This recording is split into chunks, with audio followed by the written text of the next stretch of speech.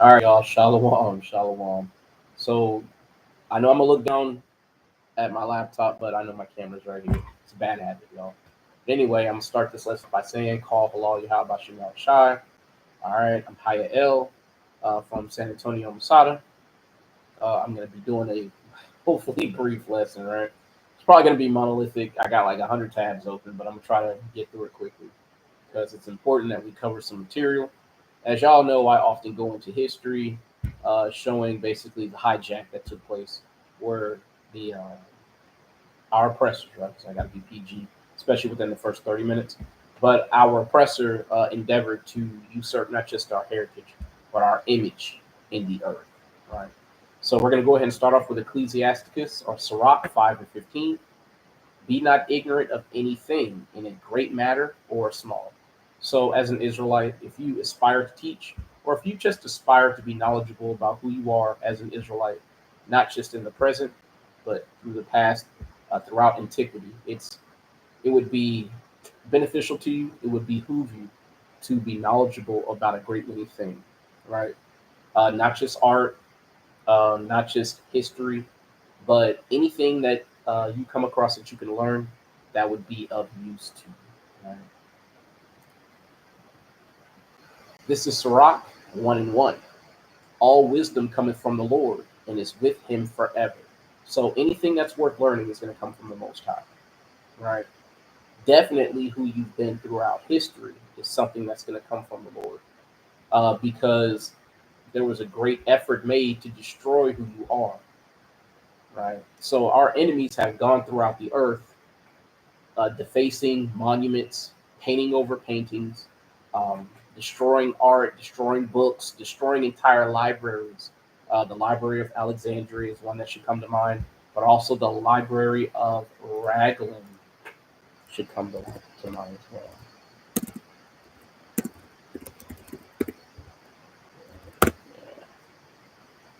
So the Raglan Library was located in Raglan Castle in the country of Monmouthshire in southeast Wales. The library contained one of the most extensive collections of ancient Welsh manuscripts in history.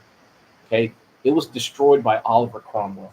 Oliver Cromwell, as he and the English forces pushed our people into Western Europe, um, pushing our people into the Highlands of Ireland and Scotland. As he was taking us prisoner, he was actually deporting us to the Caribbean, right? So that's why you have a lot of our Benjamite brothers and sisters with the last names like McLeod, McGowan, et cetera, et cetera. They have names that are reminiscent of Scottish and Irish names. Again, I've said it before, I'll keep saying it. If you look up patois and you listen to it, and then you listen to examples of Gaelic, although you can tell the people trying to speak it, a lot of times it just kind of doesn't sound right, but at the same time, you can tell the phonetics match up in terms of the pattern of the languages. They're very similar. But either way, let's move on because this is very long. I don't want to get sidetracked by this. Right? So we know that all wisdom coming from the Most High God. With that being said, let's move on. Right? So this is Wisdom of Solomon, chapter 7, verse 28.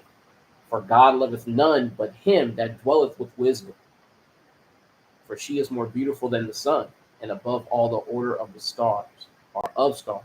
Being compared with the light, she is found before it. For after this cometh night, but vice shall not prevail against wisdom. So in ignorance, we are in darkness, right? And at night, the night here obviously represents ignorance and vice. The day represents, wisdom, knowledge, and the beauty that truly comes from the Most High God by way of His tutelage, right? So the Most High God, if He's truly supping with you, wisdom should be coming to you fairly regularly, and to be quite frank, fairly easily. You should be tripping over it. Considering that you have the internet in your pocket, it shouldn't be hard to acquire wisdom on a topic that you find interesting. As a matter of fact, let me drop this. Can I drop this in the chat? Oh, there we go. I'm sure people who want to see this can see.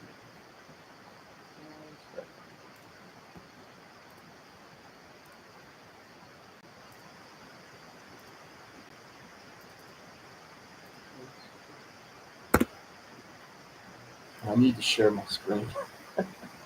Again, y'all, I'm old, man. I don't know how to share words.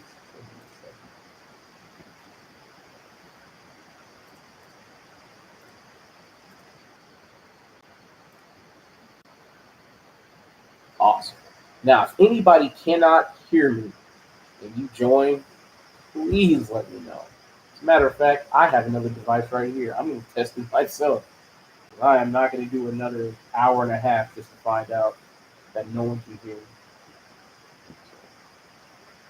Let me share this with myself.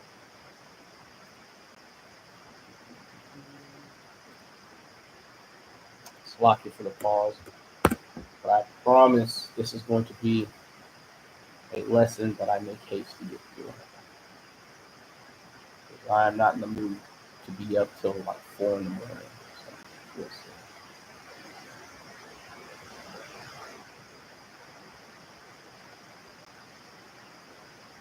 Cool. All right, can I be heard?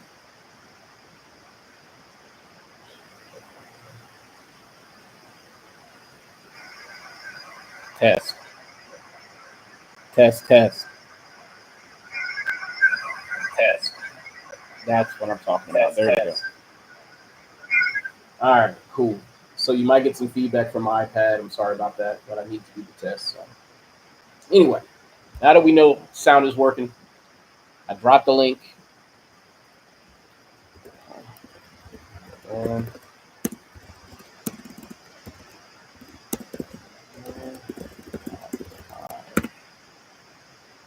Ooh, I'm gonna go ahead and do this to the brothers who want it. All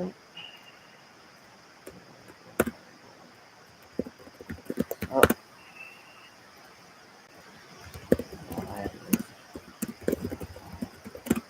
All right, cool. All right, Salakia, once again. So anyway, so we see in Wisdom of Solomon 7:28, the Most High God is dwelling with those who dwell with wisdom, right? And as we all know in Revelations 1 and 3, I'm just going to read it for the sake of the example here. Blessed is he that readeth, and they that hear the words of this prophecy, and keep those things which are written therein, for the time is at hand. So in this example, the Most High God is dwelling with those who dwell with wisdom. And if the Most High God is supping with you, then certainly you're blessed. Right? And the scriptures bear that out. That's why we're also told to seek ye out of the book of the Lord and read in Isaiah 34:16. So we're supposed to be seeking out wisdom in the Bible constantly, right? But you're not supposed to be ignorant in any matter, great or small. And we're going to get to that. Well, we already read that in Sirach 5, but it's an honor of a king to search out a matter. That's what I really meant to say. But that is a precept that I am going to pull in Proverbs 25. But anyway, let's keep going. This is Isaiah 33:5. The Lord is exalted, for he dwelleth on high. He hath filled Zion with judgment and righteousness. So the Most High God has filled us with judgment and righteousness by the wisdom that he has given his people. If you read Deuteronomy 4 and 5 on down, it lets you know that the Most High God imparted to his people his law, statutes, and commandments. And in the eyes of the other nations, we were seen as a very wise people, right? The people that the Most High God chose to bestow his wisdom upon. And therefore, it made us suitable to be intellectually the leaders of the earth, right? Because the Most High God's knowledge is unmatched and unparalleled. And if you read Psalms 147, as a matter of fact, it might be part of the lesson, but we're just going to grab it real quick because right now,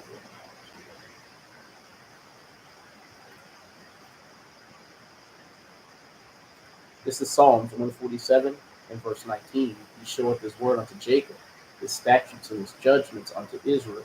He hath not dealt so with any nation. And as for his judgments, they have not known them. Praise ye the Lord. This is why the other nations don't have the wisdom that we have. The Most High God is not dealing with them on the level that he's dealing with us on. Right? And this is Proverbs 25 and 2. It is the glory of God to conceal a thing. So a lot of people in the world today are confused about a lot of things. And one of the premier things that folks are confused about are who is who, or is who is who in the Bible, right? The Most High God has concealed the identity of his children, albeit through the conquest and the abuse and the lies put forth by the oppressor of the Israelites, right? But as we know, these oppressive heathen, they are the sword and the chastening rod of the Most High God, which he uses on his children, which would be us, the Israelites, when we transgress God's laws. So the Edomite man going throughout the earth, whitewashing images, destroying monuments, breaking the lips and the noses and the eyes off, repainting statues, leaving out the information that the marble busts and statues that you see throughout history used to have paint on, right? There's actually a whole branch of science and analysis that goes into analyzing the marble and looking for traces of paint. And they had all sorts of hues from gold, red, blue, brown, and darker colors, closer to black, right? So a lot of those busts that you see were once colored, but now they perpetuate the story that essentially all these marble busts are just porcelain marble, and they're in their perfection because they're white.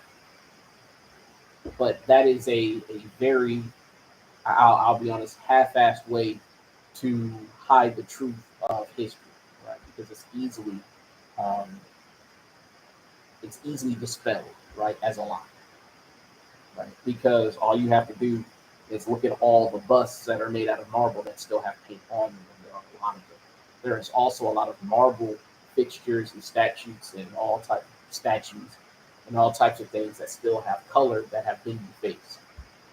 But we're not going to go into a lot of them because, again, this lesson is long enough. All these tabs here, we're going to get through these two, okay? So we're going to try to get through this very quickly, right? But again, Proverbs 25 and 2, it is the glory of God to conceal a thing, but the honor of kings is to search out a matter. So if 1 Peter 2 and 9 is to be believed, that we are a nation of kings and priests, then it should be an honor for us to search out the truth of what's going on in the past and what's going on in the present. This is 1 Kings 2 and 9. But ye are a chosen generation, a royal priesthood, a holy nation, a peculiar people, that ye should show forth the praises of him who hath called you out of darkness into his marvelous light. So whoever the Israelites are, they should be looking into issues very thoroughly. You should be conducting an inquiry to see what is true and what is not. Dispelling lies and tearing down strongholds is one of the premier things that an Israelite is supposed to be doing. We're supposed to be out here dispelling the lies, whether they be told by heathen or our own people. We're supposed to be truth tellers, right? Moving on. This is 2 Thessalonians 2 and 3. Let no man deceive you by any means, for that day shall not come except there come a falling away first, and that man of sin be revealed, the son of perdition. This is what we're seeing today. We're seeing the Most High God reveal so much information and wisdom and historical evidence that now it cannot be hidden that the so-called Jews of today are not the Jews of antiquity. It's being that lie is being dispelled on so many levels that now even the modern Jew has to admit that he is not the real Jew. All right.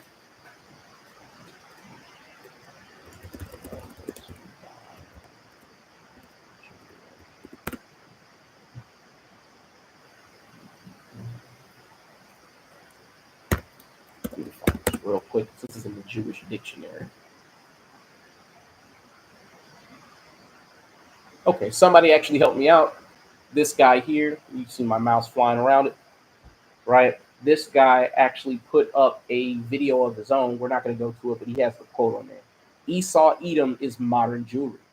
And that's from the 1925 Jewish Encyclopedia, Volume 5, page 41. Okay?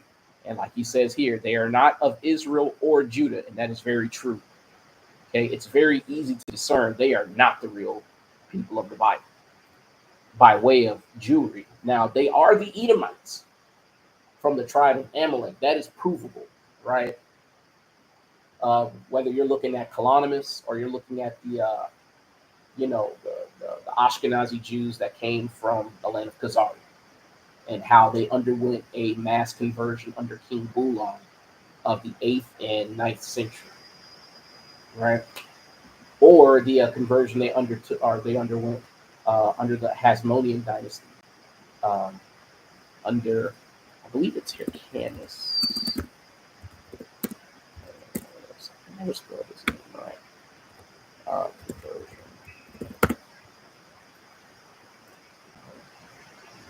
So John Hyrcanus uh, was a Hasmonean or Maccabean leader and Jewish high priest of Israel of the 2nd century BC or BCE, born 164 BCE, reigned from 134 BCE until he died in 104 BCE. Right? So, as it says here, he was referred to as John the High Priest. But let's get what we came here for.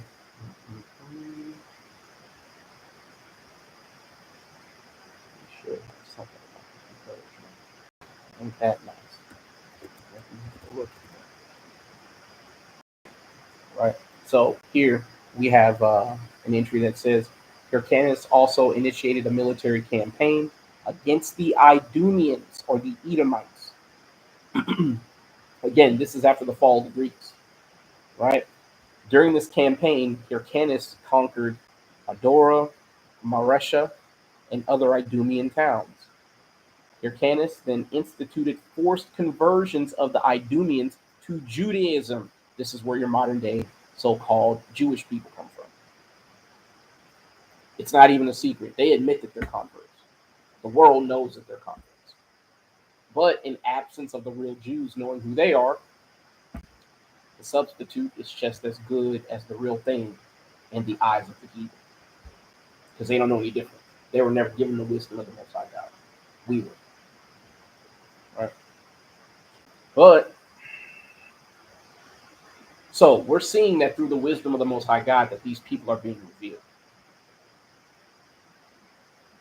2 Thessalonians 2 and 4.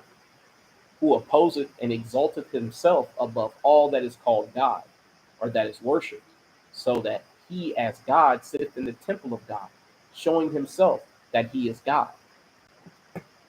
Well, who paints themselves as God?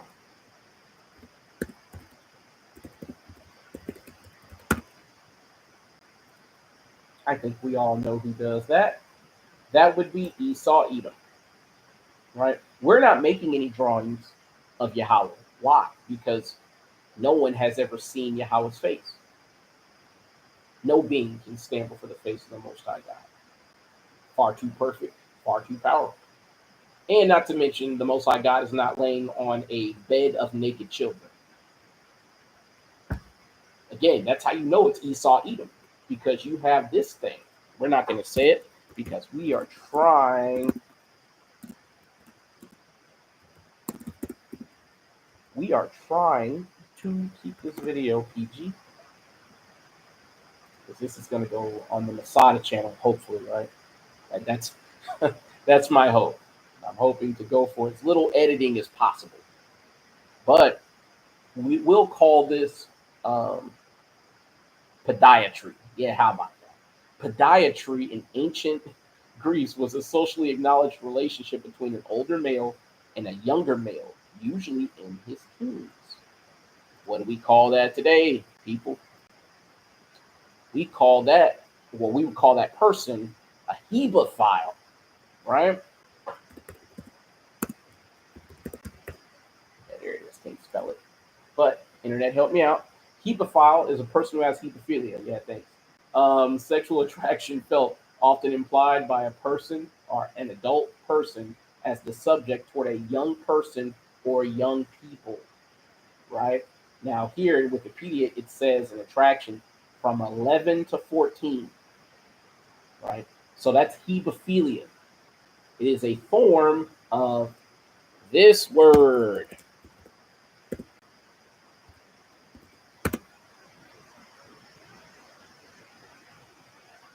Uh,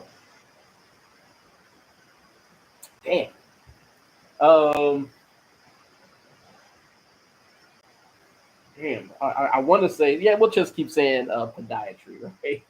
Shit, because again, you see the word here, right? So, those people who are hebophiles are also around here. Because look, this file here, or this file cabinet, yeah, we'll call it file cabinet or philelia, something like that. I don't know. I'm tired, y'all. I really am tired. But here you see the age that they're attracted to is from 10 to 12, even to 13. That literally overlaps hebophilia, right? Only 1 year. Yeah, you got it, brother. I'm trying to keep it PG, bro. Shit, I violate enough rules, nigga. I got a strike on this channel. Man, this channel hanging on by a thread, man. And I got one for hate speech. So they ain't giving me another chance. I get another strike. It's a wrap. But anyway, so you see hebophilia overlaps this, right? Nearly identically, except for it exceeds the age of 13 by 1 year. Right? So that's why when you see their art, you often see the same things over and over and over again. You see them essentially like trying to paint themselves as God, trying to show themselves, with naked children in the nude at that. Why would the Most High God be dressed and he want to touch you while you're sitting there nude, laid up? And I've even seen them paint this picture where their portrayal of God is nude. Again, Hebrews 12, but I've got that in my lesson as well. Everybody knows it, Hebrews 12 and 16, but we still don't read it in time though. So we see that through knowledge and wisdom that the Most High God is essentially revealing these heathens, right? And Shalom King, I see Jalon. Yeah, is that you? Yeah, I see your avatar, man. It's real small on my screen. But either way, man, Shalom King.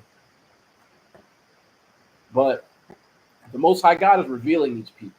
And we're going to look at a few things that really reveals them, right? Because one of the things that you can certainly look up is heraldry.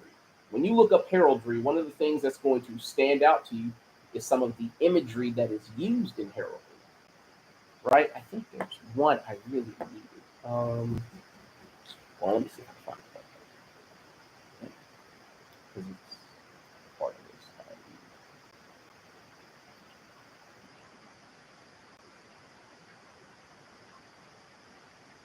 Rocky, there it is. Cool.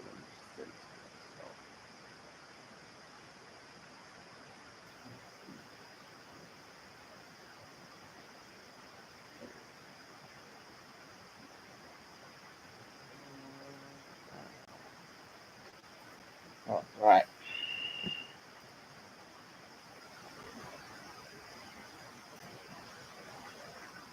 So when you look at heraldry, one of the things that you have to become familiar with is some of the imagery that is in it. Here you go.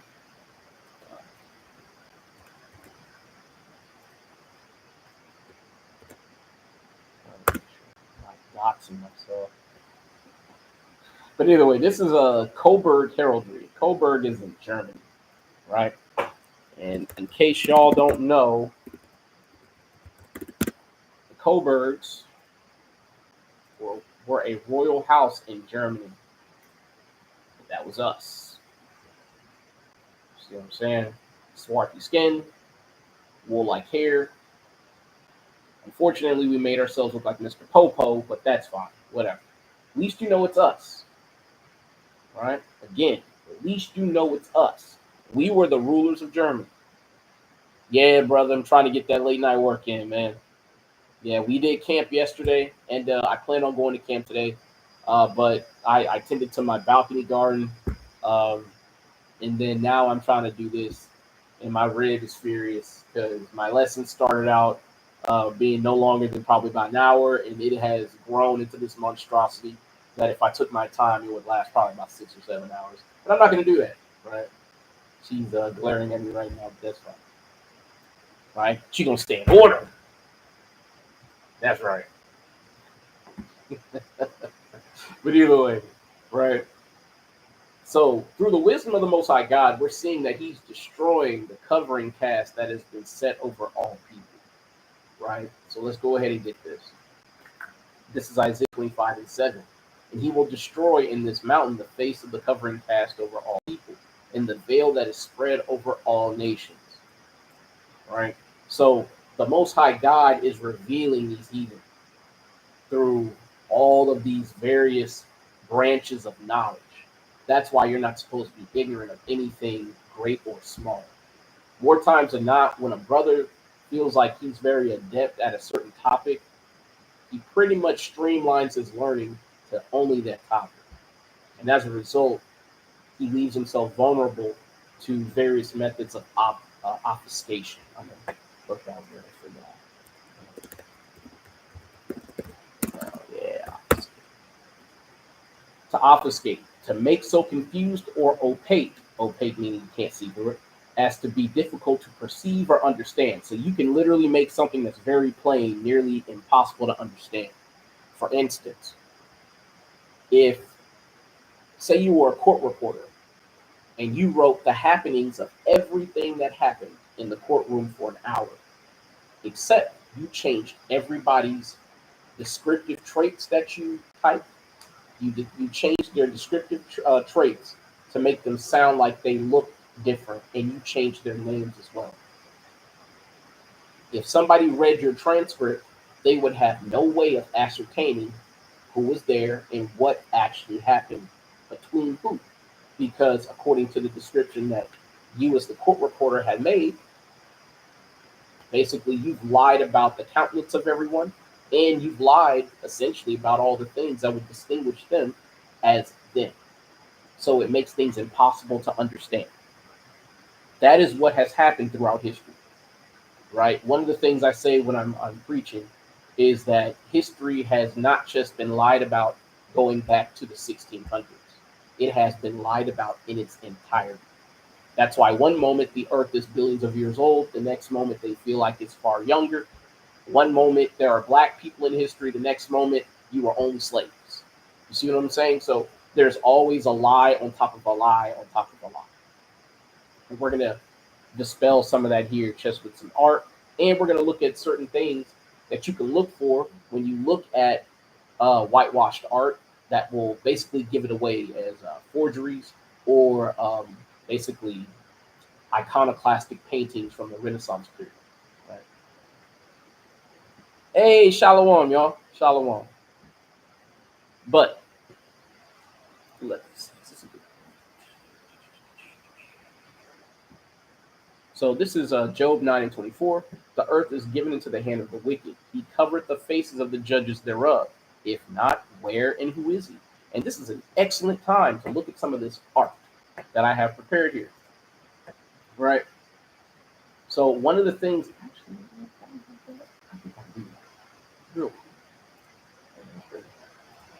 so the first thing I have here is a flag from the Holy Roman Empire.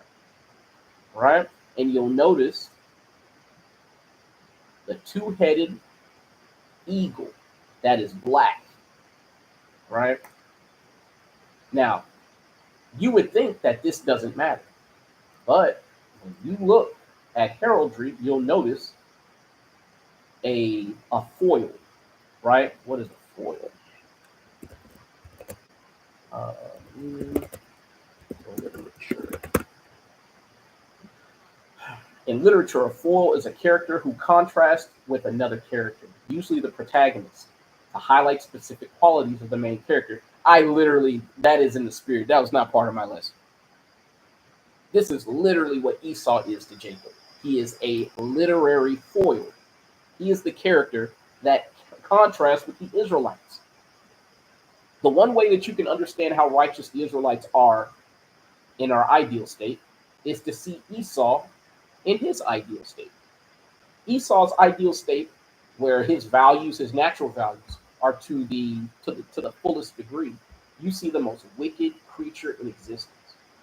But when you see Jake's, um, traits to their fullest degree, you see the most righteous, wise, and enlightened people on the planet. We are direct foils of one another. And because we are direct foils of one another, we are often in conflict with one another. Because where we represent good and wisdom, they represent, well, wickedness, ignorance, lies, deception. But yet, we're called black and they're called white.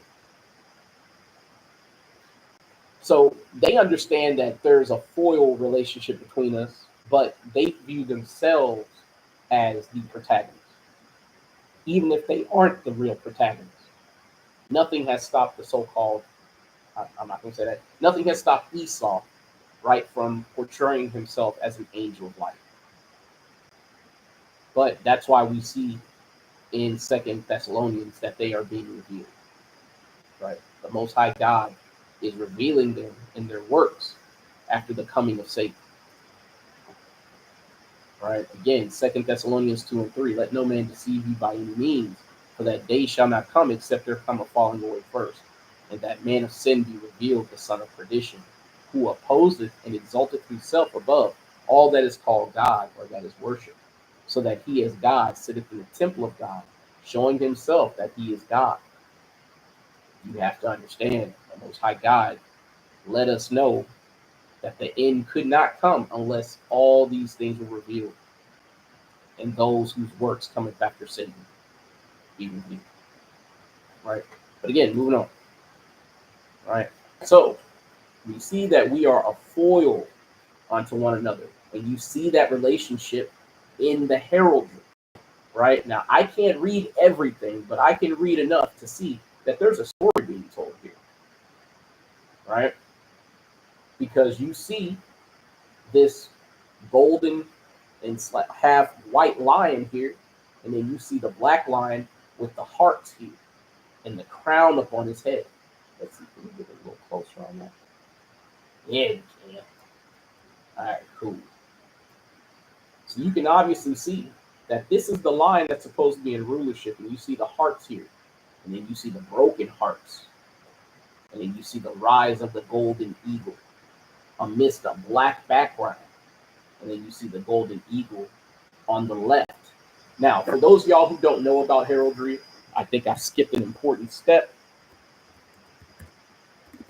What side things are on and what side they're looking to, it matters a lot. And Shalom, King, it's good to see you, man. Very good to see you. Anyway,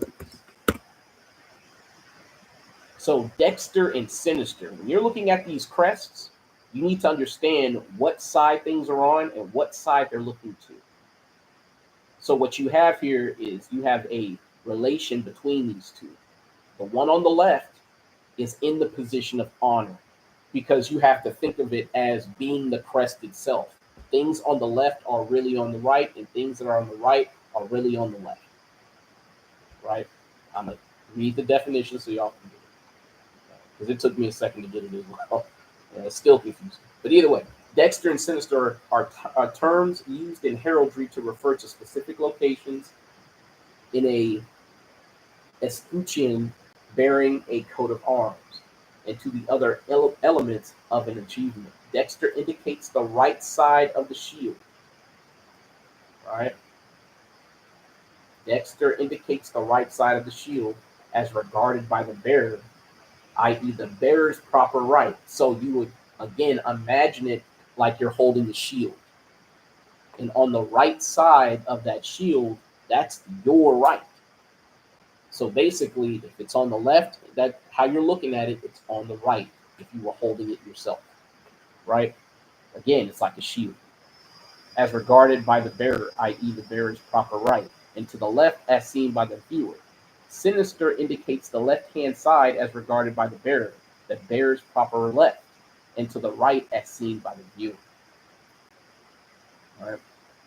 Now, significance. The Dexter side is considered the side of greater honor. Again, you need to understand what you're looking at when you're looking at heraldry. It tells the story of our people falling out of power. That's why a lot of times the heraldry that you see, they show it to you like it's a picture. Like somebody just drew it and they just threw it online and it's just random pictures. But no, these pictures, these icons tell a story. And if you don't understand what you're looking at, everything from the crow holding the ring to the rook, all those things matter. The striped backgrounds, everything matters. But if you don't understand what you're looking at, the story will go over your head. And that's exactly what has happened, not just to us, but to our oppressor. That's why a lot of times all of this evidence is still out here. But that's only because he doesn't know what he's looking at either. You have to understand when the Edomites took over Egypt, they didn't know what they were taking over in the pyramids. When they took over Europe, they didn't know what they were taking over in those castles, right? That's why they admit today they don't know how to build those castles to this day, right? And the same thing goes for art and music. Although they can try to emulate it, they don't understand it because it comes from an esoteric language, a language that we speak, right? It's the wisdom that is innate to our people. We have a very peculiar way about how we talk, how we tell stories, how we express ourselves. And the same thing goes for heraldry, right? So now that we know a little bit more about heraldry, let's look at this again. So you see this line with the red talons, the white lion with the bloody claws, right? Looking to the right position, to the sinister side. He is in a position of dishonor on the bottom. And you see the black crow holding the diamond ring perched up high. And look, it literally tells you the red stripes are pointed upward. You see the white here? He's trying to get to literally the branch that the crow is sitting on. And how do we know that? Because when he finally gets there, he takes the crown. That's why if you go all the way to the top, now you see that the black lion has lost the crown, right? And you also see that the white lion is covered in blood and he has the crown on. And you see the yellow lion with basically the black background, right? Yellow almost seems to mean cowardice. I'm going to have to look more into this. But you see a theme here, right? You see the red background with the white horse. And some of this stuff is literally biblical, right?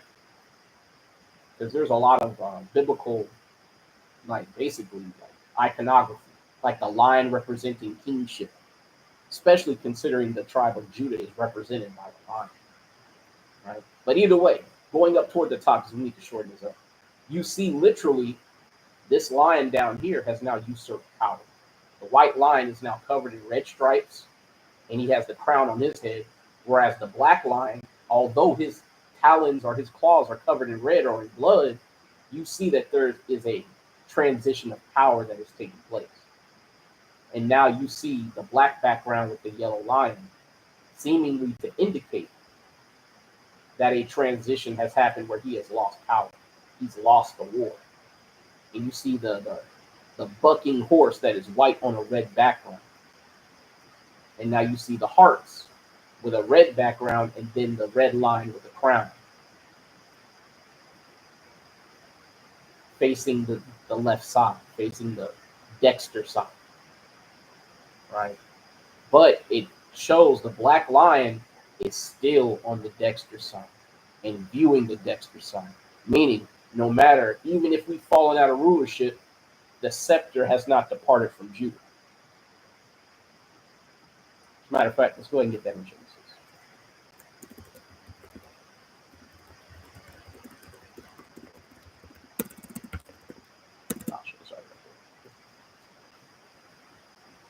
All right, this is Genesis 49 and 10. Now let's start at 8. Judah, thou art he whom thy brethren shall praise. Thy hand shall be in the neck of thine enemies. What did we see? The black lion with the bloody claws. At war with the white lion with the bloody claws. Right? Thy father's children shall bow down before thee. Judah is a lion's whelp. Wow. What do you know? It's almost like our ancestors were pretty studious of the Bible, especially considering that we read the KJV so diligently. That should come as no surprise. And I would recommend that you read the preface that King James wrote in the Bible. Right, that's very informative as to the mind state of not just him but our people at that time, because there's actually notes by the scribes, and the scribes that their notes are far more verbose and long-winded than King James. But read it when you can, because it gives you an idea of why all of these things in Europe look and appear the way that they do. Our people were falling out of power, and the Bible was a last-ditch effort to conserve our history. Because if Oliver Cromwell destroyed the Raglan Library, which was in Wales, right, a province that King James ruled, because you got to remember the crown under King James, Ireland, Scotland, France, Britain, and Wales, all united, right? So if the Raglan Library was a centralized repository for information for our people, it was very important to keep that intact.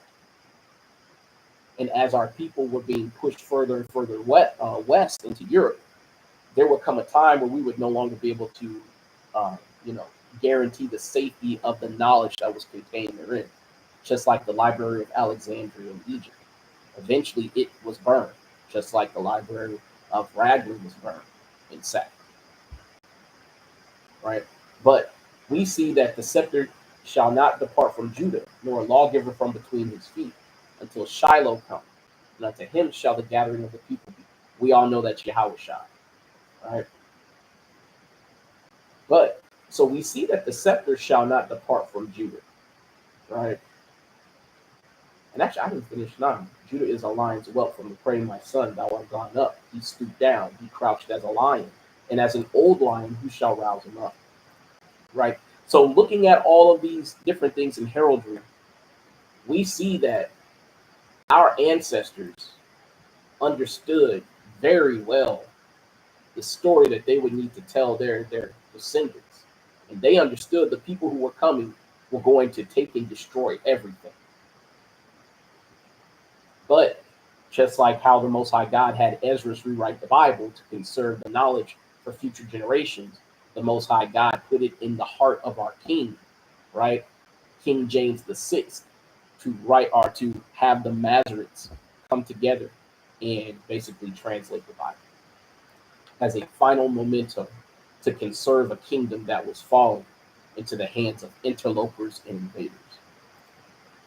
Right. Now we're going to look really quickly at some examples of whitewashing. And for those of y'all who don't have this site here, Real History, www.com, man, I cannot recommend a better site that has more pre-iconoclastic art, or basically art that's like surviving pieces, right, that chronicle our presence, not just in countries as commoners and soldiers or slaves, but it chronicles our presence as kings and nobility. So when you're out on the highways and byways trying to tell people that we ruled in Europe, you can prove it, right? And this is an excellent repository of knowledge, right? So you see that a lot of these members of nobility, they have very pale skin. One of the things that our people were doing in Europe is that we were essentially whiting ourselves out. We were purposely getting with fair-skinned women, trying to basically make ourselves look white, right? But as a result, you had a lot of people who looked like essentially, you know what? It's an excellent time. They look like the Wendy's girl, right, from Wendy's. And there's a term called smoked Irish.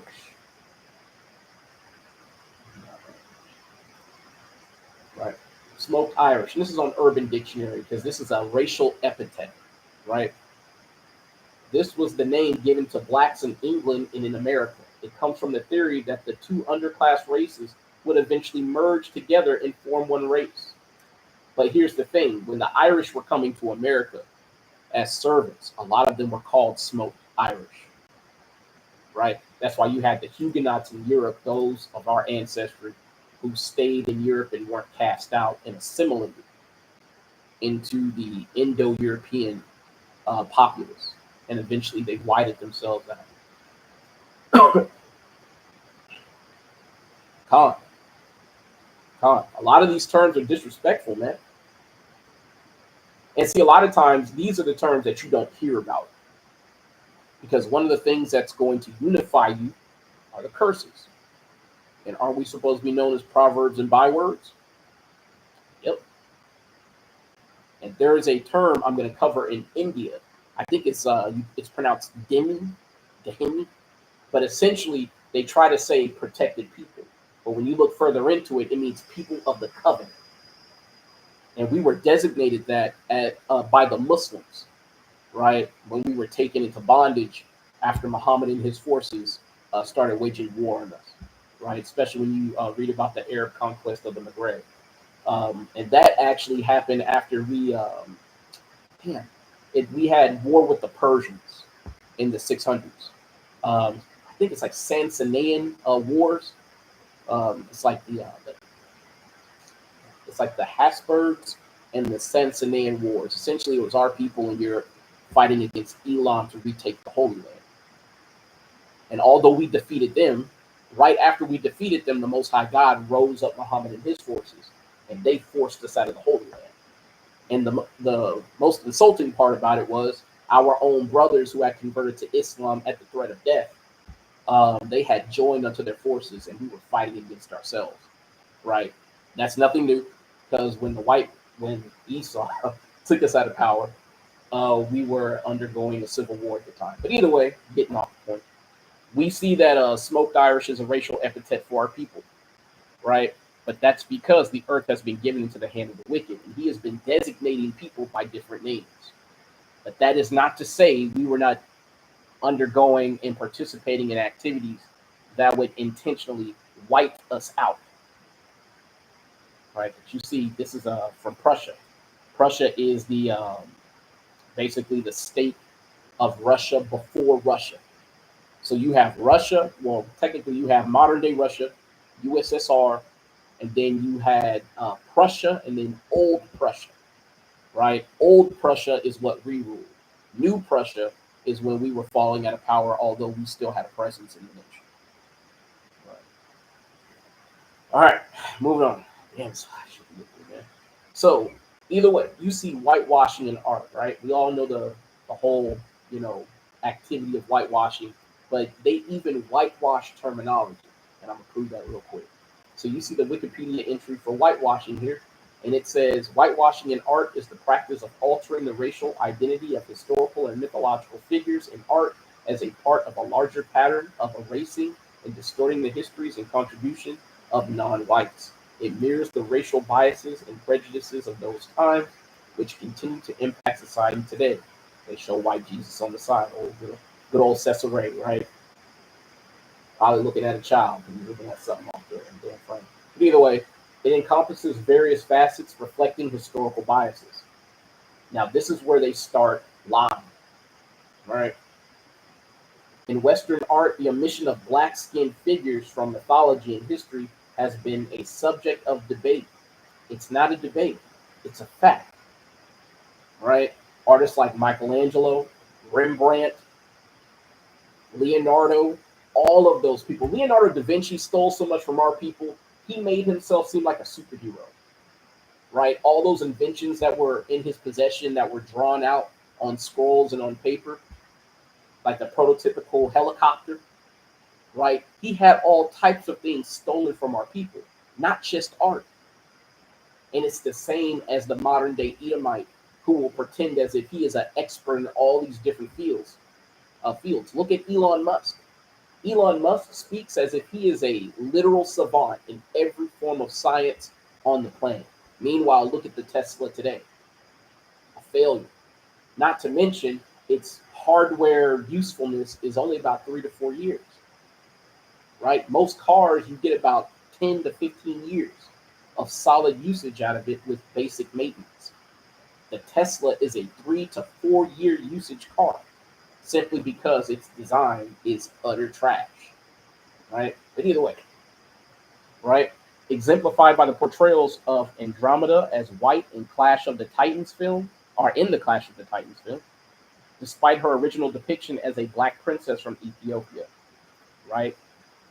Speaking of Ethiopia, Ethiops was a name for Zeus, which means burnt or blackface. Again, when the Bible says that we are a nation of kings and priests, that is not hyperbole, right? The nations used to worship you, literally.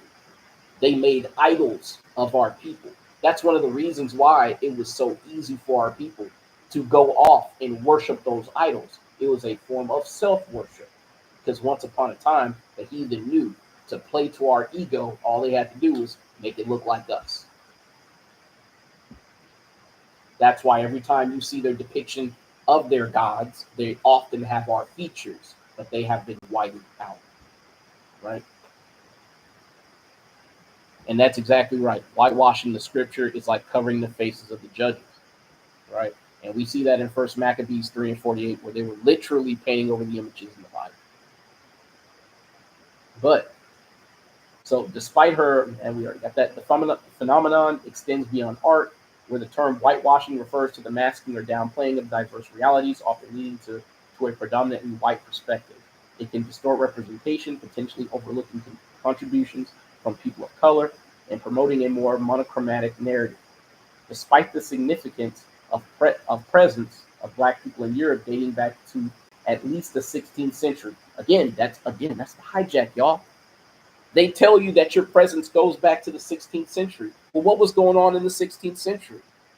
Where you would all of a sudden just pop up in Europe, according to their explanation. Something called the transatlantic slave trade. You have to understand, according to so-called pale folk, your only existence is as a slave. You will never be anything greater than the help, greater than a soldier, or a lapdog willing to die for his king. And that is because when you are a lapdog willing to die for his king, you are people like Cletus the Black, right?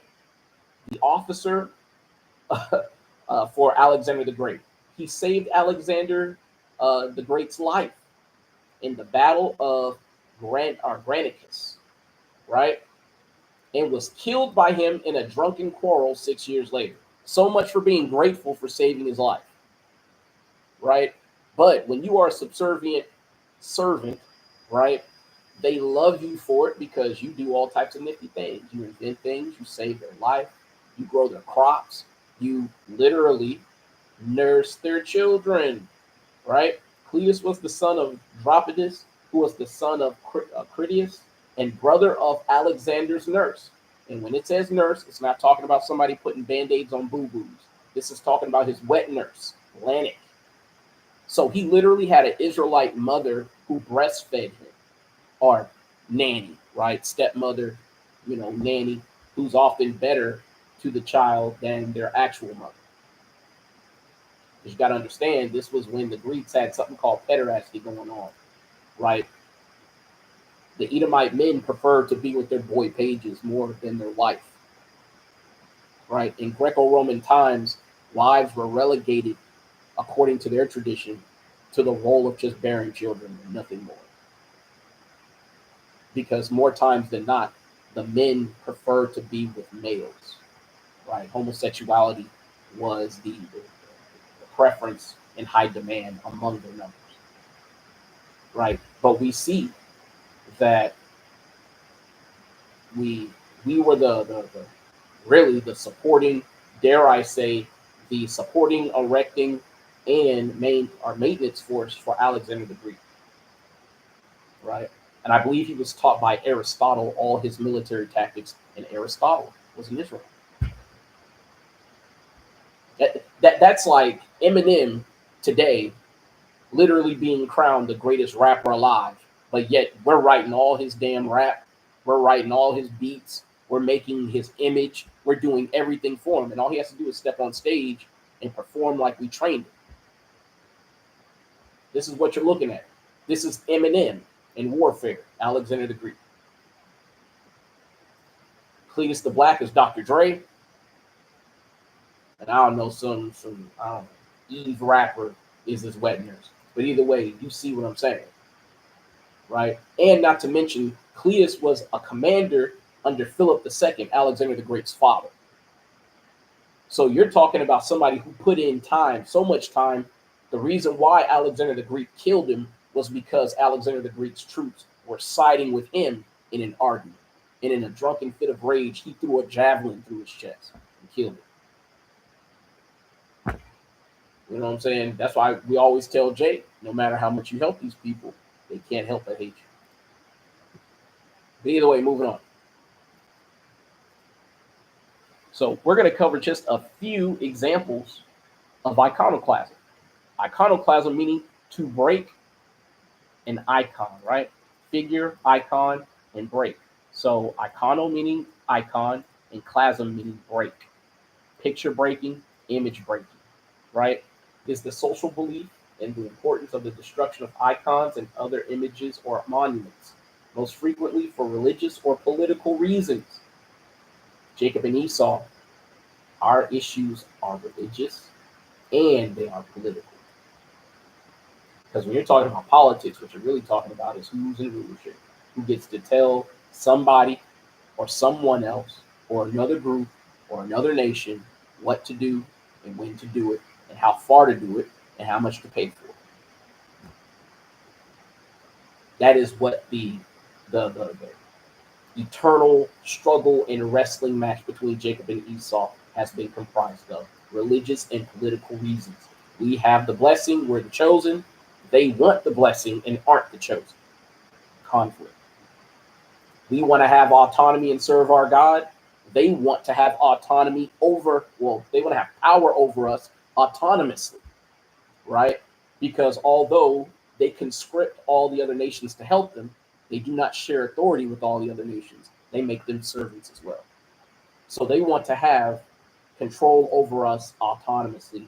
Meanwhile, we want to just mainly be left alone to serve our God, which is why when you read Luke chapter 1, starting at verse 68, you see that that is one of the things that comprises the gospel, that we will be able to serve our God according to the demands of the Most High God, which does not incorporate the participation of the heathen, right?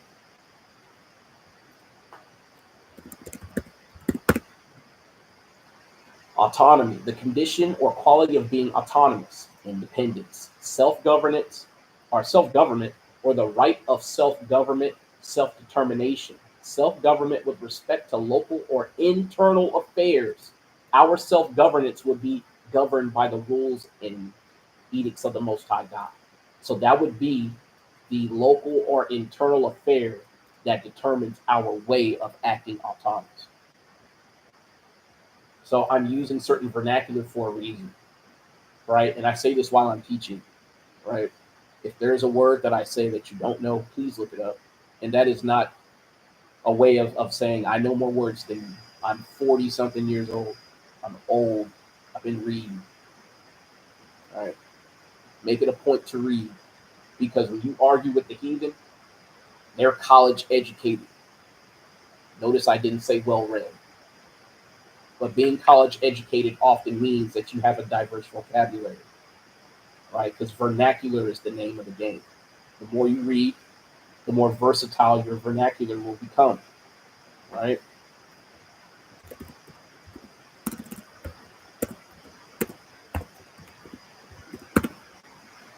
Vernacular meaning the everyday language spoken by a people as distinguished from the literary language. A variety of such everyday language specific to a social group or region, basically the way a particular group of people speaks. Versatility, right? The quality or state of being versatile. Versatileness, that doesn't help us. The property of being versatile or having many different abilities, flexibility, or diverseness, right? Having a wide variety of skills. So your ability to understand words needs to be varied. You need to have vernacular versatility. If you do not say that, you cannot have an argument with these circles. You cannot. because a lot of times brothers seem like they become confounded only because they really don't understand what's being said. And that's why Psalms 55 lets us know the words of his mouth are smoother than butter. That's why you got to understand the wiles of the devil so you can properly defend yourself. And that's why, again, a lot of our brothers find themselves in a dire position when they go to argue with the devil because they don't understand what's being said to them. But let's keep going.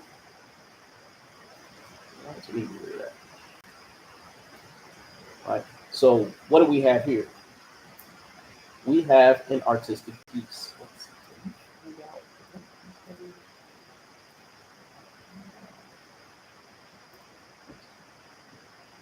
Let me see if I can see what that is. Oh yeah, right here. Right. Altar, altar relatable of the Jan van Arkel Chapel. Right. Erect. Erect. I can't say that shit. Cathedral in Dunkirk. Right. Right. So you see here, it's a picture, but they've broken off all the faces, and you'll see that that is a constant throughout history.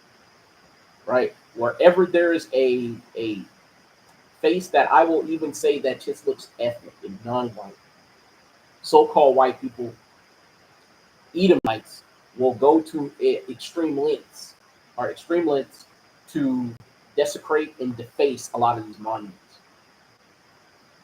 Right? What's an extreme example of that?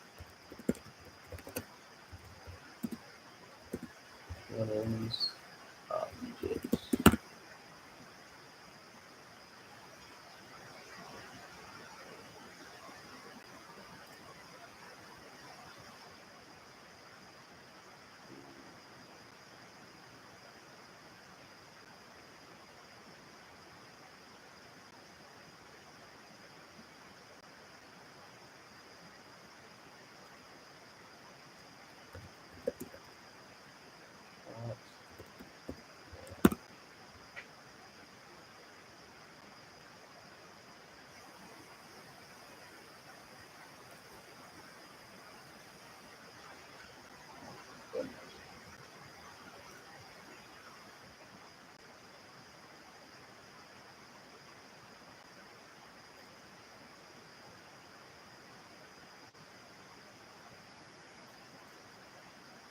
Got this before I got on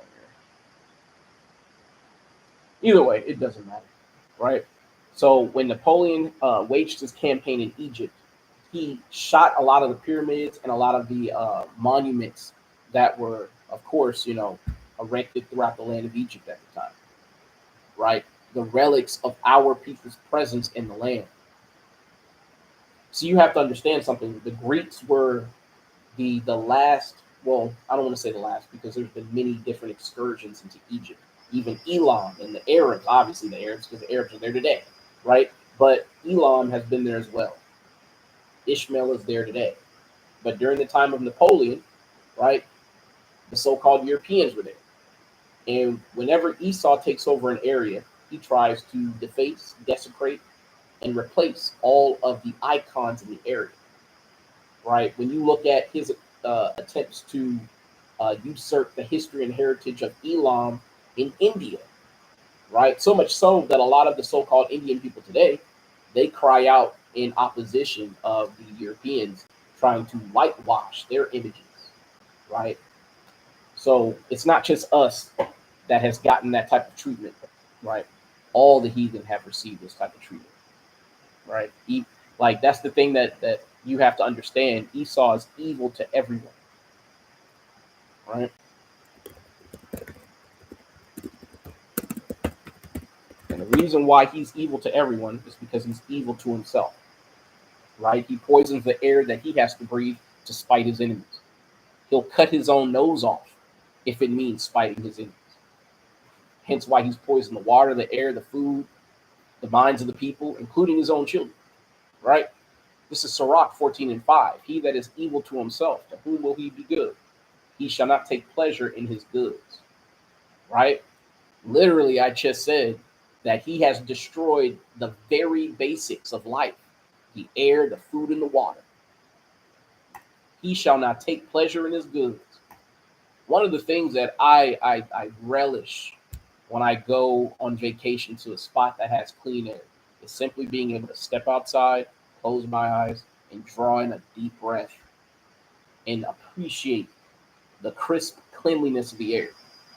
But wherever Edomites live in high numbers, they don't value such luxuries, right? They look at that as something that is completely expendable, right? When it comes to being able to put your feet on grass and soft earth where you can feel the life in the ground itself, they don't value that. That's why everything is covered in concrete and asphalt, making it like one big old cave, right? And that's because he doesn't take pleasure in his goods, right? But moving on, right? So we see that all these efforts to replace the image and the likeness of the Israelites, we see that in art,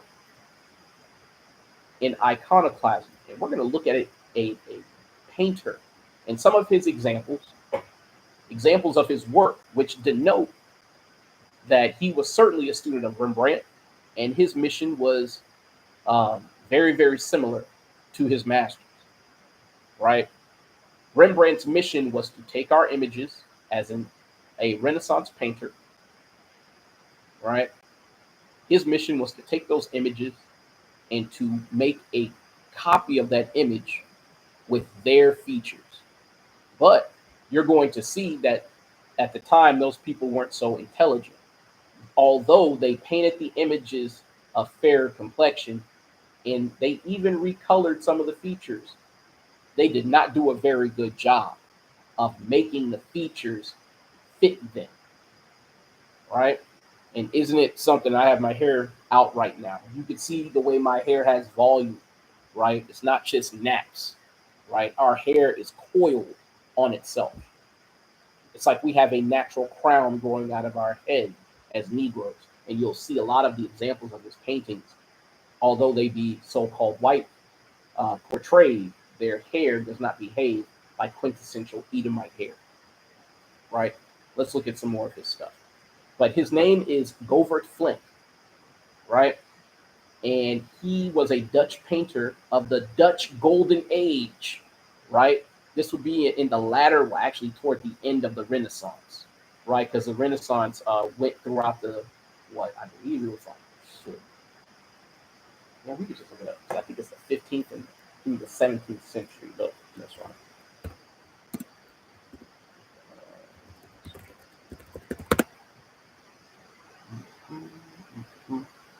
Yep, 15th and 16th century, but cultural movement that spanned the period roughly from the 14th to the 17th century. So that would literally be from what, 1301 all the way up until what, that'd be like shit, all the way to 1699. I hate the way that shit works, but either way. So you see that the period in which Govert Flinck was painting, it is part of the Renaissance, right? So you have to understand that there was a persistent and concerted effort to basically erase us from history. And the Most High God saw to it that there was enough art left over where we could still conclusively prove that we were the people of Europe. But you don't even have to look at that art, because this is one of the paintings that Govert Flinck made in oil painting. And you'll notice the quintessential black features on this boy here. The oval-shaped head, the slight chin, the protruding muzzle, right? The way our mouths look from the side profile, right? The descended septum, the flaring nostrils, and the almond-shaped eyes, right? In the medium but yet broad forehead, right? Now, I know most times that we don't even go into these types of descriptors in art, but the reason why we should is because when you see something like this, there's a reason why it looks bizarre. Edomites don't have full lips like this. They don't have almond-shaped eyes, usually, unless they're mixing with us. They don't have the descended septums with the wide flaring nostrils. They don't have that feature. Not to mention, they don't have the voluminous hair. That's one of the reasons why you'll have Amalek often saying that he has um, dew curls, right? You've heard that before, right? He has the dew curls, dew for J-word, right? And they always say, well, that's the reason why their hair is described as bushy in the Bible. But the only reason why they even have those so-called dew curls is because many of their forefathers were miscegenating with our sisters. What's an example of that, right? Herod, right? His wife was in Israel.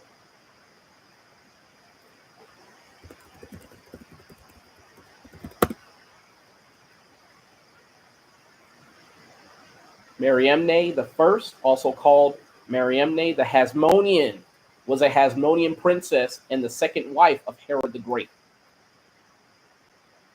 You need to understand something. Your enemy has been trying to get as close to being you as he possibly can, Jake. And if it weren't for the design of the Most High God, he would have devoured you long ago. That's why it's important to understand what's going on when you see these pictures. Because you have to think of the psychopathy that a person has to have in order to take the way your nose looks, the way your eyes look, the way your mouth looks, the way everything about you is, and to paint himself on top of it. Again, that's why I say the Edomites are like Leatherface. Now, this is a better photo. Yeah, there we go. That's who Esau is right there. He has no qualms about cutting features off of you and putting it on himself, putting it in himself. He'll take your plasma, your blood. He'll take your fecal matter. Don't believe me? I'll prove it.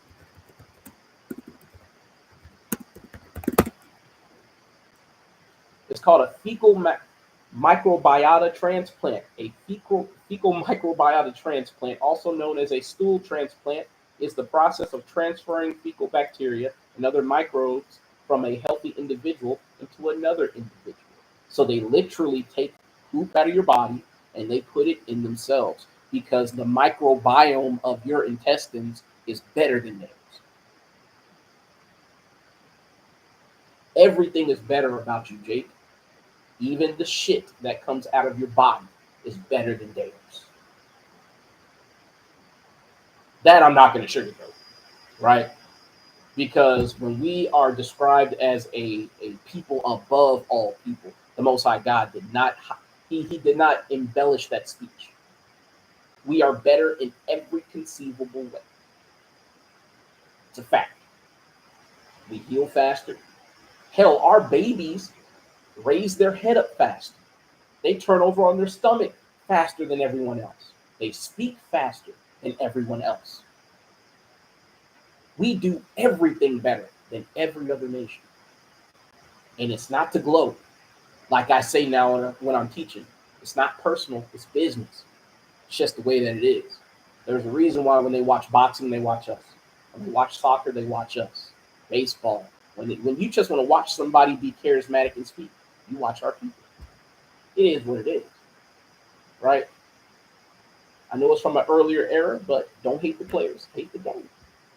Right? If you that mad that, the Most High God's children are better than everyone else, take that up with God. We ain't got nothing to do with that.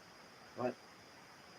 But you see that everything on us, these people will put in themselves. That's why a lot of times when they draw your blood, you get inconclusive results. Why? Because they didn't send it off to be analyzed for disease. See, they already know how to purify blood, right? They even know how to purify organs, right? So all our sisters who are being told, oh, you have cervical cancer. Wormwood in and of itself destroys cancer. They know that, right? And they know cancer more times than not has more parasitic descriptors surrounding it than it does any type of holistic disease or holistic issue, right? It is more of a parasite, right? But they also know that anti-parasitics more times than not kill cancer. They know how to clean up the body from cancer. So when our sisters get their ovaries taken out, when they get they get them, what is it, the double mastectomies, right? When they get all those their feminine parts chopped off of them, when we go to the doctor, men or women, we get our tonsils taken out, our spleen taken out, our gallbladder. We get, oh, you have one collapsed lung. Well, you don't know that, but in order to save you, we need to take that lung. So now you're going to live the rest of your life with one lung. One lung. What happens to that other lung? Right?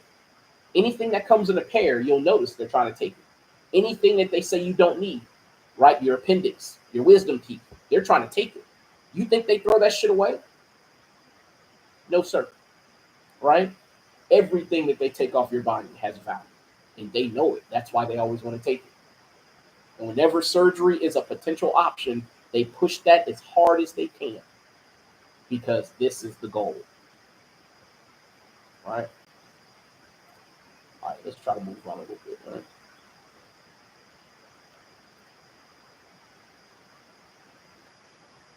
So we're looking at this guy's art here, and you see our features are on a lot of his characters. That's why they look so bizarre. The almond-shaped eyes, the slight chin again, although that was a bit more forthcoming. And then the thick lips. He did this one a little better, right? He made it look like stringy dog hair. You know what I'm saying? Did a little better. But then he goes right back to making them look like black people who've been whitewashed all over again. Right? Got the nose and the hair right. Got the eyes and the chin and the muzzle wrong. And the cheekbones wrong. See, again, when you're trying to lie and copy the real thing, and you have to use the copied source as the template for the deception, it's hard to step away from the intrinsic material. It's hard to step away from it completely because that requires creativity. That's where the initial art came from. That's where the source material comes from. That's one of the reasons why intrinsically and naturally we hate AI content, because it is taking what is already created and it is making a derivative. That is all iconoclasm is.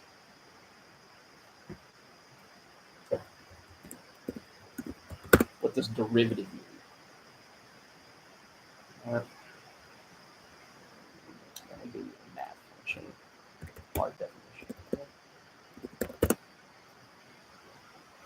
Okay, derivative, resulting from or employing derivation, copied or adapted from others, right? That's why nobody likes a copycat. And it's funny. Tawada Jalan, you actually hit the nail on the head, right? You said those copycat speckled folk. You ain't lied, man. Right? And that's why when you look at these paintings, they give you a weird vibe because they are derivatives of the real material. And you see that these people don't look like this. Their hair doesn't sit like our hair. My hair literally sits like that painting's hair right there. And if my hair were longer, it would do exactly what his hair is doing. But that is not how their hair naturally sits. Not to mention, what product did they have in medieval Europe to make their hair have volume? You got to remember, hair gel is a very modern invention. That's one of the reasons why we know a lot of these paintings are derivatives, because they had to copy a source material, and you have to copy where our hair occupies space in those paintings. Oh yeah, Russian icons. Yeah, I already got the book. Hold on one second. Let me see if I can. Yeah, yeah, here we go.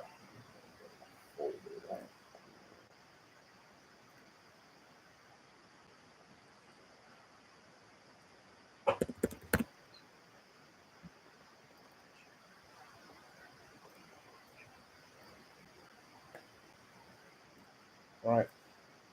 So if you need the Russian icons book, I have it here. All right. If you try to buy it online, you're gonna spend a pretty penny, right? But this one is in Russian.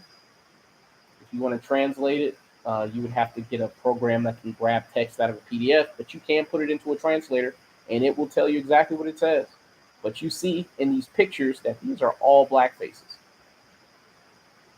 right? All the saints, all the women.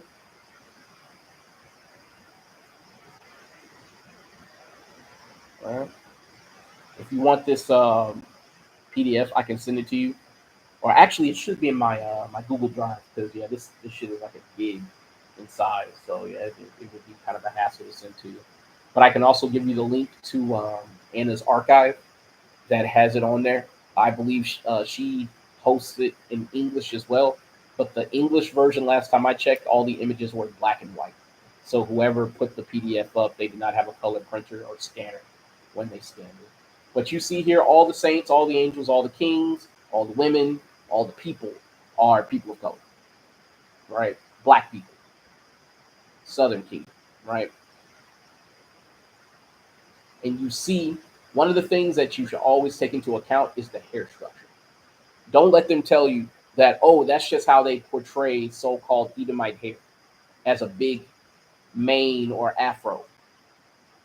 The afro is a very specific hairstyle that is unique to a very specific people. Hence why we are literally called after the hairstyle because only one group of people can grow this hair. Well, correction, if you have a so-called Israelite mother, right, who has afro textured hair, the child can inherit that phenotypical expression.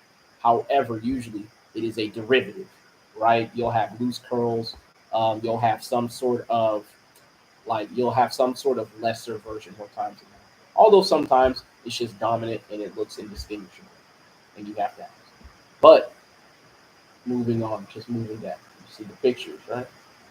All black people. You see this brother, he going through it right here, get whipped up, right? But you see everybody's brown or basically a mahogany or chestnut brown. Right? Right? You see enough? If you need more, I can send it to you. But good call out, brother. Very, very good call. So this is Wisdom of Solomon, chapter 14, verse 15. For a father afflicted with untimely mourning, when he hath made an image of his child soon taken away, now honored him as a god, which was then a dead man, and delivered those that were under him, ceremonies and sacrifices. Now we know who this is. This is Cesare Borgia.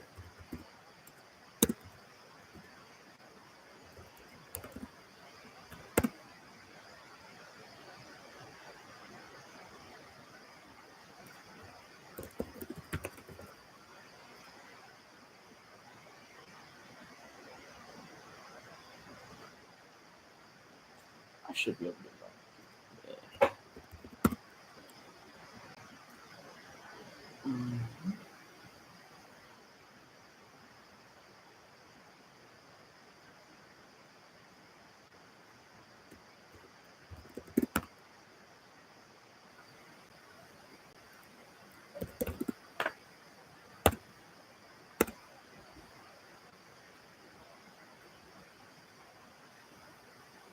Oh, God, man.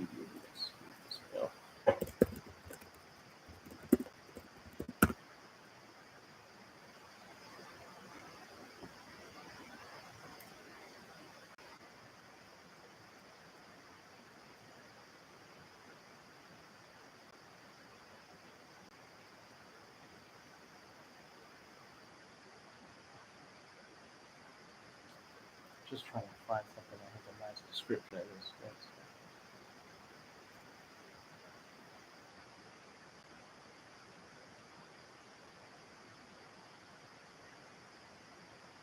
Either way, we know that Cesare Borgia is the son of Alexander the Sixth, Pope of Rome, also known as Rodrigo Borgia of the Borgia crime syndicate.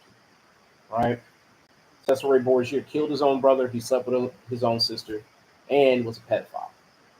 Right? Again, you cannot think of a better mascot for the people proclaiming to be the Most High God's people today.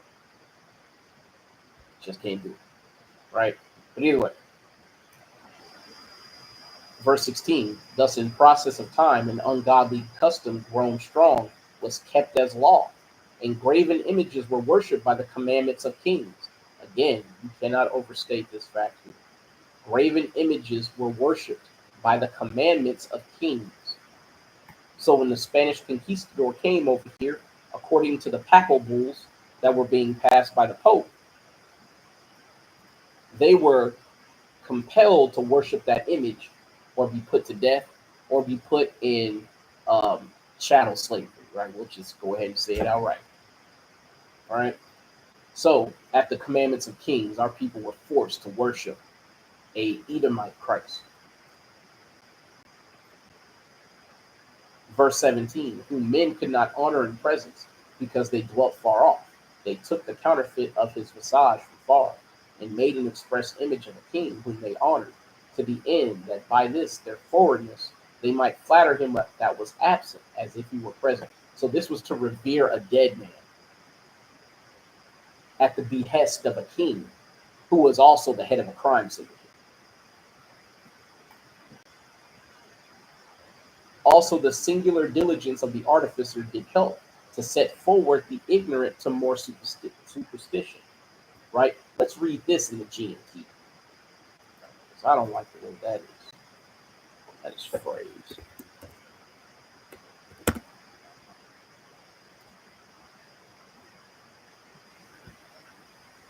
The ambitious artists who made these likenesses caused the worship to spread, even among people who did not know the king. Artists like Leonardo da Vinci, artists like Rembrandt, artists like Govert Flinck, right? These artists, by way of their own fame, caused these images, these iconoclastic images, to spread, and thus increasing the likeness of superstition among the people to believe in a pale Christ.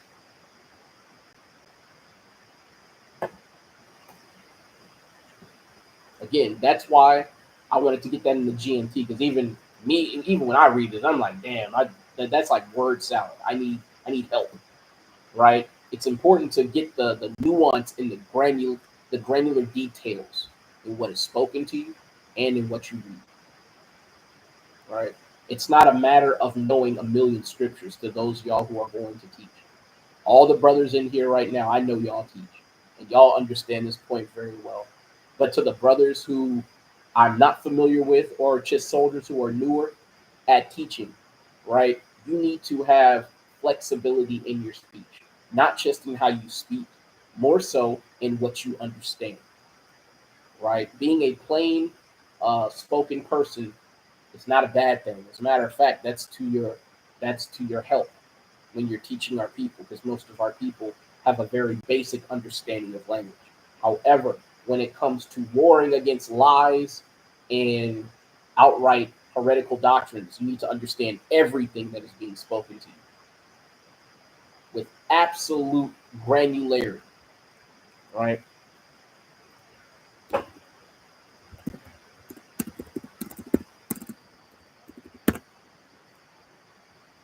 Granularity, the extent to which something is granular. Man, why do they do that circular definition? I hate that. The quality of being composed of relatively large particles, right? So basically, distinctive chunks or pieces, right? Fine detail. This is from the Merriam-Webster's dictionary. Granular, consisting of or appearing to consist of granules or grains, finely detailed. So your understanding of speech needs to be granular. If somebody phrases something a specific way, you need to be able to catch on to it relatively quickly, even if you have to ask a question for clarity.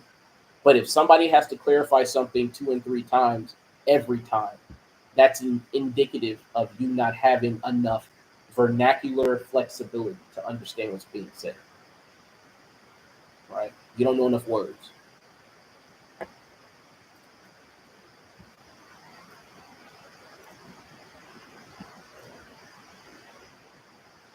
So, damn, there is more. So, verse 19 of Wisdom of Solomon 14. For he peradventure willing to please one in authority, forced all his skill to make the resemblance of the best fashion. So to please the king, they made him look as pleasant as possible. That's why you got pale Jesus looking up at the sky with puppy dog eyes, him with his hands open, wanting to hug you, trying to make him look as welcoming as possible. You got to understand these are the machinations of crime lords, right? If you're a crime lord and you're trying to evade suspicion from your victims, the best way to do that is to make yourself look friendly and welcoming. Because despite the appearance of Cesare Borgia as Jesus Christ, if our people failed to worship him, what happened to them? They were burned at the stake. They were devoured alive by dogs. They were butchered, some of them eaten, etc., etc., etc. Right? As a matter of fact, Judas cradled the portrait.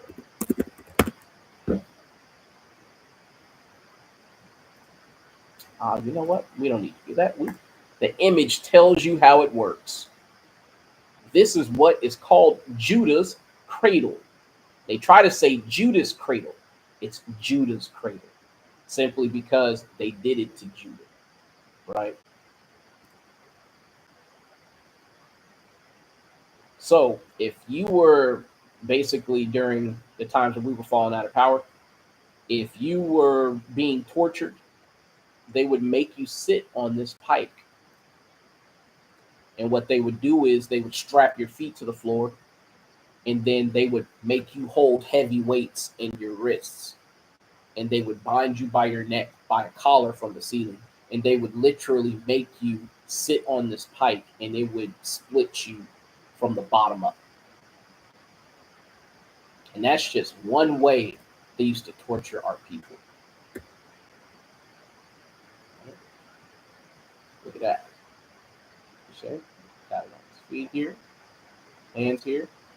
He doesn't have his neck bound, but he don't look too happy, right? You see the collar from the ceiling?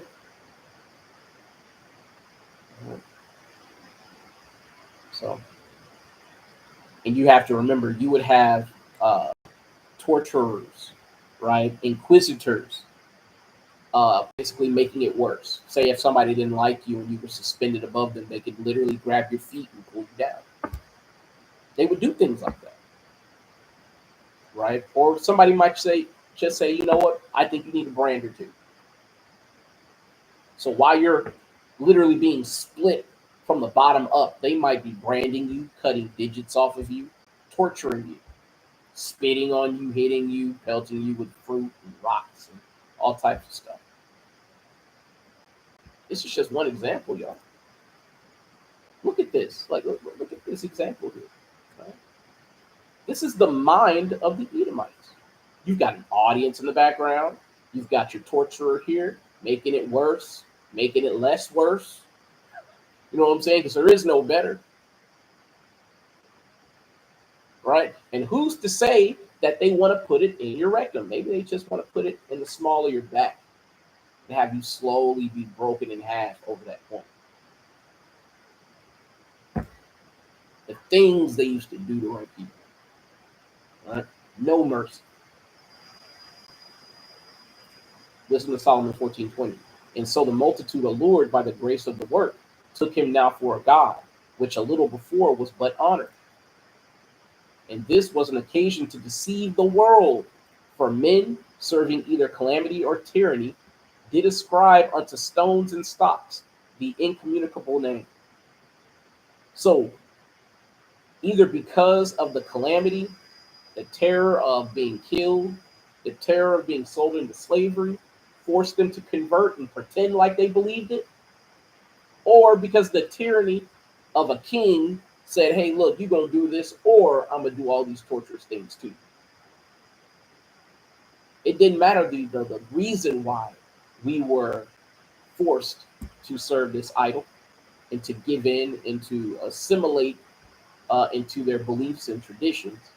Many of us gave in, but there was a lot of us who decided we would rather pay with our lives. But the reality is, paying with your life means you're no longer here. So the people who remain are the coons.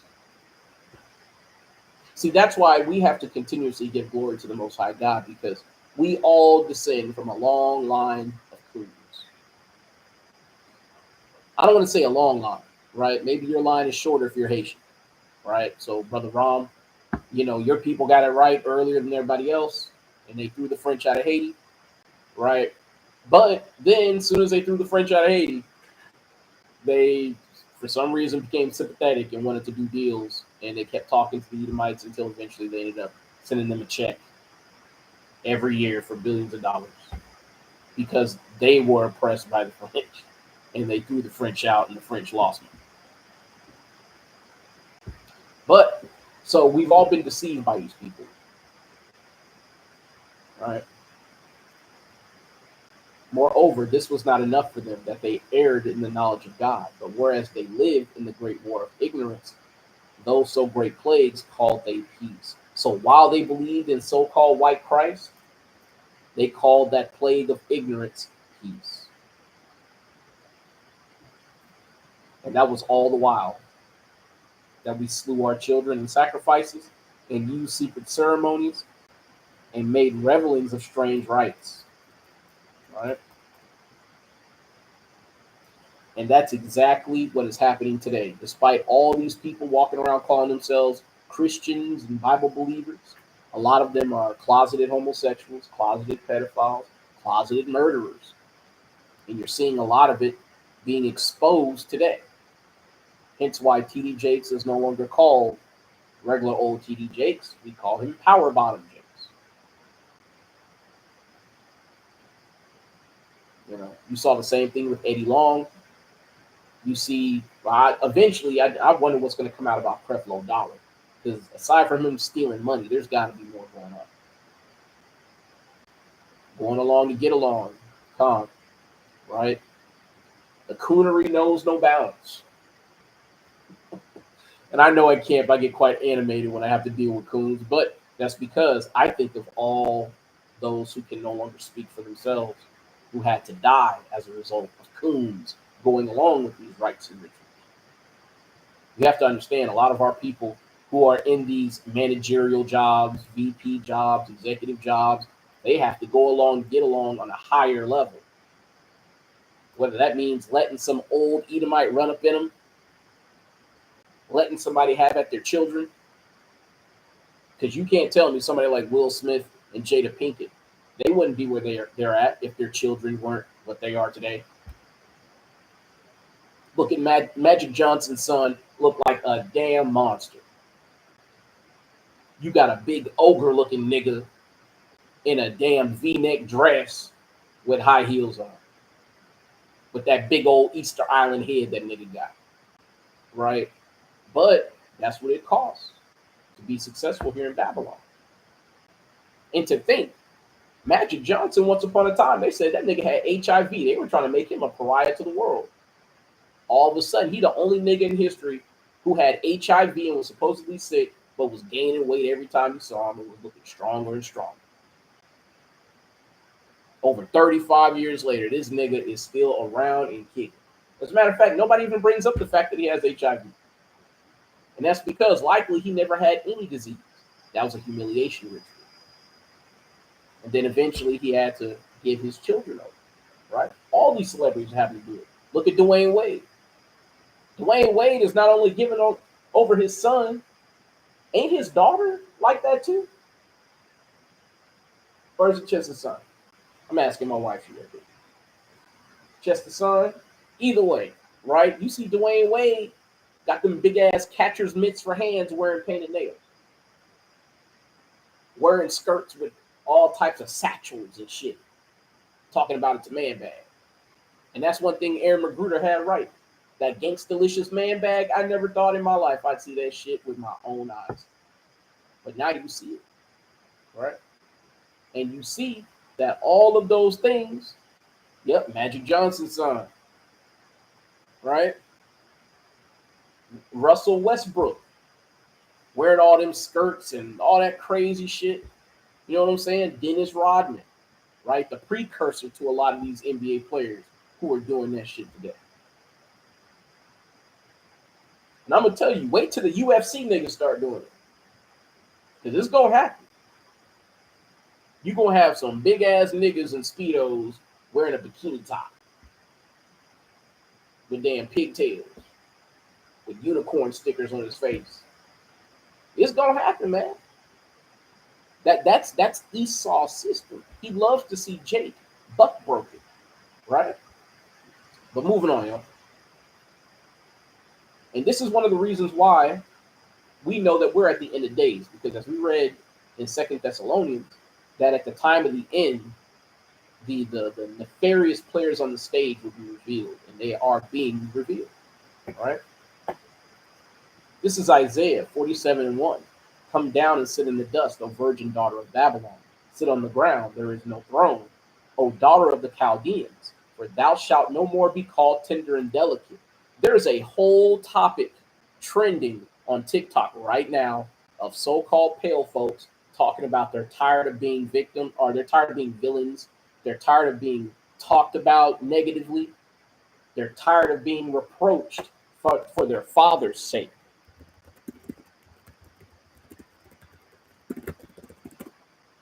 Man, I knew this was gonna happen, man. Start doing this lesson, get in the spirit. You got to bring up more stuff. This is Job 20:10. His children shall seek to please the poor, and his hand shall restore their goods. Right. So we see modern day Edomites seeking to please the poor, to please the victims of the people, you know, the victims of the slave trade, the victims of America, of Britain, of Portugal, France, of colonialism in general, right? We see the youth of the Edomites trying to separate themselves from their forefathers, right? And his hand shall restore their goods, right?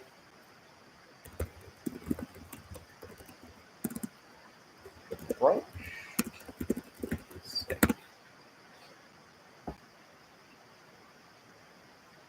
Yeah, man. And that's the exact reason why Trump was the hero to these people, until Trump had to go and kiss the ring of Amalek over there in Israel, and all these pale folk over here realized that they've been had.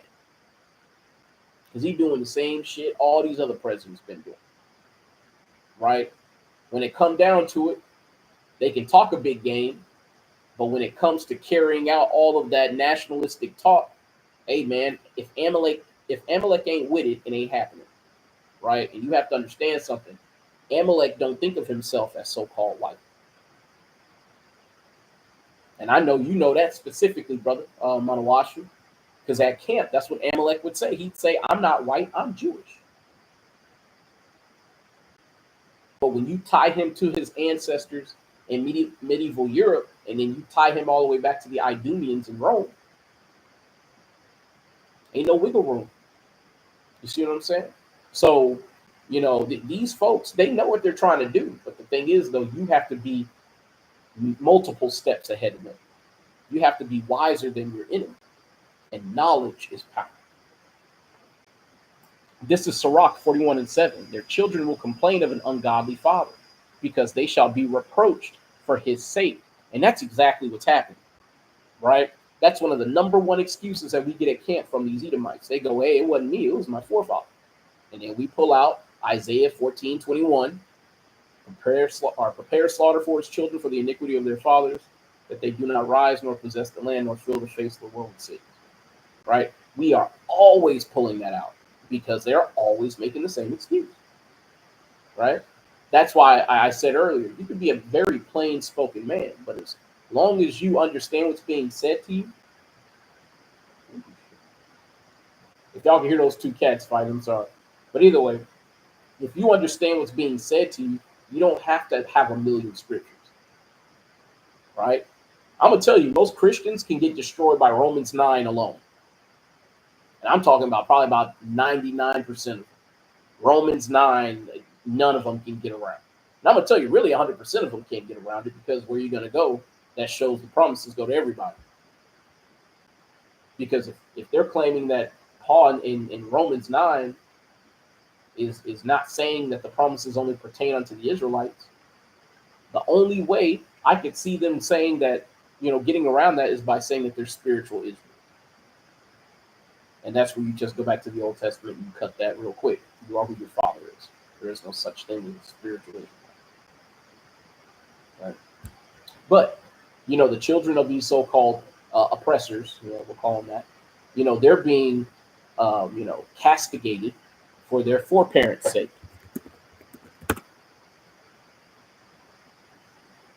To punish or rebuke severely. So basically, to rebuke somebody or to amend or correct them, right, is to castigate them. We are castigating our oppressors, right, for the sake not only of their forefathers, but for the shit they do today, because they're still hanging us, they're still throwing us in prison, they're still killing us. Right, nothing's changed. But oh, and if y'all have a chance, look up this guy, John Littleburn. He also goes by Freeborn John, but we're not going to do that. So, so we see in First Maccabees 3:48 and later the book of the law, wherein the heathen has sought to paint the likeness of their image. Matter of fact, I'm going to close these.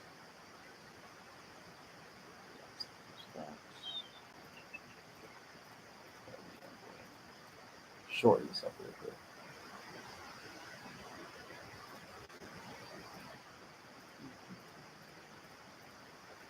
So this is Isaiah 47:2. Take the millstones and grind meal, uncover the locks and make bare the leg, uncover the thigh, pass over the rivers. Thy nakedness shall be uncovered, yea, thy shame shall be seen. I will take vengeance, and I will not meet thee as a man. So the Most High God is not simply taking vengeance on these heathen by just simply coming at them like a normal man would. The Most High God is coming at them like a God would. He is completely unraveling everything that they've made themselves out to be. He's throwing down these Edomites like you would throw down an idol. The same way that how Daniel, in the additional books, what is it, Bel and the Dragon, right? That Daniel and King, I believe it was Nebuchadnezzar, when he put the pitch in the dragon's mouth and caused it to explode, right? Or he illustrated that an idol wasn't eating the sacrifices left at its feet, right? It was a trap door in the cathedral that idol was in, right? And Daniel managed to catch those people by essentially putting flour on the floor, and it captured their footsteps, and they were able to find the people, and the king executed them, right? But Daniel illustrated that these idols have no power. The same way that the Most High God is illustrating that these Edomites have never had any power. How we're finding out that all of the great men that they venerate in history or they honor, right? They are essentially folks who are standing on our shoulders, right? Inventors, like what's his name? Uh, shit, Henry Ford, and mass production of the Model T car. The Model T was invented by the Patterson Car Company, two black brothers. And then you have mass production invented by Washington Carver, right? What's his name? George Washington Carver, the brother with the peanut, right? But George Washington Carver, the peanut doesn't even do him justice because he has so many patents. It's crazy, right?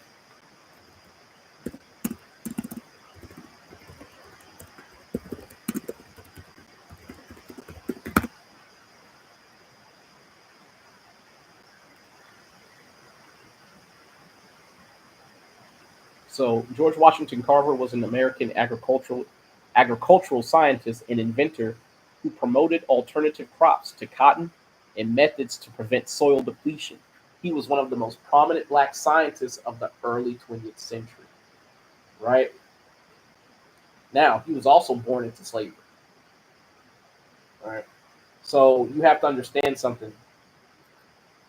He was adopted by so-called pale folk. But there's a reason why you never hear his voice, and that's because it's evidence of a further crime against him. Because his step parents, so to speak, or his adoptive parents, were afraid that he might procreate with their daughter. They had him castrated. This is what he sounds like. I am not sure that I am worthy of this splendid citation, but I wish to say also that I thank you from the depths of my heart. So they castrated him, right? So you have to understand everything about these people is being exposed. And that's why their children are being reproached for the actions of their parents. You know, and when you don't want to hear their apologies, they get awfully angry and incensed. But at the same time, though, that's one of the reasons. I don't want to say the defining reason, but that's one of the reasons why they're going to come against the elect so fervently and so furiously. And that's because we are not falling for their apologies or their lies. We know the truth, and we're exposing it, right? Isaiah 47:4. As for our Redeemer, the Lord of hosts is his name, the Holy One of Israel. Sit thou silent and get thee into darkness, O daughter of the Chaldeans, for thou shalt no more be called the Lady of Kingdoms. Right? So that's what you're seeing all over the earth. America is now losing their golden apparel, their royal apparel, the scarlet, the purple that they used to wear so proudly in the midst of the other nations, metaphorically speaking, right? How they would go in the fanciest planes and be welcomed with the most grand processions. Now, shit, their presidents are getting off on pretty much empty tarmacs, looking for somebody to shake a hand with. You know, you got nations that are now straight up snubbing Donald Trump. They won't even shake his hand. Their leaders when they come in contact with him. They don't even want to let him speak. You saw in the White House a couple of weeks ago, Zelensky, the leader of Ukraine, he literally got into a spat on live television. You know what I'm saying? With Donald Trump.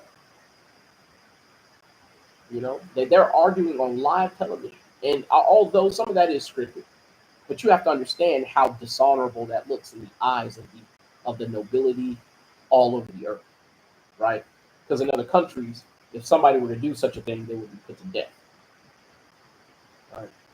Like I said, Rembrandt was a Renaissance painter, and his student Govert Fleck. Just remember our Flint, right? Govert Flint. Here's his name right here, and Govert Flint, and Rembrandt. Okay. Right.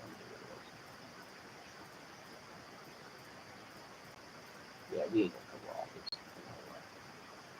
But one of the things that you can look into is essentially the measurements of skulls that they take different and various measurements to see the dimensions and the proportions of different races' skulls, right? And you can see. So this is called Sherlock Bones, right? I will put this in the chat for those of y'all who want to take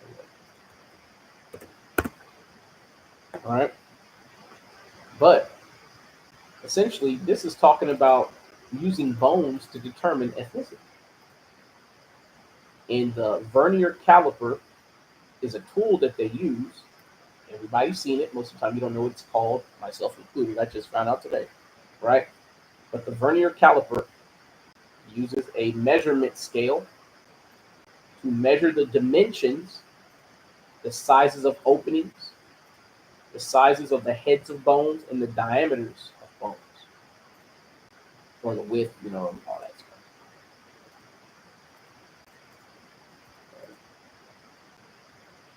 So when they were practicing eugenics, one of the things that they were doing is that they were breaking down uh, physiological science by race. And you had Mongoloid, Caucasoid, and Negroid. And that was one of the ways that they were looking for the lost tribes of Israel. They were looking for Negroid bones in various areas of the earth. That's one of the reasons why, no matter where you go, the so-called pale man will find you, because he's looking for the traits that don't change, right? They don't change because they are dominant traits in our people.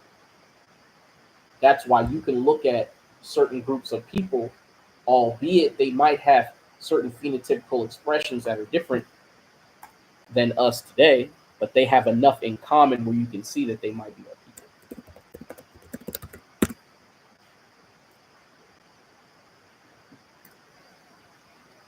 So right now we're looking at an Ainu man, or a man from the Amishi people, right over in Japan. If we can see this, right? You can see the thick lips, the recessive chin, the almond-shaped eyes. All of it checks out, except for, you can tell he's got a few features that indicates he's been interbreeding with someone else. And he happens to be in the Isles of Japan. So it makes sense why he would have these features if he were, part of our ancestors who were brought to the Isles of Japan or already were there. Because the indigenous people of Japan were the Jomon people, which are the ancestors to the Ainu people, or the Inishi people, right? So we were scattered to all lands. We've been scattered way before a lot of these nations claim their respective footprints in those lands that they're in today, right? Or Japheth was there. Lisbon, I need something to or Japheth was there, right? But either way, you see here that he has a consistent appearance with our ancestors. And you see the way that these folks dress and how they look. Shit, that sister look like a Puerto Rican sister right there. All right? Look at that. Look at that right there. Oh, thank you.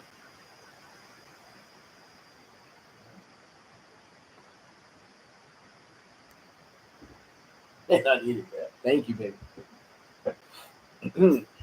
Man, I'm congested too, y'all. So like, shit, I'm just trying to get through this.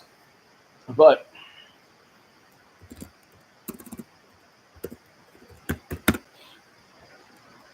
now, I saw Deacon talking about Apostle Tahar's video talking about Vladimir Putin being from the tribe of Gad. Now, do I think he's 100% wrong? Likely, yes. However, is it baseless? No. And there's a reason for that. What are they called? Inuit people, or the Iroquois people.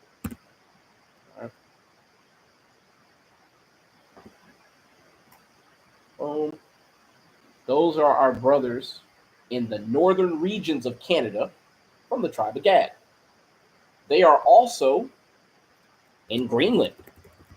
As a matter of fact, they make up the majority of people in Greenland. That's one thing they don't tell you, right? Because every time they portray Greenland in any form of media, they show you a bunch of quintessential white people, Edomites. And I keep doing it.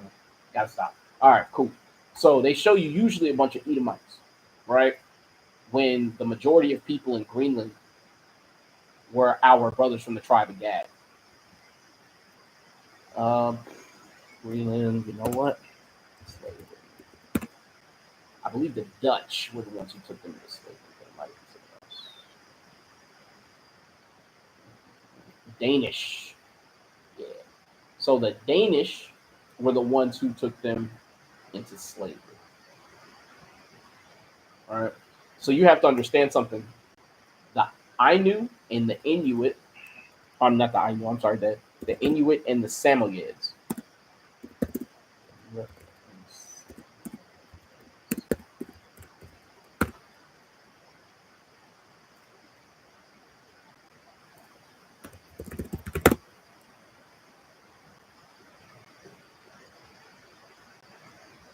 You know what?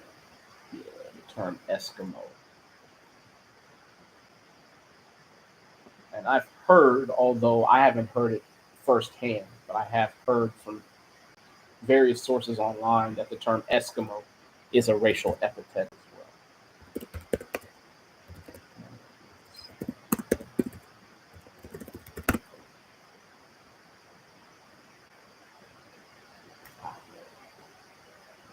So you'll notice when they name often our people after dogs. You have the Samoyed dog and the American Eskimo dog, and they look like direct, pretty much the damn same breed. They have the same fur pattern, same color pattern. I think that dog's a little slow, but his eye look off and shit. But it's cool, right? But that's indicative of a proverb and a byword, right? Same clothing and style, but slight facial differences, and that would be expected, right?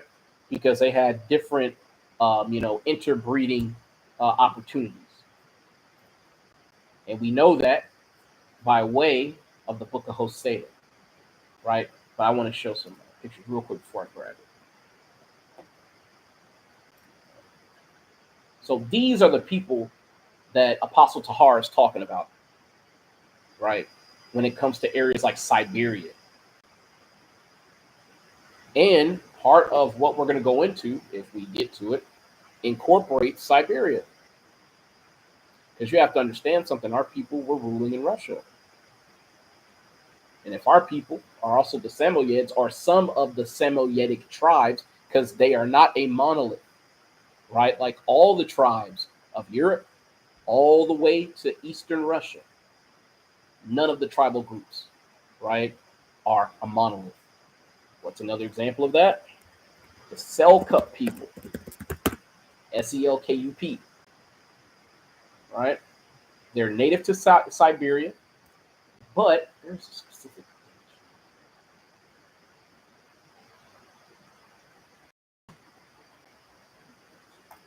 Is that it? It's been a long time, but yes, this is it, right? So this is where you have various tribes: the Selkup people, the Fanti people, and the Nets. These are areas like Germany, Estonia, Finland, Denmark. You see what I'm saying? So you have to understand the tribal names of a lot of these people. Simply somebody saying I'm from Denmark, that doesn't mean they're not an Israelite. There's a group that I listen to from the Netherlands. I listened to them before I came into the truth, and damn it, I listened to them today. They sample artists like George Clinton. For those of y'all who don't know who George Clinton is, he is considered the father of funk. All right. And that's why a lot of you brothers ain't cool enough because you don't know about brothers like George Clinton. All right. See, y'all look at this brother right now because he old and you laugh at him. But back in his day, this brother was the shit. Everywhere this nigga went, well, I'm sure the ladies was throwing it at him. You know what I'm saying? That's back when the women used to throw their drawers on the stage. Now the women don't wear drawers, so they fucked that up. Either way, right? So this brother George Clinton is considered the father of funk. But these two white boys, blonde-haired, blue-eyed Norwegian boys, are men. One's blonde-haired, blue-eyed, the other one dark-haired. But these two pale fellows who appear to be white, but when you hear their music, something's different. Something is different about them, right? Now, the phenotypical expressions don't give anything away. However, the spirit does. Now, could they be copying somebody? Sure. However, if what is coming from these two pale brothers here, right, the music that comes from them, if that is genuinely from them, there's a good chance that these people are Israelites, right? And you have to understand, our people are scattered everywhere. So you have to do your due diligence when you're trying to find out who's who. Look at these phenotypical expressions. right? You can't always go by the phenotype. However, you can also look for it as a clue, as a factor, right? Look at the trim on the bottom. You see the border of the clue? Right? But I wouldn't say these were fringes, but you can see the cultural influence according to the Bible. Not to mention, these seem to be very plain people who like to dwell in tents. They like to be in balance with their environment. Right? Just showing a couple of examples.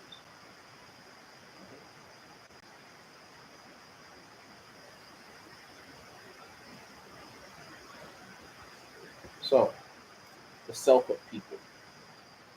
Don't forget to look at some of these people. How we going to get moving? All them some time. So, you see here that they take cranial measurements, right? Trying to get to a specific slide here. So you have the Caucasoid skull, you have the Negroid skull, and you have the Mongoloid skull. So that's one of the things I often try to talk about. They have cut our people open. They have measured every nook and cranny of these vessels that we occupy. You know, with the process of regeneration, we know we look a lot like our predecessors, right? Although we might not be of the same scale, right? But we are of the same proportions. And that is one of the reasons why they look for us with various means and tools. So much so that they have a profile on what they're looking for. Now, I don't know why the cheekbone here is here.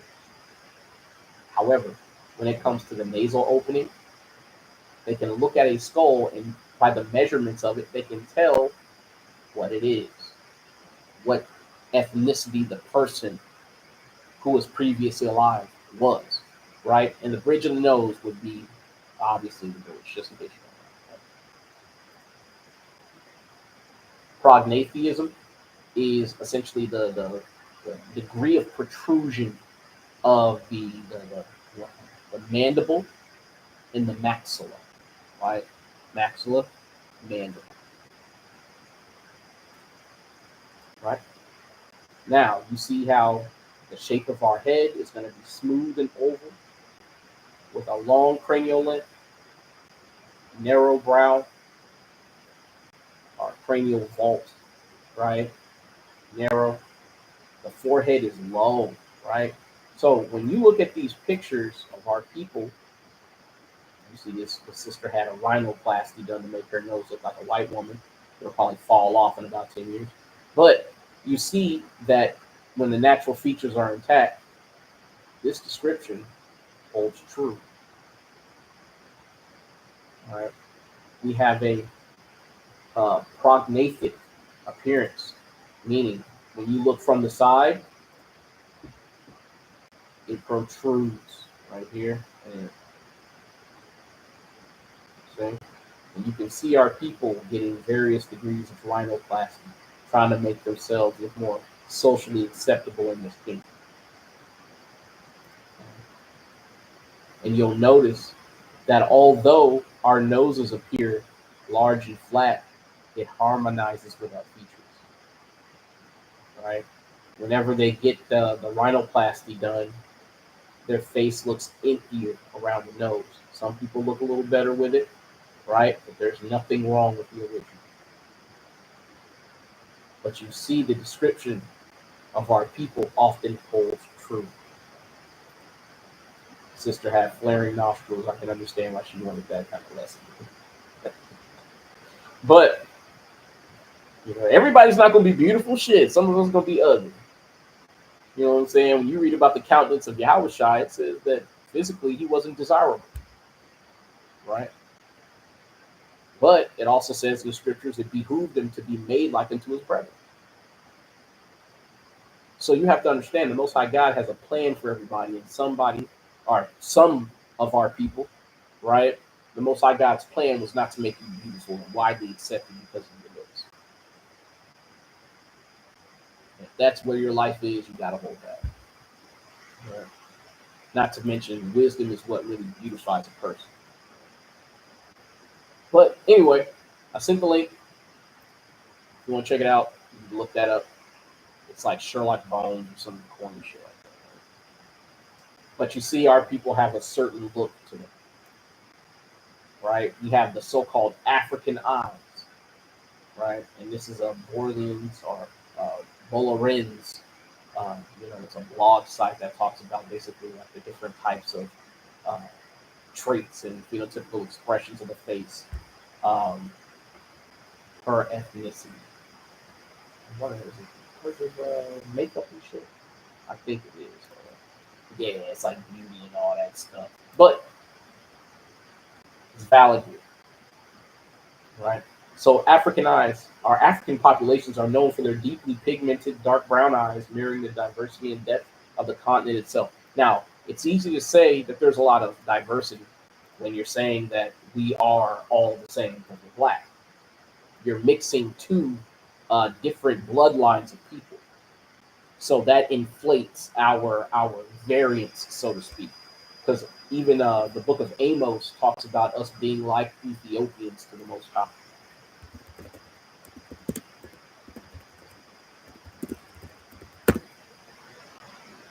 This is Amos 9 and 7. Are ye not as children of the Ethiopians unto me, O children of Israel, saith the Lord? Have I not brought up Israel out of the land of Egypt, and the Philistines from captive, and the Syrians from Ker? So, with us having been children in Egypt for so long, for 400 years, it was pretty much guaranteed, especially considering that we went in, about 70 souls and came out in excessive multitude. Well, our people are not big on inbreeding. Right? So, Jake was getting them Egyptian women, he was having children. Right? So we have a lot of phenotypical expressions that are similar to ethnic Hamites. Right? Whether it be the children of Mizraim or the children of what? Who else? Shit. Children of Cush. Cush be having that Mr. Potato Head look and shit. Eyes be all weird.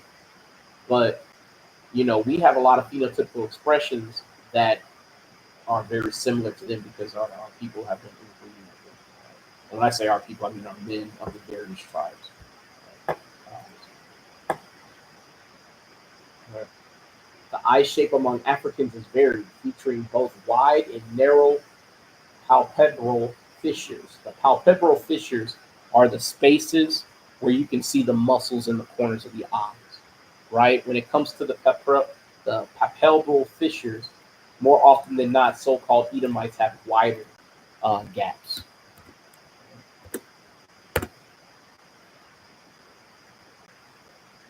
Right. The palpebral fissure is the elliptic space between the medial and lateral canthi of the two open eyelids, or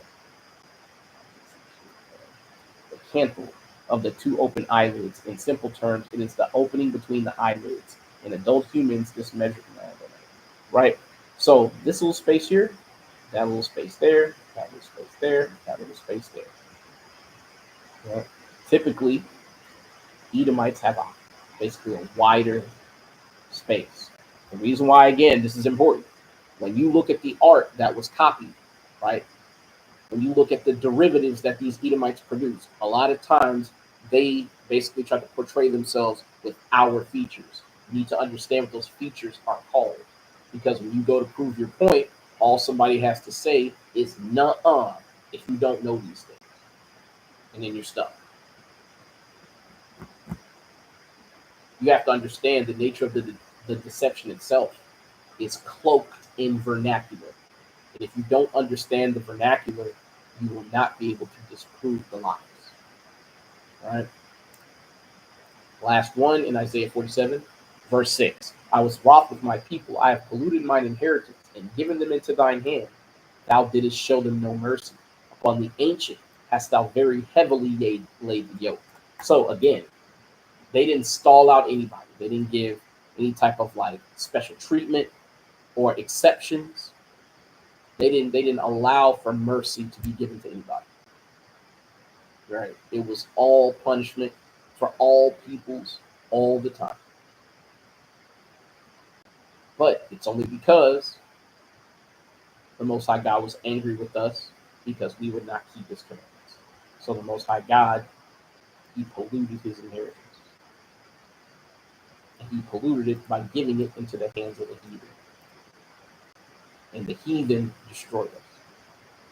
According to the curses, of course, but that destruction is still what happened to us. Right? This is Revelation chapter 12 and verse 13. And when the dragon saw that he was cast into the earth, he persecuted the woman which brought forth the man-child. And to the woman were given 2 wings of a great eagle, that she might flee into the wilderness into her place, where she is nourished for a time and times, and half a time from the face of the serpent. So you have to understand, this is when Yahushua was born. And, the Edomites were already persecuting Israel, but the serpent, or Herod, was looking to literally kill our Messiah upon him being born, which is why the wise men had to misdirect Herod and his forces. They didn't return unto him when they promised that they would return once they received the sign of where the Messiah was to be born. Right? But when our people were driven out of Jerusalem, we fled into the outer reaches of the earth. Right? We were dispersed. We fled into the wilderness among the heathen. Right? Where we would be nourished for a time and times and half a time from the face of the serpent. Verse 15, and the serpent cast out of his mouth water as a flood after the woman, that he might cause her to be carried away of the flood. That flood was lies. Right? Not just the portrayal of our God and our Messiah as them, but also them usurping our history, usurping our heritage, usurping our land, right? And lying about it as if they are the real people of God, while they do everything the people of God would never have done. Our people would never do oral circumcision. Our people would never build an entire kingdom on blood, land theft, right, of children and women and vulnerable people, buck breaking, lynching, burning, etc., etc. Our people are not built like that. Not just because naturally we don't incline to those behaviors, but the Most High God has ordained that we do not carry those behaviors out. Oh, definitely, man. These movies, the iconoclasm knows no bounds. Nothing is off limits. Nothing at all.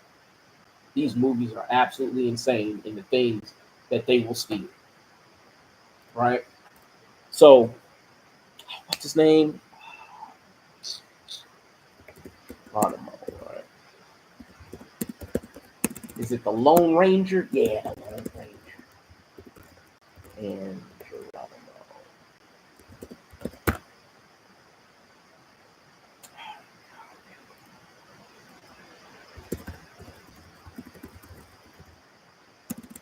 And Tonto. That's the name. It's Tonto. Right?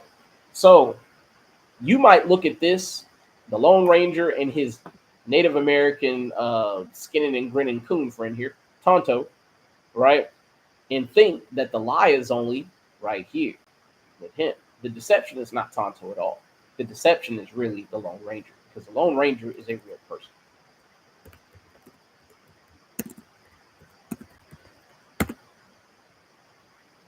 This is the real Lone Ranger. His name is Bass Reeves. He is a black man. Right? He was a deputy U.S. Marshal, gunfighter, farmer, scout, tracker, railroad agent, and a runaway slave. So all these titles that the Edomites gave him are real titles, because they're not going to call you any of these things if you are a runaway slave. Like, they're just not going to call you that, because these are accolades, right? And to say that he was a gunfighter during a time where if you lost a gunfight, you lost your life, and he was a U.S. Marshal, and a scout and a tracker and a railroad agent and a farmer. To say all these things, this brother was a bad motherfucker. Straight up. Right? He spoke the languages of several Native American tribes, including Cherokee, Choctaw, Chickasaw, Seminole, and Creek. So this nigga spoke English and then Cherokee. So shit, that's 1, 2, 3, 4, 5, 6 languages. And I'm sure he spoke Spanish. Because you're dealing with all the Spanish conquered natives as well. They have a Bass Reeves show where the antagonist is named Esau. Get the fuck out of here. Ain't no way. Nick, I'm gonna have to look into that. That's crazy. That's absolutely crazy. But the Lone Ranger is a real man, right? This brother, right? I'm gonna just read the Clef Notes, right? He made 4,000 arrests in his lifetime. Now, was he a coon? Oh, you betcha. Because a lot, the pale man is not going to have you arresting his own people in mass. Oh, no. However, this brother was able to go into places where literally he was outnumbered by tens, if not hundreds of people, and still get the job done. So he was a very intellectually inclined brother, right? But there's a deception that I wanted to bring up here because everybody knows about Wolverine from Marvel, right? White, pale man, varying in height. Sometimes, they show him as a 6-foot man, like, Hugh Jackman. Sometimes they show him as 5'3", or 5'4", like the real Wolverine in the comics. However, both are not even a good farce because there is a real Wolverine. And his name is Galvarino. He was a Native American brother from the tribe of Gad, one of the aristocracy of one of the tribes. They basically ambushed our brothers. They invited them on peaceful terms, and they slaughtered all of the basically the chieftains, and they cut Galvarino's hands off, and they sent him back to the people as the sole survivor, hoping that would dishearten the tribe and prevent them from uprising and coming against them, coming against essentially the colonizers more. He was a Mapuche warrior, right? Mapuche tribe, right? Instead, he had blades attached to his stumps, and he returned with his brethren, and he basically unalived, along with his brethren, all of the so-called pale folk that they knew. Rightfully so, right? So that whole Wolverine, never say die, can't be stopped spirit, that comes from our brother from the tribe of Gad, Galvarino. So when you see Wolverine, now when I look at Marvel characters, I used to love comics. Now I look at this, it is a constant reminder that my enemy has painted over the faces of the judges thereof, and it pisses me off. Right? So always remember these types of things when you're seeing their various forms of media. Because I'm telling you, these folks will continuously lie, and they'll never tell you. Anyway, let's keep going. And then, of course, you can see some of the similarities, right? There's a reason why I brought up that term smoked Irish. What we're looking at here is the 3 faces that denote the general phenotypical expression of 3 various people. You have the Anglo-Teutonic, the Negro, and the Irish Iberian. Now, what does it mean to be Iberian?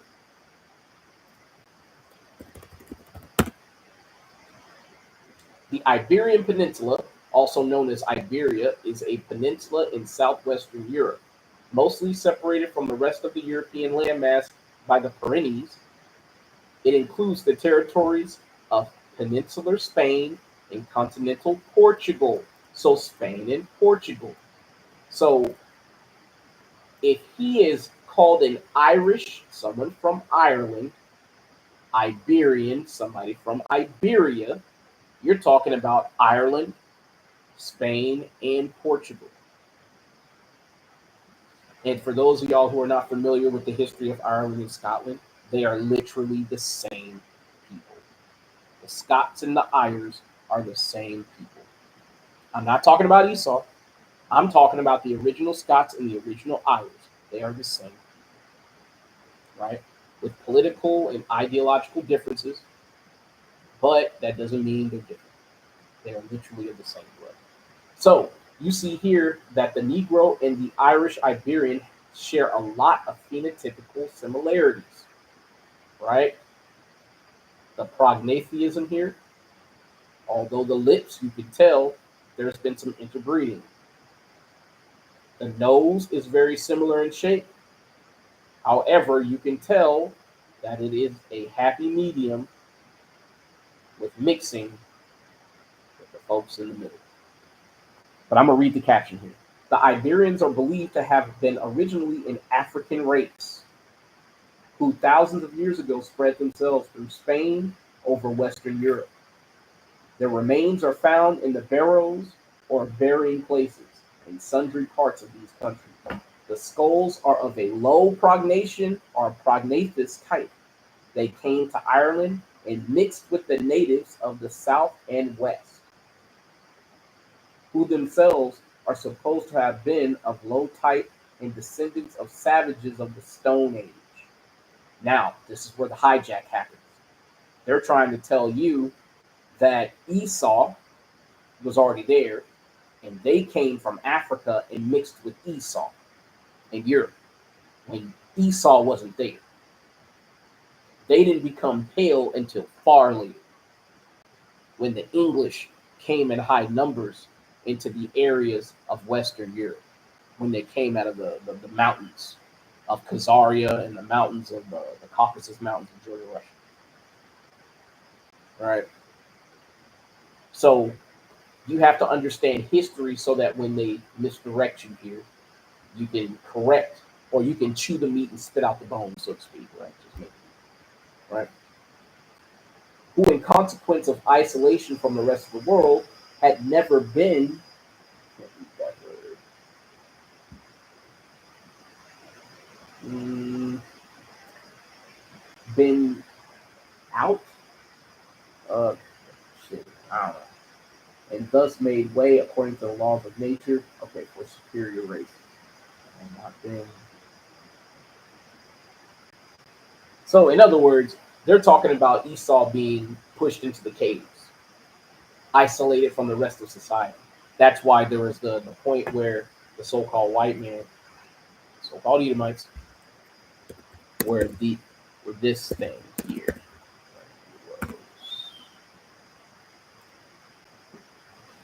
I showed it before. I'll show it again. This is where Bigfoot comes from. It's called the Woodwose, right? Bam, Woodwose, right? And you'll notice the Woodwose here is being portrayed as a orange-haired Edomite, right? They were covered in body hair, right? And Barayaf. I've heard that term before, brother. What does it mean, by the way? You know? Right. But is it based on Eber in Hebrew?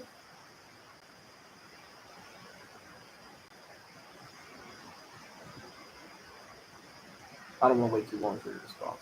I gotta get this. I really want to know. You probably at work too, man. I'm stupid. All right, let's keep going. There's quite a bit to go. But you see that the Edomites were known as the Woodwose. And you can see in a lot of these, man, it looks exactly like how Esau looks today. Right? Every so often, they try to do the little switch, right? And you see somebody use some like colored pencils or something to make this, but they'll do the switch, right? See, Esau doesn't have a problem drawing Bigfoot like a so-called black man, but when it comes to figures like Jesus Christ, King James, the heroes of antiquity like King David, King Solomon, oh no no no, they can't look like you, right? When it says in Wisdom of Solomon, I'm sorry, Song of Solomon 1 and 6, when the sister's calling herself black and beautiful. No, no, no. That doesn't mean that she was dark skinned. But they'll go to chapter 5, where it basically says that, it calls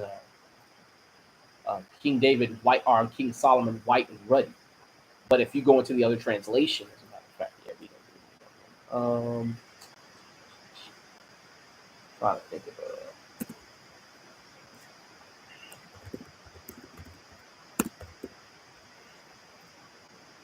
see, when you look that up in other translations, you can easily see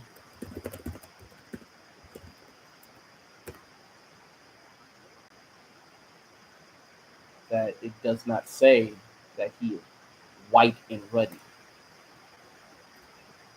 So this is Song of Solomon 5 and 10 in the KJV.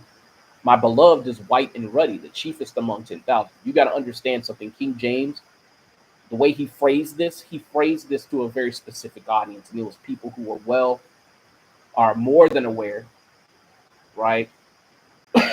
they were more than well informed about the vernacular patterns of their own speech. So a man being called white and ruddy did not mean he was literally pale with red cheeks and red hair. Right? That's why when you read in the NLT, it says, "Young woman, my lover is dark and dazzling, better than 10,000 others." Right? The ESV says, "My beloved is radiant and ruddy." Ruddy denoting different gradients of brown in skin. Right? A reddish hue to the brown skin that many of us Israelites have. I myself have ruddy skin. When I look at my hair under a light, it's literally a chestnut brown. It has reddish hues to it, right? As a matter of fact, there's a few pictures floating around that my parents still have in their possession, where I was a very small kid, probably about 2 or 3 years old, and I had red hair, brownish red hair. So this is a ruddy cow.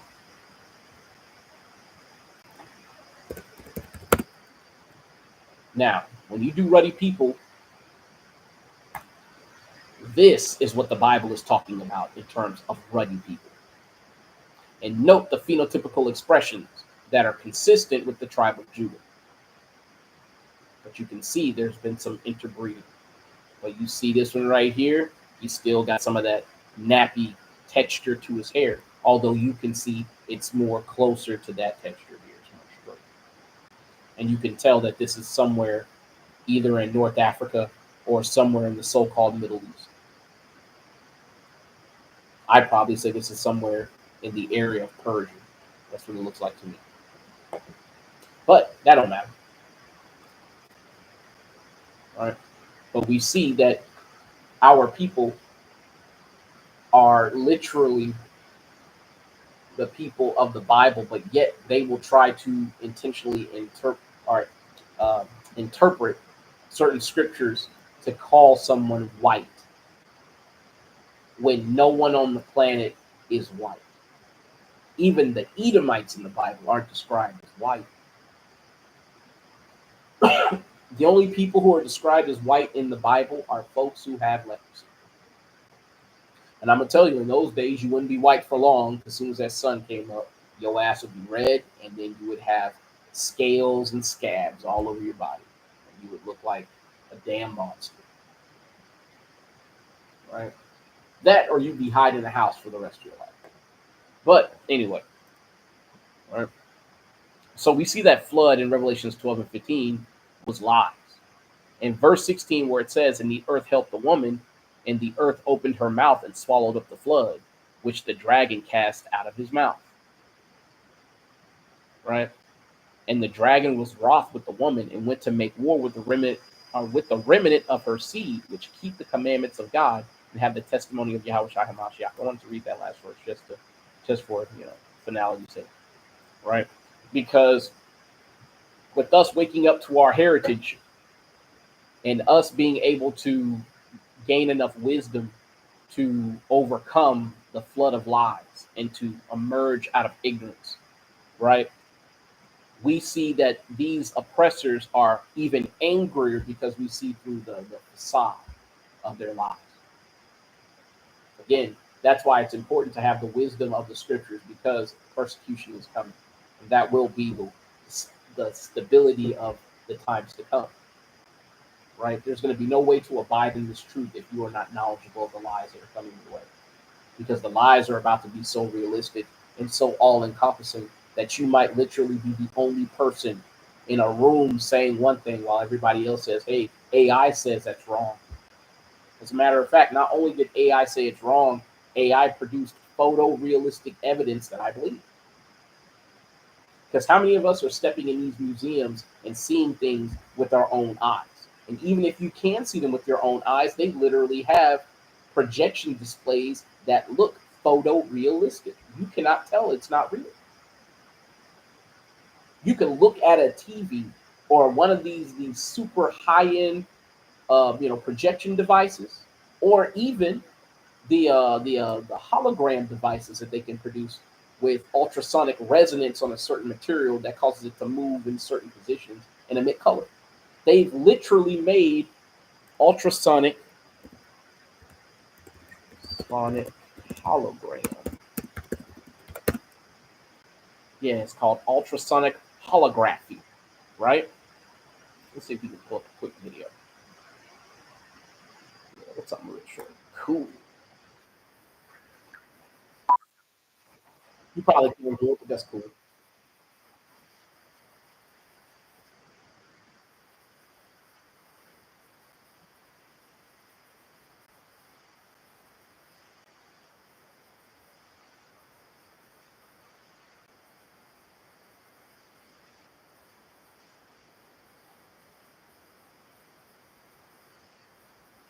Uh, I'll point this way, right?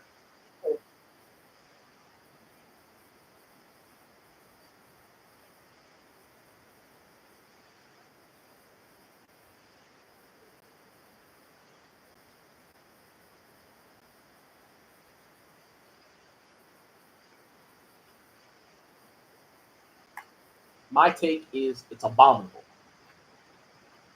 right? If you are not aware of the lies that are coming your way, it is going to feel real. It is going to look real. But you are supposed to obey God rather than man. That's easy to say now. Eventually, it's going to be nigh impossible to discern between fact and fiction. That's why the Bible posits that if it were possible, they would deceive the very elect.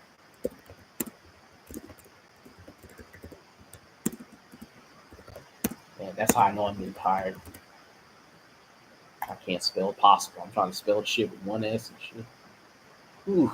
Anyway, Matthew 24, Matthew 24 and 24.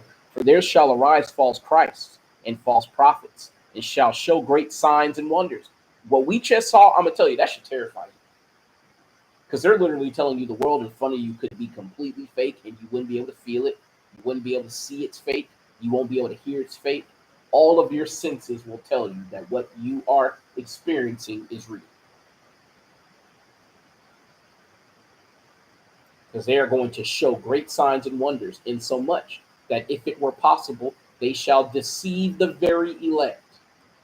The only reason why the elect will not be deceived is because the Most High God will not let it be so. That's it. And the reason why we won't be deceived is because we've already been put up on game. That the Most High God, through His Son and His prophets, told us to not believe their account. Right? Verse 23 of Matthew 24. Then if any man shall say unto you, lo, here is Hamashiach, or there, believe it not. So we're already being told of the lies to come.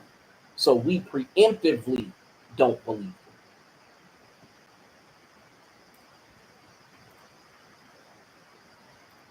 Right? So, that's so we're going to go and move on. Right? Because in the time to come, they are going to persecute those who refuse to get on board. Right? with the lies and the mainstream indoctrination. Right?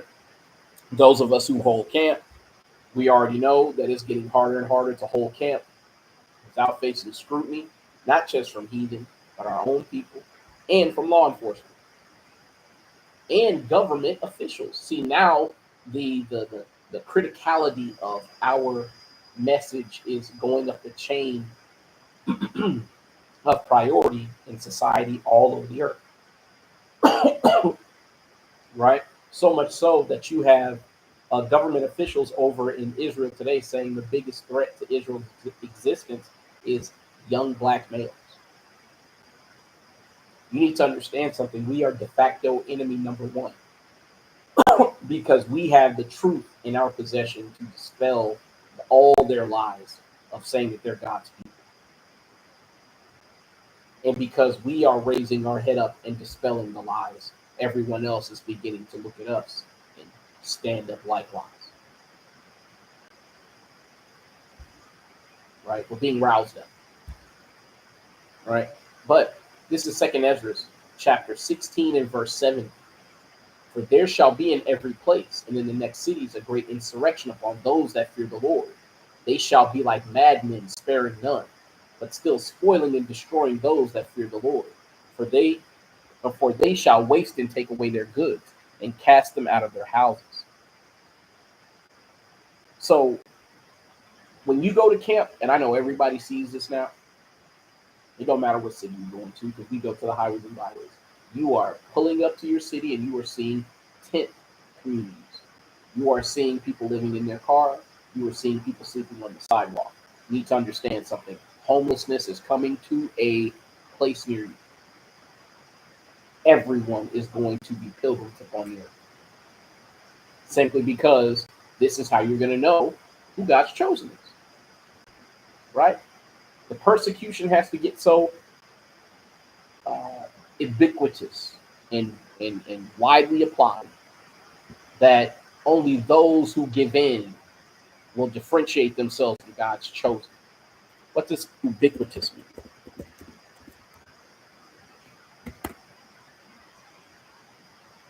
Being or seeming to be everywhere at the same time, omnipresent. Existing or being everywhere or in all places at the same time, omnipresent. Right? Y'all get it, right? So these heathen are going to put the squeeze on everybody. That's why everybody's going through it with your money right now, right? You cannot make enough money to essentially be just good right now. Everybody's having to pinch pennies here and there, start thinking about starting businesses, working on the side, et cetera, because there is an insurrection that is being waged on those that fear the Lord. But right now, they don't know who the elect are at all. So they're just like, well, fuck it, we doing it to everybody. And we're going to just make it worse and worse and worse, and we're going to offer a solution. Those who take our manufactured solution obviously are not God's chosen, because God's chosen are not going to take the mark of the beast, which is the RFID microchip, right? The Most High God's chosen are not going to forsake the name of Yahweh and begin eating defiled foods like cricket flour and meal flour and reconstituted protein made from human feces. Look it up, all right? Shit, all the niggas from the World Health Organization, they really about that, man. Eating that manufactured protein, manufactured meat, impossible meat, and they're already starting to admit that they're going to make a basically a manufactured meat cultivated out of human cells. So it's going to be an even more abominable form of cannibalism. You got to understand something, man. What's coming on the earth, only God's chosen is going to resist. Right? Verse 73, then shall they be known who are my chosen, and they shall be tried as the gold in the fire. Hear, O ye my beloved, saith the Lord. Behold, the days of trouble are at hand, but I will deliver you from the same, So the Most High God has made his promise through his prophet Ezra that despite the days of affliction befalling his chosen, he will deliver us from sin.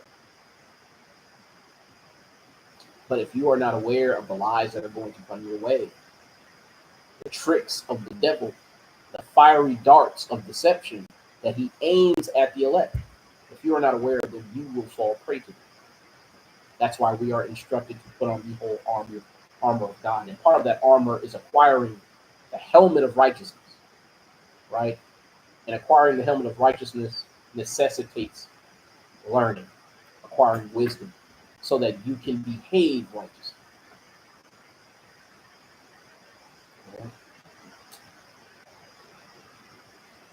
Well, I'll just finish here. I got something real quick. But this is verse 75. Be ye not afraid, neither doubt, for God is your God, and the guide of them who keep my commandments and precepts, saith the Lord God. Let not your sins weigh you down, and let not your iniquities lift up themselves. Woe be unto them that are bound with their sins and covered with their iniquities. I'm going to tell you, if your weakness is hoes in the strip club, you about to have a hologram that you can't even discern ain't real. It's going to jiggle like the best BBL that has ever been done in the history of mankind. And it's going to be in your lap, and it's going to be the way you want it if you fall prey to the designs of your enemy. If your weakness is opulence, he's going to be able to put you in you could be in a damn dumpster, literally with the lid closed. And if you take that mark, he can make it so that you're on a beach somewhere in Barbados, sipping Mai Tais with your feet kicked up. And you won't be able to discern the difference. Many of our people are going to take the easy way out in light of what's going to come upon the earth. Right? Because those who are in power, Esau, is going to be like a madman sparing none. Right? Waging an insurrection upon all those that fear the Lord. And because he doesn't understand the commandments of the Most High God, he's not going to be able to identify you by simply just keeping the laws. Right? Because he can't discern somebody from Islam and a Hebrew Israelite. We get asked all the time if we're from the Nation of Islam. But I'm going to tell you one thing that the Nation of Islam will permit you to do: eat pork if you're starving. And if the Nation of Islam will permit you to eat pork if you're starving, what if there's no pork? There's only cricket flour and meal flour. They're going to eat that. How about the mark of the beast? They're going to take that. Right? So right now, this is the time to try to get a hold of your lusts, of your desires, of the things that cause you to go astray. Because eventually, you're going to be given access to your weaknesses on a scale like you've never seen before.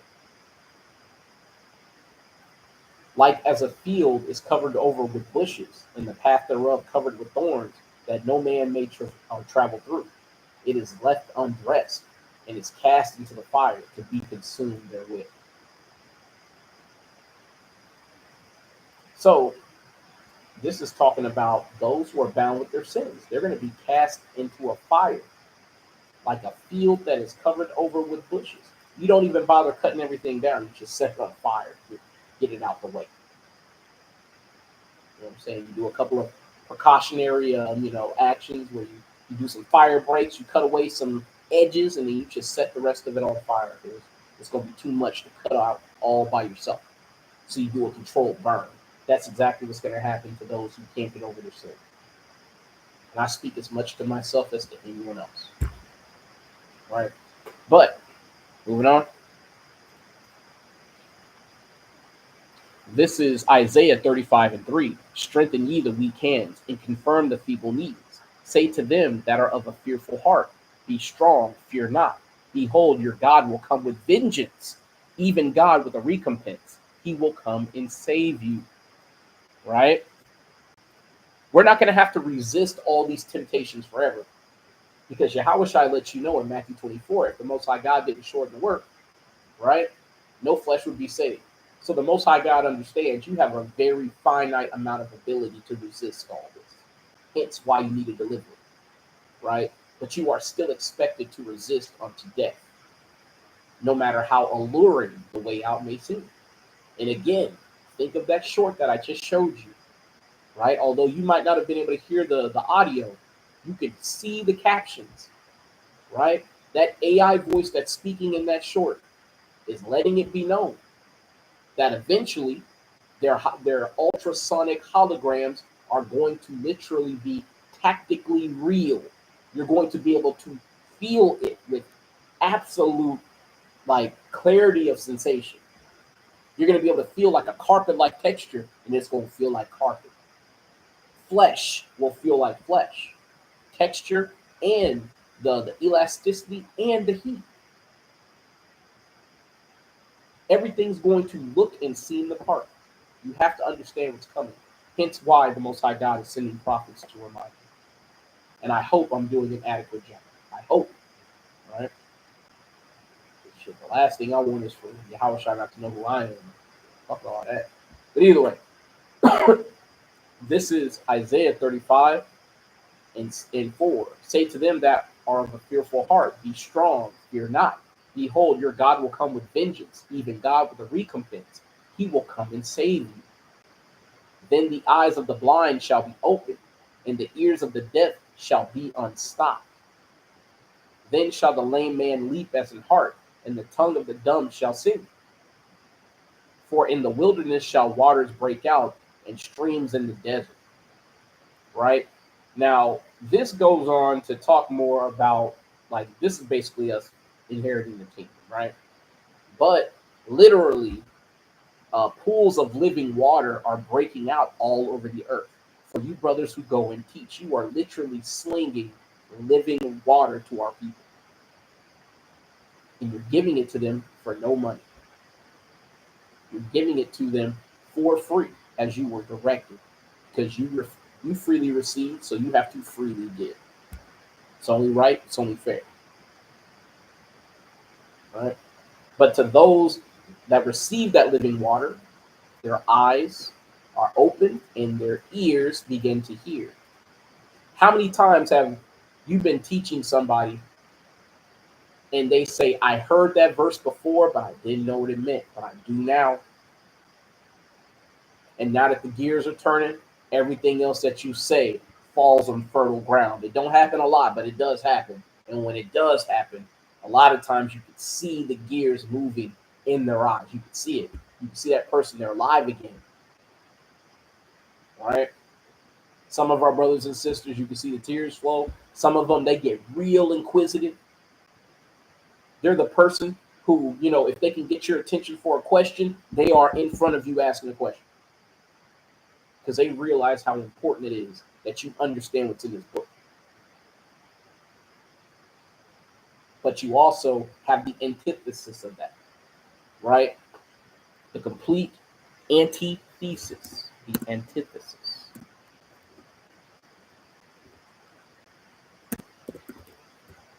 I cannot spell right now. So a direct contrast, opposition, the direct or exact opposite, antithesis, right? Somebody who becomes more and more disinterested, somebody who's asking questions, trying to disprove the doctrine, right? Trying to start conflict so that they can take away from the word. That's the antithesis of somebody who's receiving this word with the gladness that is pontificated here in Isaiah 35 or spoken about. Right? This is 2 Ezra 2 and 26. As for the servants whom I have given thee, there shall not one of them perish, for I will require them from among thy number. So despite all the hardships that are coming upon the earth, the Most High God has guaranteed that his servants are going to come out unscathed. Right? And when I say unscathed, I mean believing in him with their spirits unbroken. See, the flesh profiteth nothing. Right? It is the spirit that quickeneth. Right?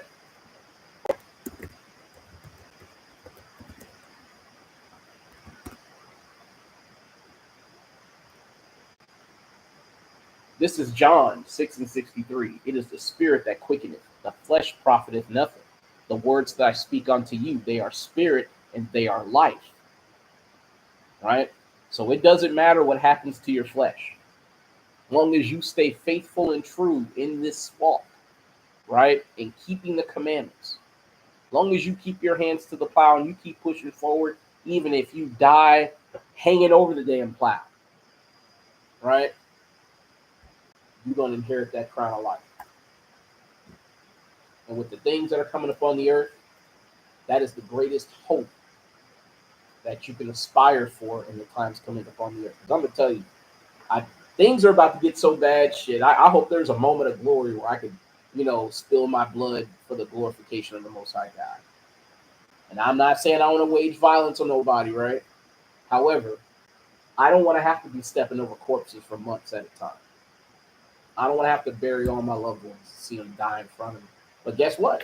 Despite not wanting those things, if that's what's in my path, then I will hurdle all that shit to get to the kingdom. You know what I'm saying? I will wipe my tears and my snot on my sleeve, and I will keep pushing. Right? A lot of people are going to buckle from the grief. Some people are going to give in because of the anger. Some just because of the temptation of not having a damn Big Mac for a couple of weeks. You got to understand, man, people are addicted to everything out here. People going to be selling out for shit that you would never assume, somebody would break for. When you do the feast of, the Day of Atonement. When you do the Day of Atonement, there are certain brothers and sisters that you can tell never fast. Because when they do the Day of Atonement, they act like they are literally dying. And I understand, everybody's bodies are different. Some people have, metabolism issues where, they just get hungrier than others. I get it. However, if you can't go a full day without eating and drinking, you need some discipline. Real. Right? Because the times that are coming up on the earth, you might go 5-6 days with nothing. Hell, you might go more than that, to the point where you finally realize, shit, man, if I don't go get my own water, it ain't coming. If I don't go source some food from somewhere, I'm not going to eat. And that's going to be the reason why a lot of our people are caught unawares, because they're going to be thinking, well, I'm going to just order DoorDash when it comes back online. Not understanding DoorDash days are officially over. You either are going to have to cut into your food stores, which most of our people don't have, anything substantive. Usually they have enough groceries to last 2 or 3 days. With how expensive everything is, people are not going to be holding out, especially if you've got cans of noodles and ravioli. You're going to cut right through that stuff, right? Because that's trash food, right? Not to mention there will be people spoiling your house and trying to kick you out on the street and take all your shit. So even if you got 2-3 years worth of food, it ain't going to do you no good. You just got that for the man with the most guns in the block. Good job, right? But anyway, let's keep going. This is 2 Ezra 2:26. As for the servants whom I have given thee, there shall not one of them perish, for I will require them from among thy number. Be not weary, for when the day of trouble and heaviness cometh, others shall weep and be sorrowful, but thou shalt be merry and have abundance. The heathen shall envy thee, but they shall be able to do nothing against thee, saith the Lord. My hand shall cover thee, so that thy children shall not see hell.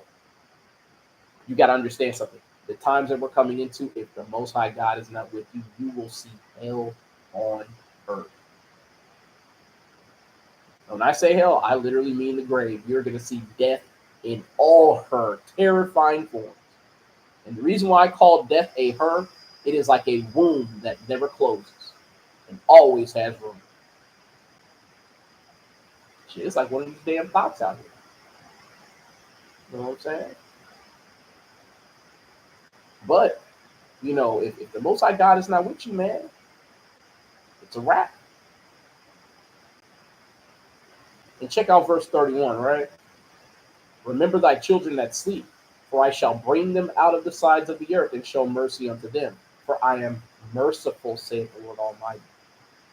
So, like I said, the best thing you could hope for is to fall dead on your plow or around it because you were pushing it while you died. Because the Most High God is going to have that in remembrance, and He's going to have mercy upon you when that time comes. And that's going to be the time of the second judgment.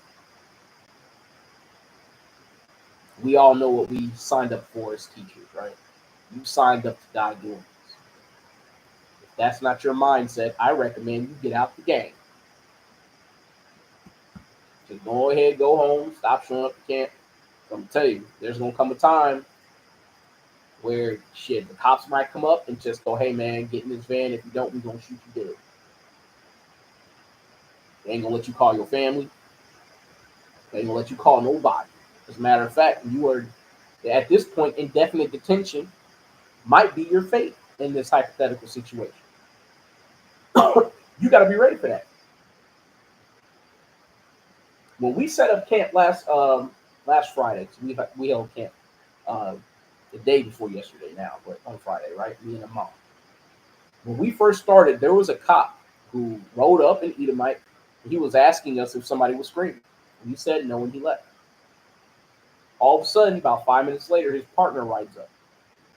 And he doesn't say anything to us as he rides up, and he takes a right on the bridge that's right next to us. And he gets to the end of the bridge, he turns around, he pulls out his phone, and he records us for probably about 30 seconds. And then he gets on his walkie-talkie. And so for the next 15 minutes, we're preaching with this cop sitting at the end of the bridge. And of course, we try to keep things seasoned with salt so that, we don't have to incur extra scrutiny. However, obviously the scrutiny was already there. What if he said, hey, I got 2 Hebrew Israelites here, can we get them?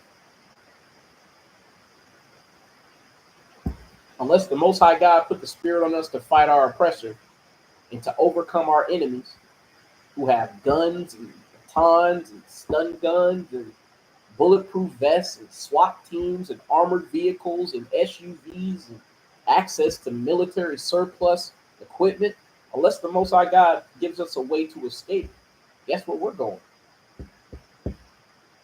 All you brothers have signed up for this. But remember, if you die in service to the Most High God, He's going to remember you. And He's going to bring you out of the side of the earth. He's going to bring you back to life.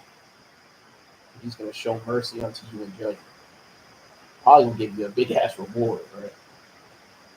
Matter of fact, the latter end of chapter 2 of 2nd Ezra includes us receiving our crowns from a man who is taller than the rest of us, who already has his crown. We know that to be the Son of God, according to 2nd Ezra 2, which would be Yahushua. So just keep that in mind, right? This is Isaiah 45:2. And I will go before thee and make the crooked places straight, and I will break in pieces the gates of brass and cut in sunder the bars of iron. So the Most High God is removing all of the obstacles in order for us to basically be redeemed. Now, I know this is talking about King Cyrus, right, who at the time was the Most High God's chosen to basically permit the Israelites to rebuild the temple. He was the Most High God's anointed one, so to speak. Simply means he was the chosen one. Okay. Right? Didn't make him an Israelite. However, it did make him an instrument of importance in the designs of the Most High God. Right? But in this case, the Most High God is going to go before us, in my example. Right? And make our ways plain and straight unto us. Right? And I will give thee the treasures of darkness and hidden riches of secret places, that thou mayest know that I, the Lord, which called thee by thy name, am the God of Israel. For Jacob my servant's sake, and Israel mine elect, I have called thee by thy name, I have surnamed thee, though thou hast not known me. This is how you know he's not talking about an Israelite, because guess what? The other nations don't know the Most High God in a personal sense. The Most High God dealt with this heathen here as a means to an end for his children. Right? And just to punctuate it to show that King Cyrus only had his rulership and power because of the Most High God. Verse 5, I am the Lord, and there is none else. There is no God besides me. I girded thee, though thou hast not known me. Had to say it twice. Had to remind them, hey, nigga, I don't deal with y'all like that. But know this, everything you are and everything you got, I gave it to you. Don't get it twisted. And this was all for Jacob, my servant's sake, and Israel, mine elect. So don't think you're more important than them, because I only rose you up because of them. And as soon as your usefulness is at an end, I'm going to throw your ass back in the closet. You know what I'm saying? I'm going to throw your ass back in the quickie mark. You'll be making slurp. All right? So, with that said, Isaiah 43 and 26. Put me in remembrance. Let us plead together. Declare thou that thou mayest be justified. Right? In light of all the things the Most High God is doing in order to reconcile his people according to knowledge and wisdom, to impart unto us the wisdom of the scriptures that we might keep his commandments. Our people are to put the Most High God in remembrance, and so that we can sup together, right? The Most High God will come unto us and deliver wisdom through his word and his prophets, right? Declare thou that thou mayest be justified, right? Thy first father hath sinned, and thy teachers have transgressed against me. So our fathers walked away from the ways of our forefathers, and they transgressed. Hence why we had to go into bondage over and over and over again. But this is the final bondage. And just like in the times of old, the Most High God would send his prophets, and a modicum of our people would wake up. Where's a modicum? Right? A small amount of something, a small quantity, a measured supply. The reason why I say a modicum, I believe it's second Ezra 2. No, it's second Ezra 9.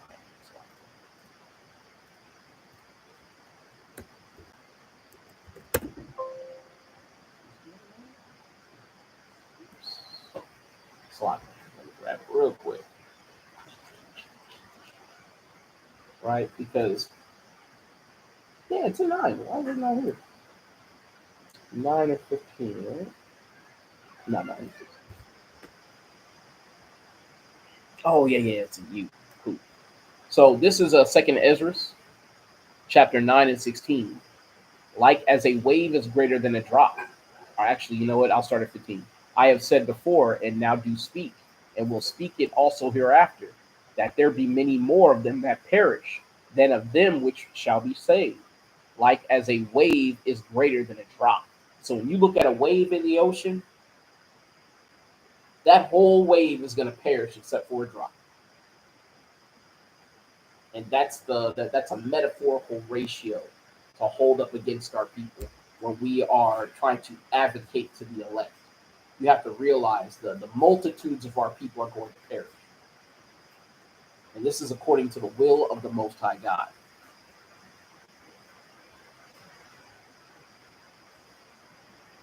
So you have to understand the works of the Most High God, that the least grain shall not fall upon the earth. Although the multitudes will in fact perish, they will be reborn in the kingdom. So don't let their failure sidetrack you, whether it's their failure to be peaceful with you or their failure to understand the scriptures, whether it be the basic tenets of the scriptures or the more darker sayings in the book. Don't be dissuaded from your work simply because those you care about or are fixated on cannot get it. They will get it one day, whether it is as the first fruits or as those who are born in the kingdom. All right. That's all I need. Right. So put the Most High God in remembrance, as it says in Isaiah 43 and 26. And then we read that. I'll reread 27 and 28. Right, this is Isaiah 43 and 27. Thy first father had sinned, and thy teachers have transgressed against me. Therefore I have profaned the princes of the sanctuary, and have given Jacob to the curse, and Israel to reproaches. Right? The princes of the sanctuary, that would be your Levites, those who work in the temple, and then giving Jacob over to the curse and Israel to reproaches. Now we can all identify with all three of these groups, right? Because we're a nation of kings and priests, right? So what are you before you're a king? You're a prince, right? Our young sons are princes, right? And then in Lamentations 5, where it talks about the princes being hanged up by their hands, that's talking about all of the sons of Israel, right? So we can identify with the princes of the sanctuary as well as with specificity to the Levites. And then Jacob, of course, both tribes, and Israel, northern kingdom. But we also know, obviously, that southern kingdom is given to reproaches, right? So we identify with all this. And it's all because our fathers have sinned and are not, and we have borne their iniquities, as it says in Lamentations 5 and 7.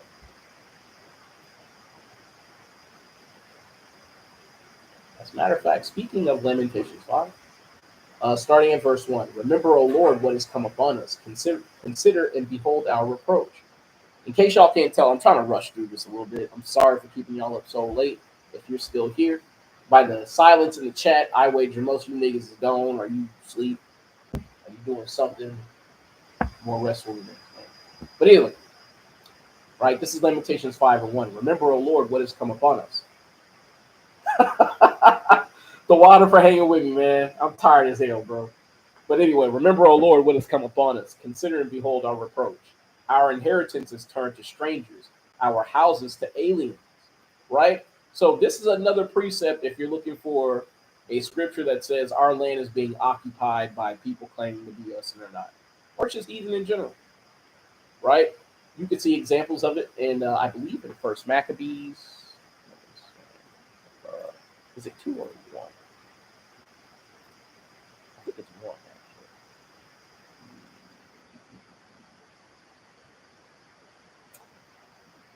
Yeah, there it is. So this is First Maccabees, chapter 1, and verse 30. And spake peaceable words unto them, but all was deceit. For when they had given him credence, he fell suddenly upon the city and smote it very sore, and destroyed much people of Israel. And when he had taken the spoils of the city, he set it on fire, and pulled down the houses and walls thereof on every side. But the women and children took they captive, and possessed the cattle. Then builded they the city of David with a great and strong wall, and with mighty towers, and made it a stronghold for them. And they put therein a sinful nation, wicked men, and fortified themselves therein. So they basically set up shop, right? And it's even restated, I believe. Yeah, it is actually in chapter 2, where it talks about the aliens moved into our land.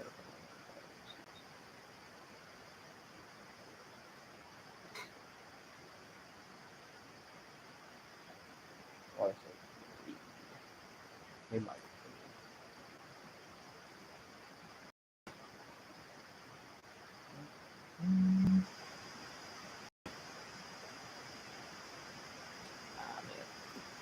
I hate that to look at the book again, man.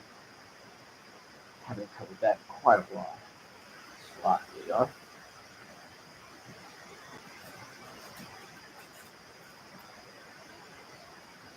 Yeah, it's in 3. It's 3 and 36.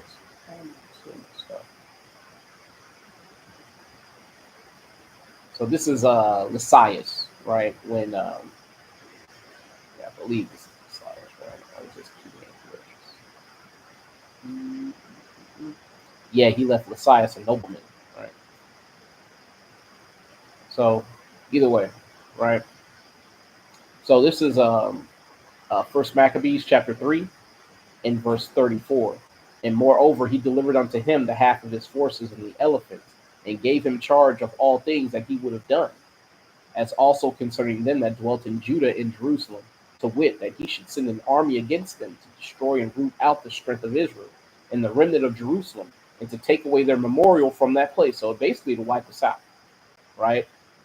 To destroy everything that basically, designated the place as ours, that would basically tell people that we live there, that we exist, and that he should put strangers in all their quarters and divide their land by lot.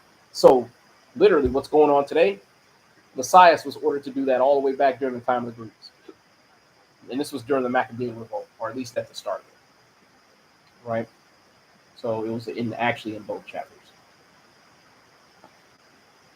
right? So again, you have to understand what's really going on when it comes to these heathen and why these lies are so widespread, right? So like some of the stuff that I have up here. So you have the Sasanian Empire. These are the Persians, right? These are the people who we were fighting in around 600 AD, right? To try to regain control of the Holy Land. They were fighting against the Byzantine Empire. And although it was a struggle, eventually we overcame the Sasanian Empire. But as we overcame them, we then had to fight against the Muslims, right? I don't answer that. I don't hear. Okay, other. That better? Cool. So Heraclius, right, was emperor of the Byzantine Empire from 610 to 641 Common Era. He crushed the Persian Empire, which is the Sasanian Empire, and returned the looted True Cross to Jerusalem. But the second half of his reign was beset by intrigues and ecclesiastical controversies, which split the Christian church. Worst of all, he could do nothing to halt the relentless march of the armies of the Arab Caliphate. Why would he be fighting the Arab Caliphate during this time? That's what I thought when I read his name, right? As a matter of fact, I wonder what he's known for. A lot of times,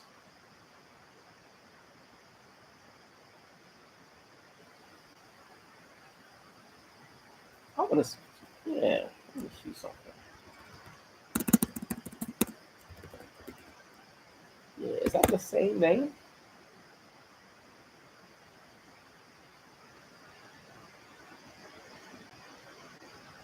Now, I want to show y'all something. I'm glad that I stumbled on this, right?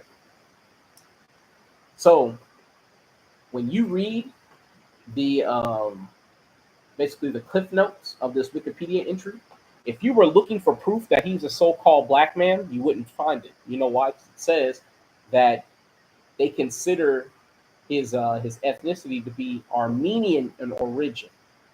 But when you look at who his father is, right? Heraclius the Elder, the Exarch of Africa. Why is he the Exarch of Africa? That's weird. What does the word exarch mean?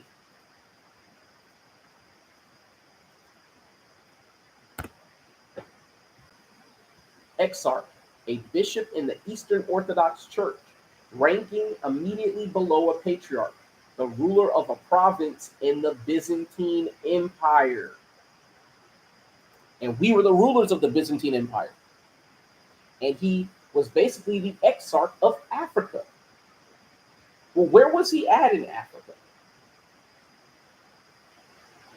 I would say likely in Carthage. Let's see if that's the case.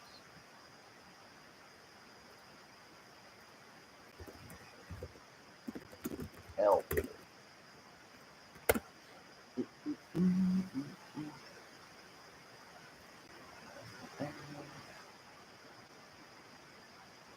Yep, he distinguished himself in war against the Sassanid Persians in the 580s.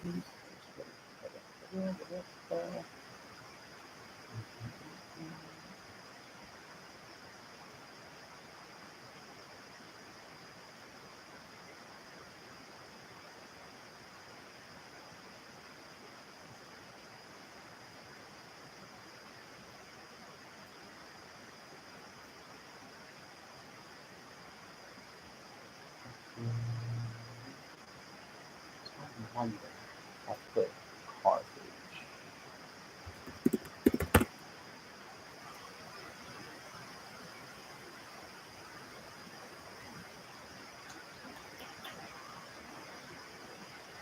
Ah, there it is. The son of the governor of Carthage, also known as Heraclius, in October.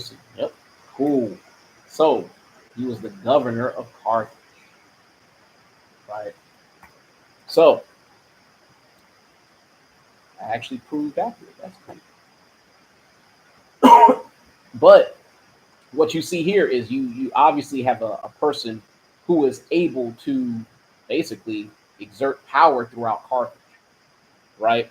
It was a Holy Roman Empire, basically a king, right, or emperor, right?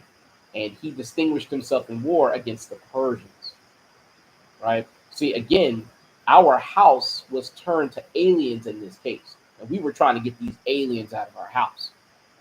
But we were also trying to retake the Holy Land, and the Most High God told us how we would get back to the land, and it wasn't by fighting our way in. Hence why, after we took out the Sassanid, never say it, Sassanid Empire, right, we were immediately besieged by the Islamic Caliphate. Why would that be, though? Right? That. I'm gonna get rid of that. You had something called the Muslim conquest of the Maghreb, right? And that took place in 647, right? So, right on the heels of us defeating the Persians, here come the Arabs and the other Muslim, tag-alongs, our people who had converted to Islam, and some of these Elamites who had converted to Islam, and some of the Edomites who converted to Islam, right? So we immediately got bum rushed by another group of heathen who caused us to lose our grip on our homeland again. We never actually fully came into occupancy of our homeland, and as a result of the Islamic Caliphate entering into the fray to fight against us, we were pushed out of the Holy Land entirely. And that's when the slow but inevitable, loss of power took place, right? And yes, it would ebb and flow over time because we ruled up until about the I'd say about the 1600s. That's when it really started to go to hell, right?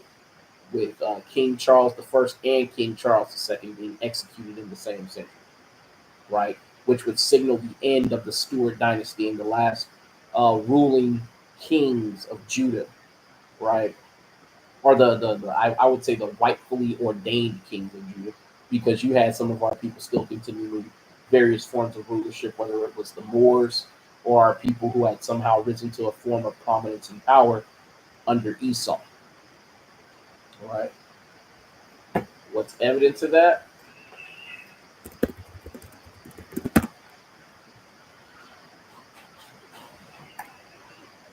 So you've got a family called the Pucci family, all right? The Pucci family, where were our people who ruled in Italy, right? Last ruling Pucci. Um, I guess.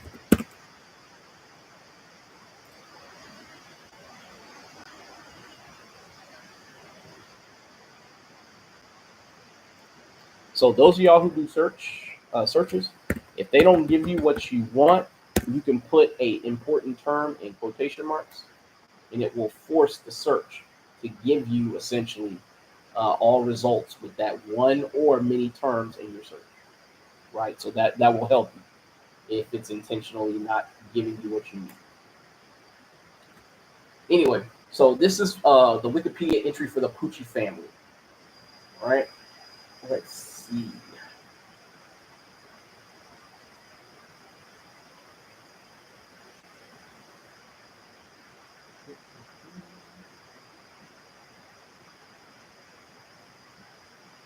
I'm trying to see when we had an official king.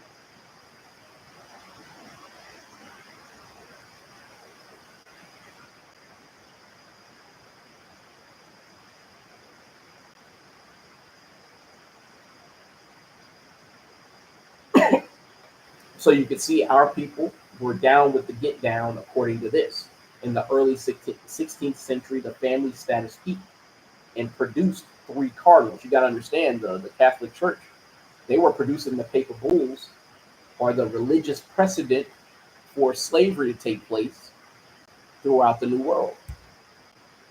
So for the Pucci family to be producing cardinals at this time meant that they were either died in the wool coons or there was a hijack that took place and the real Pucci family is no longer in power, right? And I'm sure it's a combination of the two, right? Because there's always somebody amongst our people willing to sell out in order to continue to persist. And the Most High God makes it that way, so we're not completely wiped out. Right? At least in certain cases. I'm going to say all the time, right? But either way, you see an example of our people co-signing the wickedness of our enemies during the time where we were facing enemies on all sides. Not to mention, we had a civil war going on because you had the Catholics versus the Protestants. You had all sorts of shit going on, right? Or the Eastern versus the Western Church, right? Western Orthodox, Eastern Orthodox. Eastern Orthodox being the ones who wanted to keep a lot of the Grecian customs, and then basically the Western, um, Catholic Church who wanted to take on more of the Christian stance, right? But moving on quickly, because damn, this is still a lot, right? Shit, I might have to call it a certain point. But either way, right? So this is Lamentations 5:1. Oh, remember, O Lord, what has come upon us. Consider and behold our reproach. Our inheritance is turned to strangers, our houses to aliens. We are orphans and fatherless. Our mothers are as widows. We have drunken our water for money. Our wood is sold unto us. Come, come. The Black. Now you mean Black Panther the comic book or Black Panther the civil rights movement? Because yeah, surprisingly the Black Panther comics that has destroyed a lot of our people.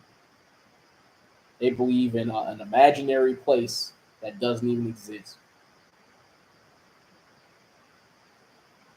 Yep, yep. And when you actually look at the comic book of Black Panther, all of his enemies are his own people.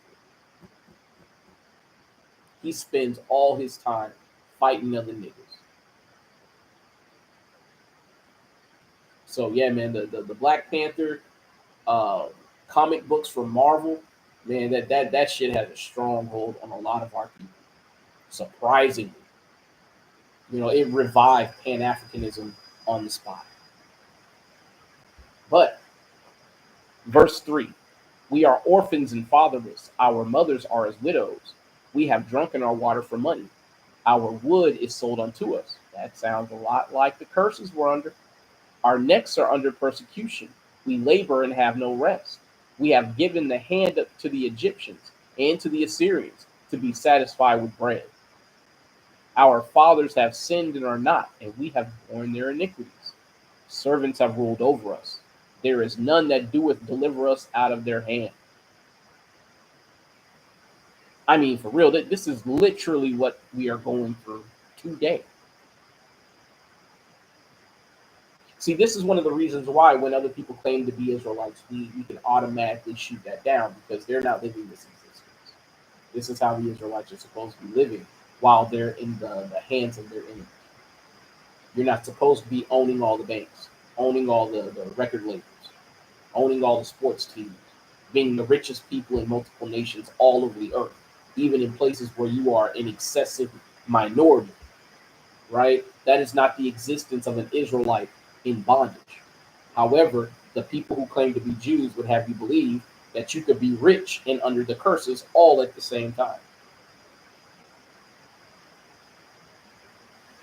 And the Most High God is known by his judgments. You are right, sir. You are definitely right. Psalms 147. As a matter of fact, let's grab it real quick. I think I already got it earlier, but we're going to get it again.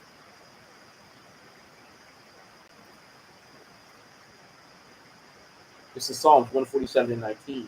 He showeth his word unto Jacob, his statutes and his judgments unto Israel. He hath not dealt so with any nation, and as for his judgments, they have not known them. Praise ye the Lord. Right? So they don't know God like we know him. You know what I'm saying? But they're going to get to know our God for real. He's going to put judgment on them like no nation has ever heard. All right? As a matter of fact, you know that too. That's Psalms 50, right?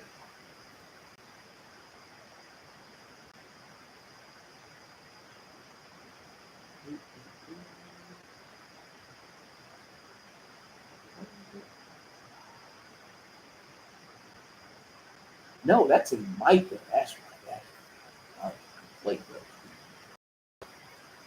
Micah 5. Yeah. This is Micah 5 and 15. And I will execute vengeance and anger and fury upon the heathen. They have not heard. So the Most High God said, y'all niggas gonna get fucked up. And I'm gonna destroy y'all worse than I've ever destroyed anyone else. This is gonna be vengeance that no one has never even heard of. So you can only imagine just how angry the Most High God is with these heathen nations for what they've done to his children and what he plans on doing to requite them for all of the exploitation, all of the torture, all of the R word or the great. You know what I'm saying? All the just outright disrespect, not just to God's children, but to him himself. Right? The Most High God has a issue, a quandary to take up with these heathen. And they're not ready to plead their cause to the Most High God because they've done a lot of dirt. And in that day, their explanation and their reason for doing what they've done is going to be found wanting. And they're going to be judged according to their actions. Right? But, oh yeah, this is why I wanted to do this, right? So this, I want to read this here, right?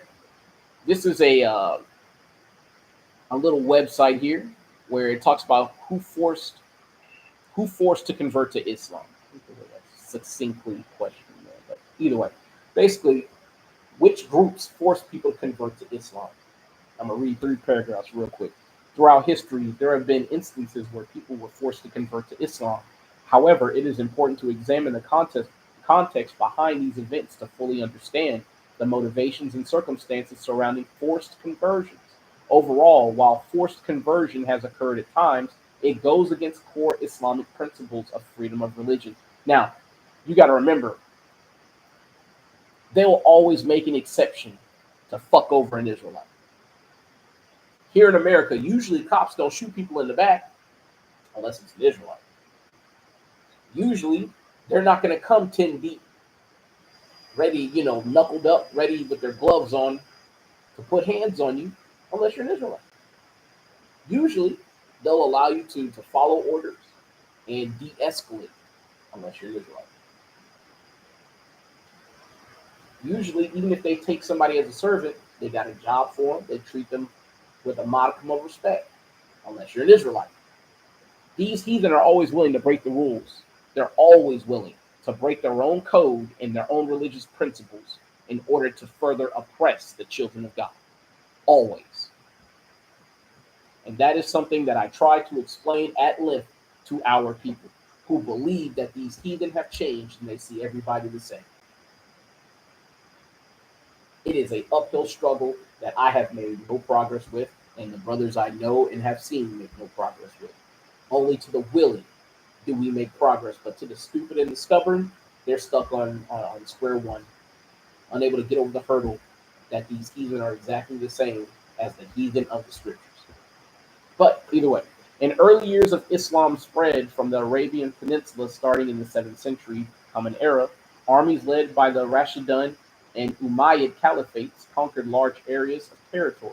This included lands previously under Byzantine and Sassanid Persian control. As we already know, the Byzantine Empire defeated the Sassanid Empire, thus taking back a majority of the Holy Land, right? Such as Egypt, the Levant, Mesopotamia, and Persia. When Muslim armies defeated rival powers, they gave the populations in the conquered lands 3 options: convert to Islam, remain Christian or Jewish, but accept Muslim rule and pay the jizya tax or continue fighting the Muslims. That's not true because a lot of our people were converts are forced to convert at threat of death. Why is this doing that? I can do this though. Nope, can't do that. Damn, that's crazy. But either way, many of our people were forced to convert at threat of death. And even some of our people who did convert, if they were in the houses of any of the nobles, they were castrated. They were made so-called eunuchs, right? So that they didn't have to worry about their daughters being impregnated by the men that they preferred, which were Israelite men. And that's a theme all over the earth because the Israelite man is highly desirable in the eyes of the heathen females, right? And that goes without saying. It's no surprise to any of us because we're the best. It is what it is. I wouldn't want my children to be stronger, faster, better than everyone else, jump higher, think better, be more resilient, be more hardworking, be more ingenuitive, creative, charismatic. Need I say more? And if I were a heathen woman, I got to exert power over an Israelite man while in my kingdom and produce the best children. Shit, hell yeah, I'm doing that. And then I could pervert your children to think and act like me. Oh yeah, we're doing that. And that's exactly what happens here in Babylon. That's why you so-called Black, Hispanic, and Native American men, y'all need to understand something. It's the easy way out to go with a heathen woman. I understand the temptation. And I know for the Southern Kingdom, man, we assed out here, man. Our sisters are straight triggered, right? But the right answer is not to then turn our backs on our sisters and go to the heathen. The woman is the weaker vessel, and all the things that have been done to us have been done to her. And she ain't built to take that shit like we are. So a lot of times our sisters have given in spiritually because they're worn out faster than us. But now we're seeing that even the man is becoming worn out, just like the scripture said they would wear out the saints. And they have certainly accomplished that, right? But anyway, let's keep going. Right? Those who chose to remain Christian or Jewish were called dhimmis. Dhimmis. Right? We're going to look that up. It should be the next. Yes, right. But you notice it juxtaposes Christian or Jewish. Why would it be Christian or Jewish? Because at the time we were one and the same. The world understood that the real Christians were the Jews. They bound up the strong man and spoiled the house. But they bound up the strong man through his woman. All they had to do was fire the strong man from the job in the 1960s and extend, support through the government to the woman who now didn't have a working spouse with hungry mouths to feed. And our enemies are wicked beyond measure, right? But let's look at this term here, dhimmis. I need to see how to say this shit, man. But to be a dhimmi means people of the covenant, or mu'ahid, right? Is a historical term for non-Muslims living in an Islamic state with legal protection. The word literally means protected person, referring to the state's obligation under Sharia to protect the individual's life, property, as well as freedom of religion. Now, that's all bullshit, right? That part's bullshit. Because protecting you and forcing you to convert to Islam, that's not protection. Especially if they're forcing you to convert to Islam at the threat of death. And I'm gonna tell you, if you bring this up to an Ishmaelite, that is a point of conflict, right? Because they know that flies in the face of the principles of Islam. So they'll fight you tooth and nail, knowing that Muhammad and his forces literally were slaughtering our people and forcing them to convert to Islam. This nigga said free Tory Lanez on praise. Yeah, that brother is innocent though. But I don't know why he was hanging out with Marvin the Stallion anyway, man. Shit, making the Stallion look like a big old man. But either way, right? So you got that term dhimmi. I just want to see how to pronounce it,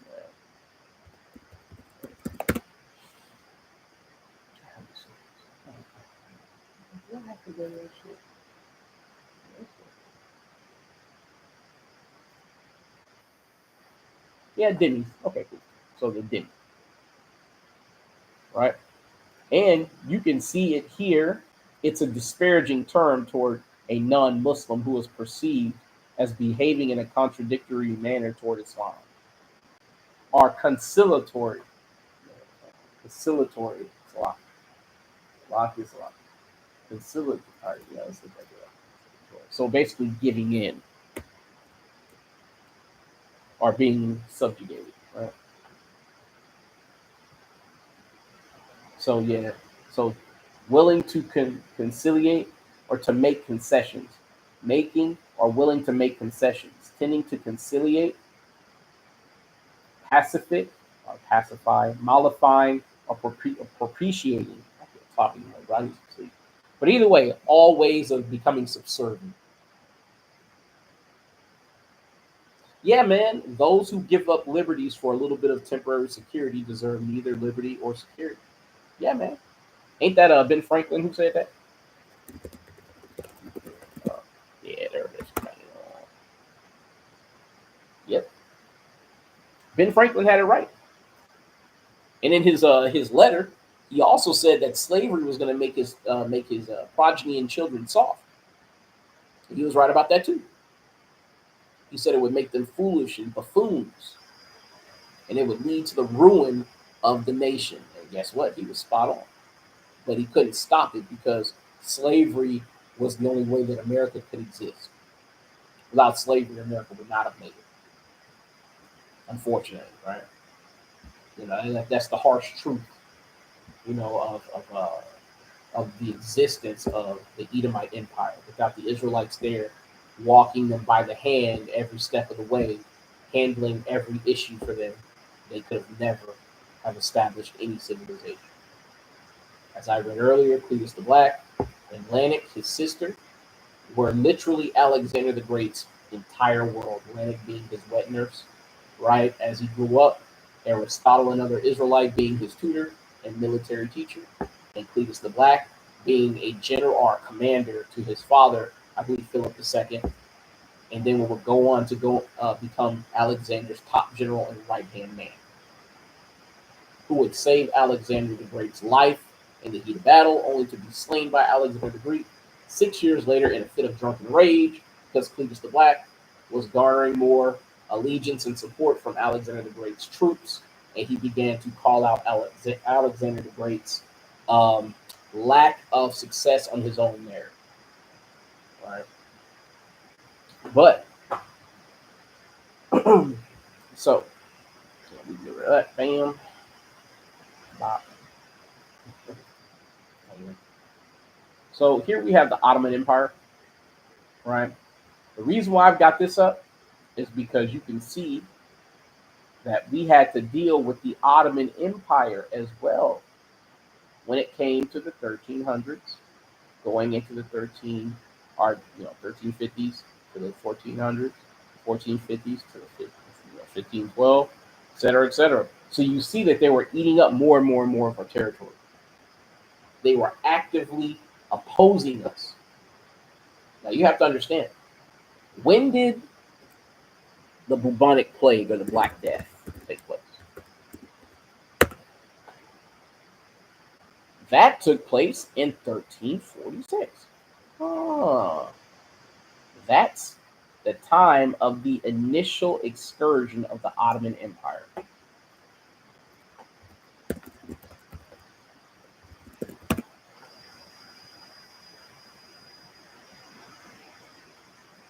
Wouldn't you know, Cambridge University Press and Assessment literally has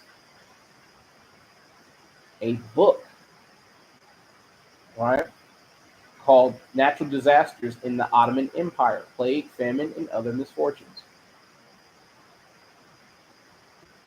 Right? So you would never assume that these things basically share the same hemisphere. They do, right? Because bubonic plague came from fleas that was on rats. And you got to remember, we're a very cleanly people by nature. We're not the type to carry fleas. Not to mention, we don't have the hair type as Southern Kingdom to carry fleas. Right? Another group of people had to do that, and that would be the Edomites, the people who at that time didn't know how to bathe, didn't know how to brush their teeth, and the further east you went, the more barbaric and crude the Edomites became because they got closer and closer to the caves. Right? Whether it be in Khazaria, right, where despite the Khazars having an empire and a kingdom, they still were very crude, warlike people. Right? And then in the Caucasus Mountains, where Esau forgot completely what it meant to be human, walking around on all fours, picking lice out of his beard. Hell, he lost all written and spoken language. That's why, again, Mississippi brothers, you need to understand that we have to teach these people how to speak, how to write, how to be human. So if we had to teach them how to speak and how to write, how in turn did we take their name when they had no spoken? Food for thought, right? That's why it's consistent with the account of Oliver Cromwell deporting our people to the Isles of Hispaniola to replenish the number of slaves, right? After they had destroyed the Arawak brethren or the Taino Indians, right? That it's consistent with our West Indian brothers from the tribe of Benjamin being named all types of Irish and Scottish names and English names. The name Williams is one of those names. That is one of the most popular names amongst black people. But that is because that is a name of that was amongst the ancient Britons, Britons, right? The Britons, the Britons, and the Irish and the Scots and the Welsh, right? Williams or William was a popular name, right? Names like McGowan, McLeod, you know, all types of Scottish and Irish names. But so uh, trying to see if they say anything about the Ottomans. Why is it the Ottomans?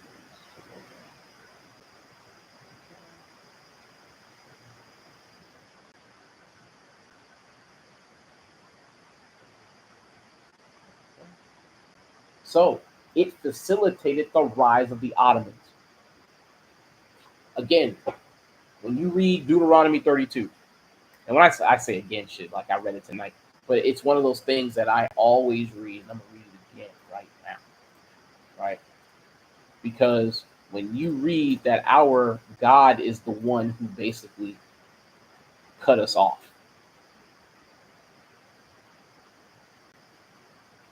This is Deuteronomy 32 and 26. I said I would scatter them into corners. I would make the remembrance of them to cease from among men. Were it not that I feared the wrath of the enemy, lest their adversaries should behave themselves strangely, and lest they should say, our hand is high, and the Lord hath not done all this. For they are a nation void of counsel, neither is there any understanding in them. This is the Most High God through Moses saying that these heathen don't understand what's going on. And we say it all the time. These heathen don't know what's going on. And here we have the Most High God directly saying it, right? For they are a nation void of counsel, neither is there any understanding in them. Oh, that they were wise, that they understood this, that they would consider their latter end. How should one chase 1,000 and two put 10,000 to flight, except their rock had sold them and the Lord had shut them up? So if they really understood what the Most High God saved them from in terms of our wrath as his children, if it were not for the Most High God weakening us and holding us back, one of us would be chasing 1,000 of them because they would be that frightened of us, and two of us would put an entire nation or basically a entire small city to flight. Except the Most High God had sold them, and the Lord had shut us up. right? So the Most High God ensured that they were able to take us over. For their rock is not as our rock, even our enemies themselves being judges. For their vine is of the vine of Sodom, and of the fields of Gomorrah. Their grapes are grapes of gall, their clusters are bitter. Their wine is the poison of dragons, and their cruel venom of asps. Is not this laid up in store with me and sealed up among my treasures? Right? So we are laid up with these, basically, these nations whose doctrine is as the poison of lizards or dragons and the cruel venom of snakes or asps. Right? This is what it means to take on their ways. This is how the Most High God metaphorically pontificates. Right? And we're in this situation all because the Most High God ensured we would be in this situation because we would not do what the Most High God told us to do. Because He let us know that He would scatter us into all the corners of the earth and He would make our name cease from among them. It's all here. It's all in the Bible, right? And the Cagnate, yep. The Kagan, or the king of the Khazarians. The Cagnate being the body of governance. Good point, brother. Good point. All right. I need to get some books on that, man. I think I got a few, but shit, I ain't read them. I need to start reading a little bit more. But either way, this is Isaiah 42 and 22. But this is a people robbed and spoiled. They are all of them snared in holes, and they are hid in prison houses. They are for a prey, and none delivereth, for a spoil, and none saith restore. And when you look throughout history, that certainly bears out, right? From what I covered just here, you see that we were fighting enemy after enemy after enemy after enemy. Enemies that we didn't even completely crush and destroy. Just enemies that we drove out of our holy land, and we tried to establish borders where we could basically establish economic, you know, I want to say economic tryst, right? What is a tryst?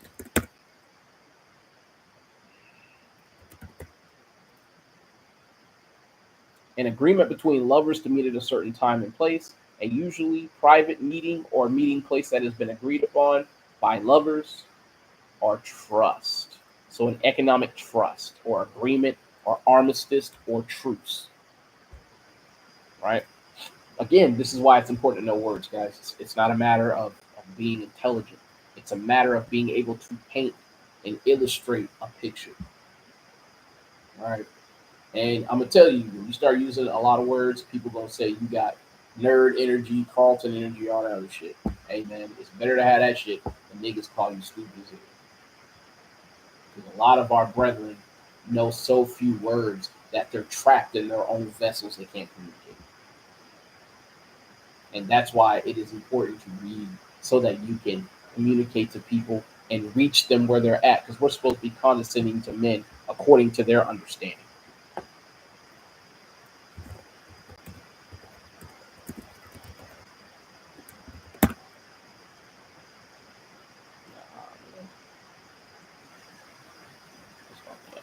This is Romans 12 and 16. Be of the same mind one toward another. Mind not high things, but condescend to men of low estate. Be not wise in your own conceits, because I'm going to tell you, your forefathers were better than you. There hath not arisen a greater prophet born of the womb of women and of the seed of man than John the Baptist, who is Elijah.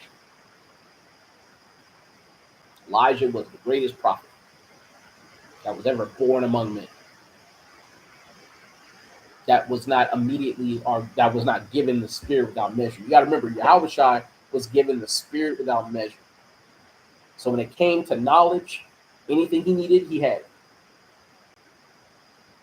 It wasn't just a matter of having faith. He knew without a shadow of a doubt the things that he had to do and the things that he didn't need to do or didn't, he could just say, you know what, it's optional. But he could order the demons, hey, look, depart this man, like the man with Legion, right? The man living in the tombs, cutting himself with stones.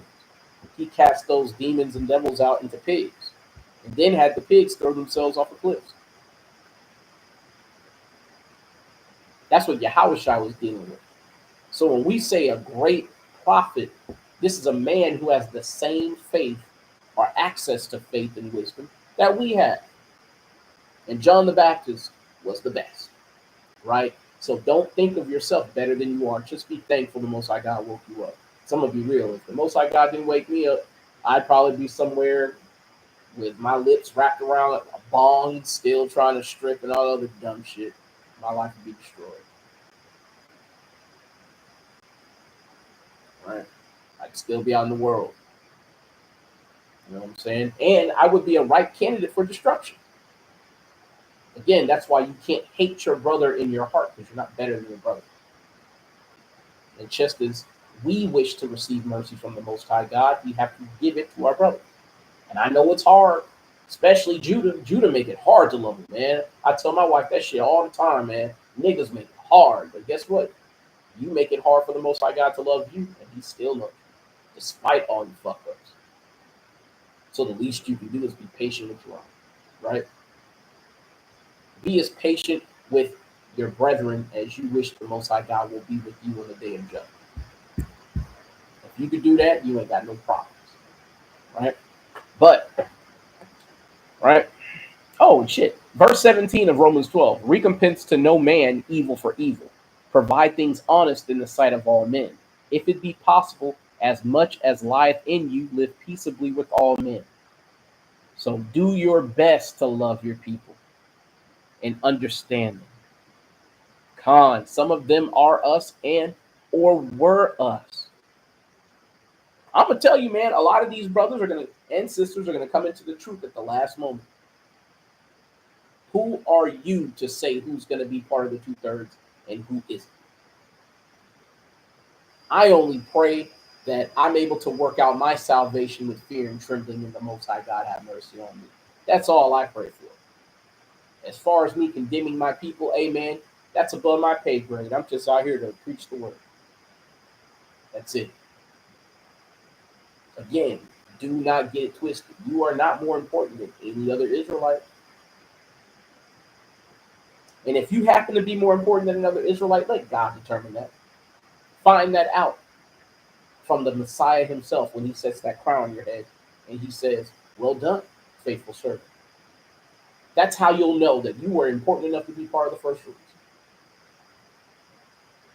And although our brethren might not make it as the first fruits, they are still beloved for the Father's sake, though they be enemies of the gospel while we're conducting our business. Never forget that, right? But, so, this is Sirach 39 and 24. As his ways are plain unto the holy, so are they stumbling blocks unto the wicked. For the good are good things created from the beginning, so evil things for sinners. So you have to understand, right? What we preach, it's really easy for us to understand, right? It's easy for us, through the strength and power of the Most High God, to see these correlating factors, right? How the Black Death led to the easier rise of the Ottoman Empire so that they can come against the Byzantine Empire, right? And not to mention,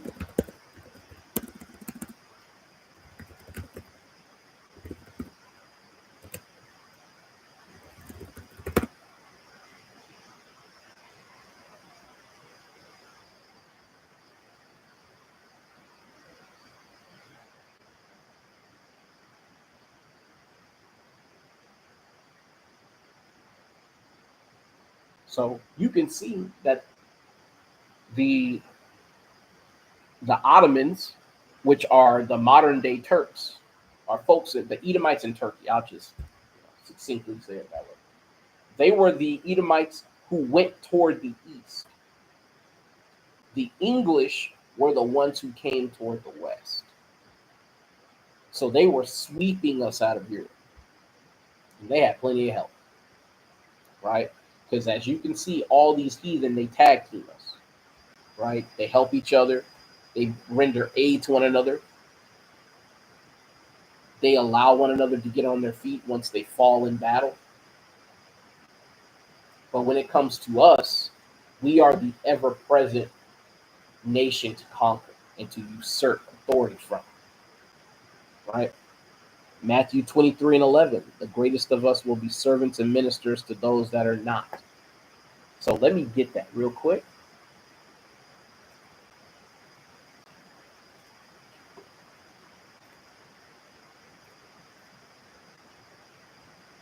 This is Matthew 23:11. But he that is greatest among you, you shall be your servant. Or he that is greatest among you shall be your servant. I say you twice. Right? So the greatest among us are going to be last, and the last shall be first. That's why, again, it's not about how grand you are in this kingdom. The only thing you can do that would distinguish you as worthy to enter into the kingdom is to go as far as humanly possible to serve the Lord and not expect anything but the Most High God to honor his covenant. That's it. Even if that means him destroying you because you transgress. That's the only thing you can expect. That the Most High God is not a man that he should lie, that he's going to honor the covenant, for better or for worse for you. I only pray that the Most High God, over verse 12, brother. What you mean? Oh, yeah, read 12. Con. I'm about to say reverse. Man, I'm tired, bro. I ain't reading that shit backwards. But anyway, this is Matthew 23:11. But he that is greatest among you shall be your servant. And whosoever shall exalt himself shall be abased. And he that shall humble himself shall be exalted. All right? But woe unto you, scribes and Pharisees, right? Those of you who are saying to keep the law and who don't, which would be the Pharisees, and even the Sadducees, those of you who are saying that Yahweh Shai is not the Son of God, that he didn't, get raised from the dead, and that there's no resurrection, and that there's no kingdom, no miracles. Those of y'all like in one body would be who you would call the Sadducees, y'all. As much as it breaks my heart to say that, man, one body brought me in the truth. But when they're literally saying that Yahweh Shai didn't do miracles, that's exactly what the Sadducees were saying. They didn't believe in things like resurrection, right? The spiritual aspects of the Bible, the miraculous aspects. They didn't believe in those things, though they saw the miracles, right? But woe unto you, scribes and Pharisees, hypocrites, for ye shut up the kingdom of heaven against men.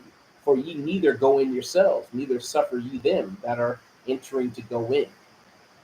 Woe unto you, scribes and Pharisees, hypocrites, for ye devour widows' houses, and for a pretense make long prayer. Therefore ye shall have the greater damnation. Hey, I'm trying not to say nothing about that, bro. But yeah. Well, what's a little phrase I can say? Yeah, good morning, Sam. You know what I'm saying? Good morning, Sam. You know what I'm talking about. Constantly saying you're not going to be saved through the works of the law, even though the Son of God Himself literally tells you if you would enter into life, keep the commandments. The very last chapter of the Bible, Revelations 22, verse 14, says, "Blessed are they that do His commandments, that they may have right to the tree of life, and may enter into the gates into the city." It's a reoccurring theme, but yet we got people saying that keeping the law ain't going to save you, even though we're not saying keeping the law is going to save you. We say those are the acts of faith that you have to commit to in order to show that you have faith to be saved. It's not hard. But again, right? A lot of the stuff that is very basic to those who are keeping the righteous acts of the law, these basic tenets are stumbling blocks onto the wicked because they've made it their life's work to not keep the laws of the Bible. And therefore the Most High God is not dealing with them on that same level. Right? Though they do have their purpose. Because what does Matthew 23:1 say? And then Yahushua spake Yahushua to the multitude and to his disciples, saying, the scribes and the Pharisees sit in Moses' seat. All therefore whatsoever they bid you observe, that observe and do, but do not ye after their works, for they say and do not. You wear fringes outside of camp, you ain't got to do that. You talk about being saved by the law,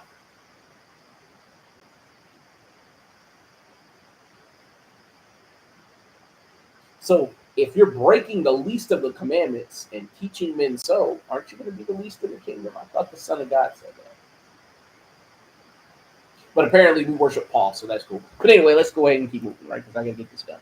This is Daniel chapter 12 and verse 10. Many shall be purified and made white and tried, but the wicked shall do wickedly, and none of the wicked shall understand, but the wise shall understand. I swear I did not know that shit was next. It's the spirit that we're talking about this, man. That purification process is coming back into compliance with God's laws. Because what is to be corrupted, what is to be tarnished, right? Or to be made filthy, it's to break God's laws. And sin is the transgression of the law. So if you're going to be purified, that means you're going to stop committing sins and you're going to keep God's laws and be made white and righteous. But the wicked are those who break God's laws and shall continue to break God's laws because they do wickedly. And as a result, none of the wicked shall understand, because the Most High God dwells with those who dwell with wisdom.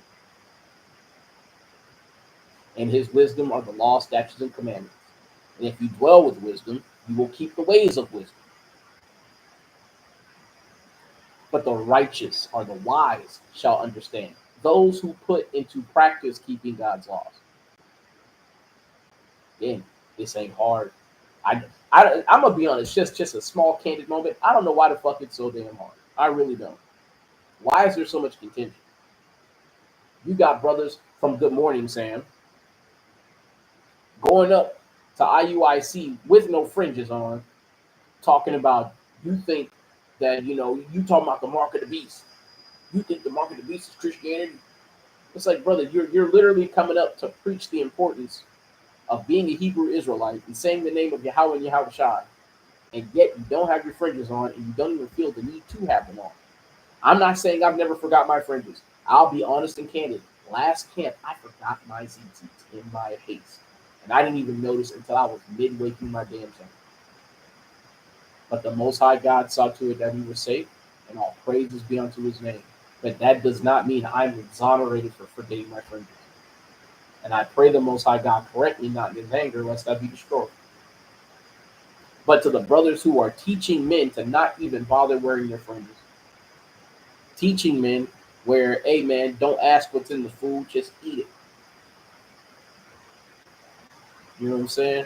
And if you get in your lust, go pop you one of these heathen women and then just throw it to the curb. You know what I'm saying? That's the type of shit I'm just like, well, how that work? How that work, man?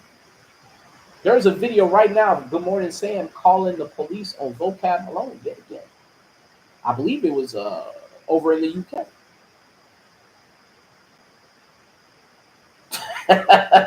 Who you talking about then, man? You know what I'm saying? Like, shit. Like all the other groups so far I know about, man, they talking about keep the law, man.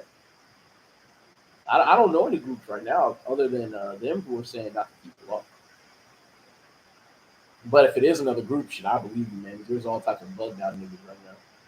This shit is crazy.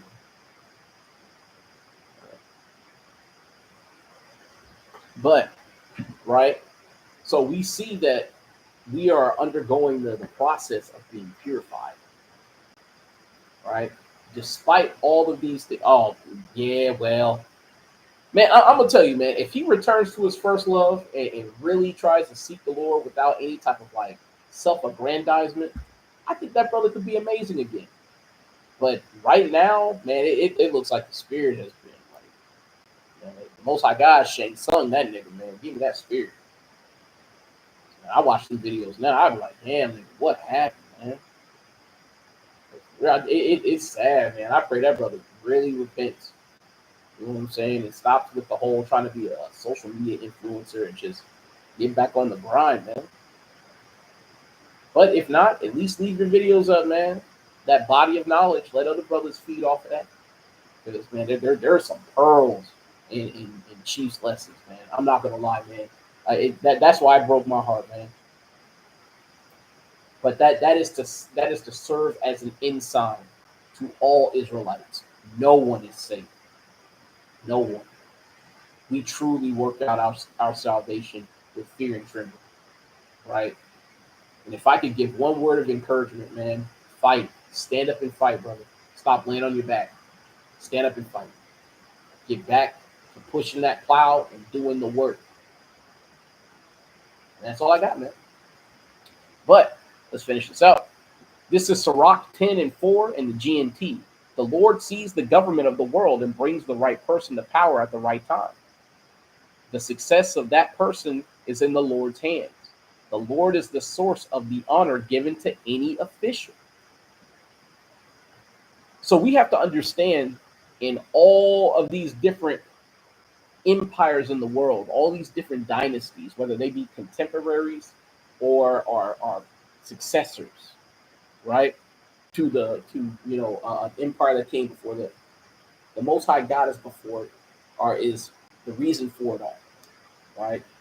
He is the empire before it all, and the underlying empire on which everything is built.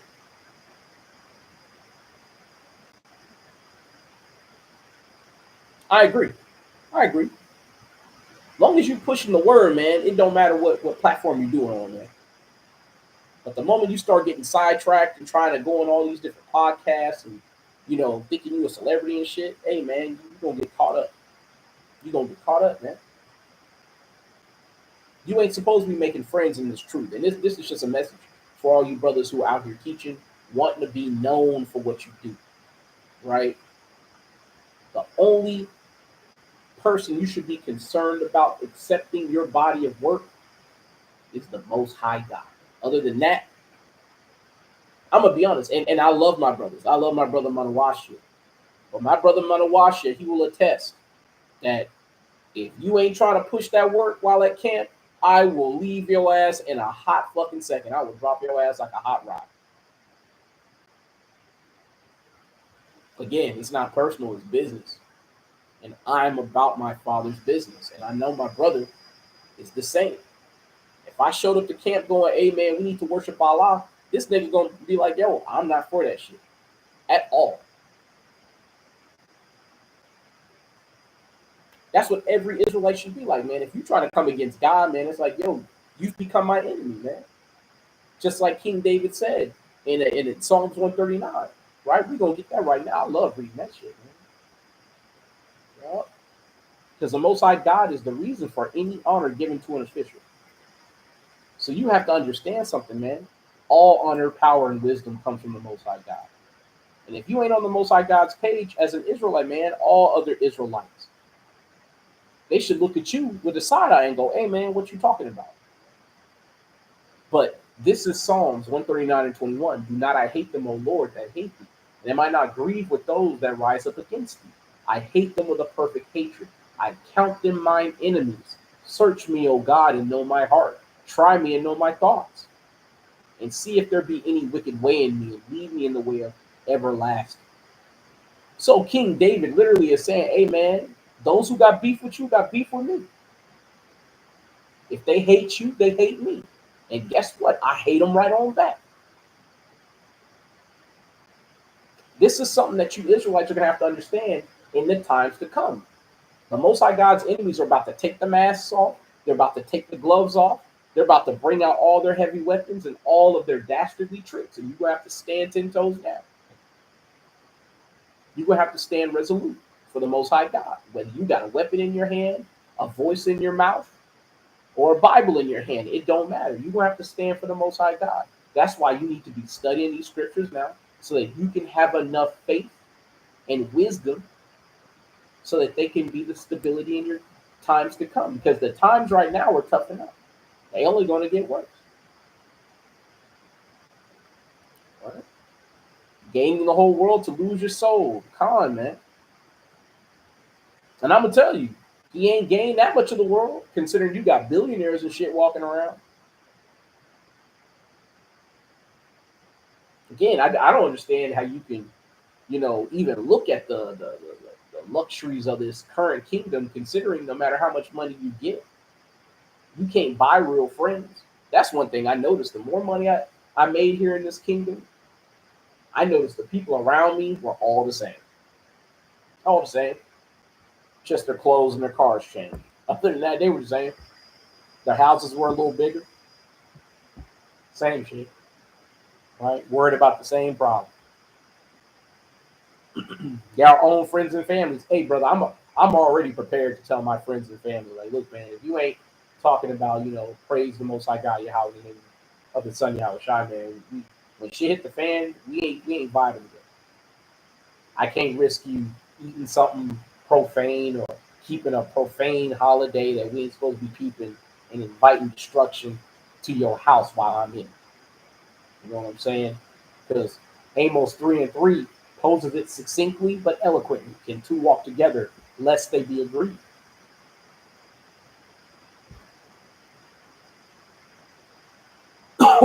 Colin, Colin. I used to think that that wasn't the truth, man. That our families didn't despise the Most High God, but the more I see the things happening on the earth, and I see the inability of them to learn and to respond to it, I realize that's exactly what it is. It's a hatred for the Most High, and that's all right. You know what I'm saying? Because they're enemies of the gospel, but they're beloved for the Father's sake. The best thing we can do, brother, is keep our hands on that plow, that they be born back through, our children to come. And granted, they might be shamefaced, but at least they'll know, amen, I had one of the elect in my family. You know what I'm saying? Like, can you imagine your parents being born back through you, talking about, hey, man, my son in the world, he was part of the elect. Even better if he's part of the 144. And I don't count myself among that number, but shit, I hope I'm part of them. I hope against hope. But let's see what we're trying to read. Oh, right. So this is Daniel chapter 4 and verse 2. I thought it good to show the signs and wonders that the high God hath wrought toward me. How great are his signs, and how mighty are his wonders. His kingdom is an everlasting kingdom, and his dominion is from generation to generation. So the Most High God has showed his people good signs and good things. Some of the things that he has shown people, like in the case of King Nebuchadnezzar, through his dreams, right? He was shown some good things that were to come. However, he was also informed by Daniel when he basically interpreted the dream that his kingdom, Nebuchadnezzar, would pass just like all the others. And eventually, the process of time or the different aeons would culminate in the establishment of the kingdom that will last forever, and that will be given unto the Israelites. So even he realized one of these days he's going to have to fall in order as a servant. And that's thus saith the Lord, right? So all this information that we're being shown, and this is just a map if you want to have a good map of Europe, you know what I'm saying? I'll drop the link in the chat. But, oh, man, I can probably shoot it.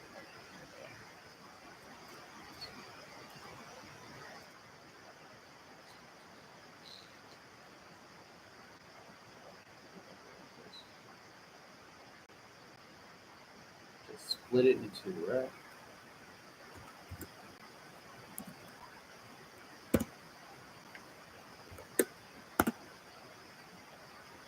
All right.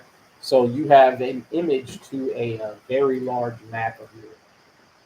Right? So if you ever need one, it's very granular, great example. There you go. Actually, I don't think we did this, right? Talking about the Jutes, folks who like settled basically in like Denmark and all that shit, right? They call them Germanic tribes, but you gotta remember during that time there was no such thing as Germany, right? Because this was what?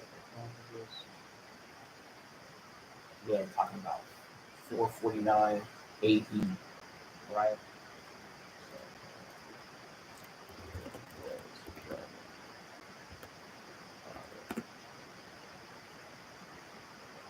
They were founded in 1871, January. So how can they be Germanic when Germany didn't exist? You know what I'm saying? That's why, again, it's important to look up the origins of some of these names because your enemy has cloaked history in names that don't make sense, that don't fit, lies that make no sense whatsoever. He's changed names, dates, places, peoples, likenesses, everything. Complete and utter lie. And that's exactly why we have to tell our people to come out of the ways of these heathen. But either way, this is Isaiah chapter 14 and verse 4. That thou actually let me read verse. This is Isaiah 14 and 3. I'm sorry, I'm clearing my throat. You can hear my voice is giving out. And it shall come to pass in the day that the Lord shall give thee rest from thy sorrow and from thy fear and from the hard bondage where thou was made to serve. So the Most High God is giving us rest. But we're resting in the wisdom that he's giving us, right? Now, there is going to come a day where we're going to have literal rest, right? But here's why we know that it's not the kingdom chested.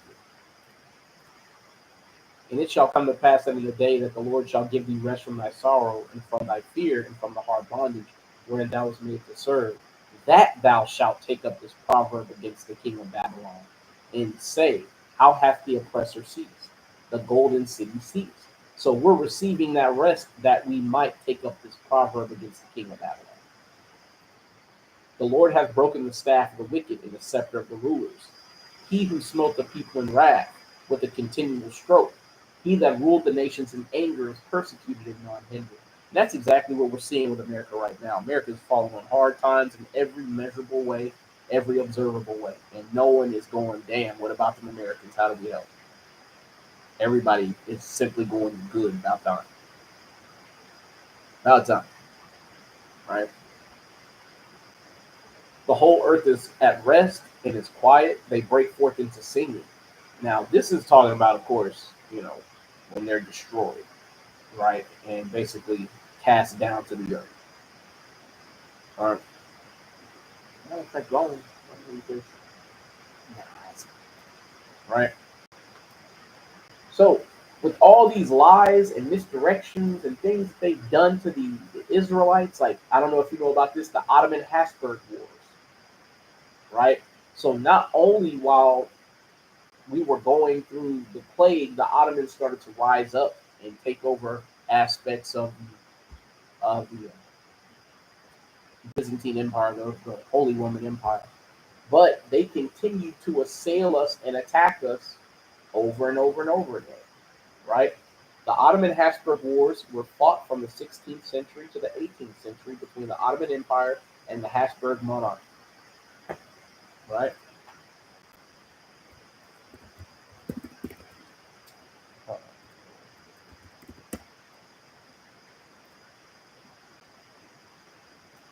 Oh, what's that? We saw it earlier. It's that black double-headed eagle, right?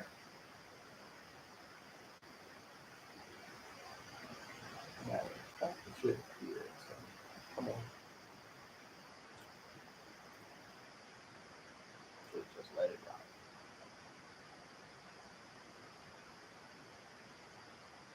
There it is. And you see a bunch of them. Oh, yeah. Over.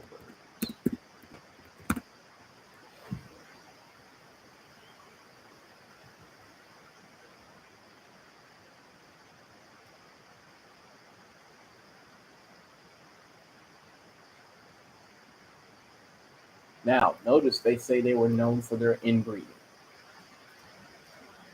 but yet the so-called royal family of the UK today openly practices inbreeding. It's self-admitted by some of the members of the Rothschild family. They talk about how they keep power consolidated in their family by inbreeding, right? And all they do is chase us all around the earth, right? But These people, they admit to inbreeding, but yet they will so flagrantly and outwardly and directly say that the Habsburgs or Habsburgs, right, were inbreeding, right? Let me see, I'm trying to see if there's a.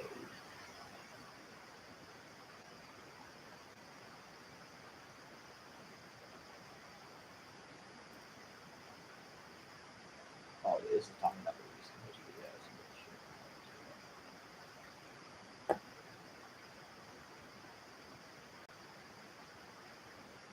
Hey man, Esau wants that blessing back, bro. He'll never stop. And that's one thing that people underestimate the motivation of Esau losing that blessing. They underestimate that incentive. That hatred has lasted for literally thousands of years. And Esau he's trying all the last ditch efforts. He realizes that he can't steal the blessing back now, so he's like, well, you know what? Fuck it. I'll create my own blessing. And if I can't make the Israelites give me that blessing back, then what I'll do is I'll control the Israelites and I'll live the blessing through them. On some get out shit with the mark of the beast. And these people are sick, man.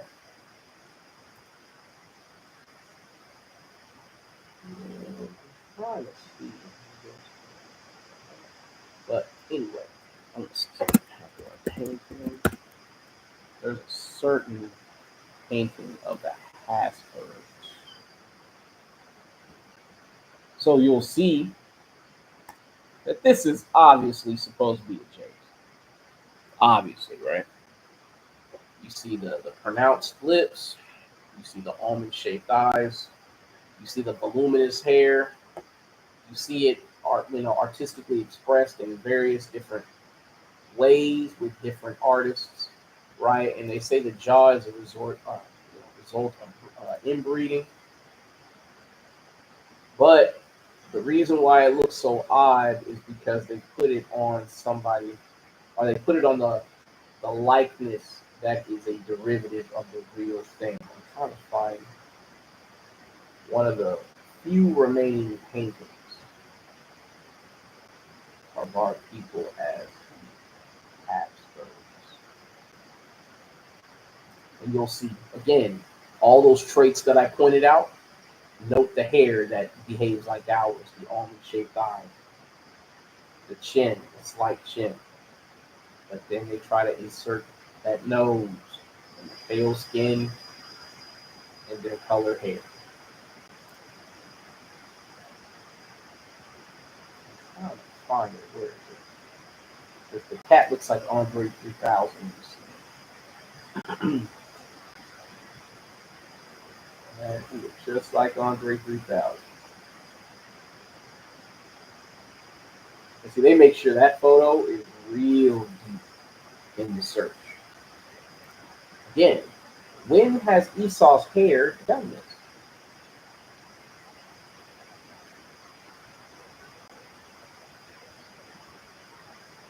And see, the thing is, the Bible lets you know that your cousin is not off limits.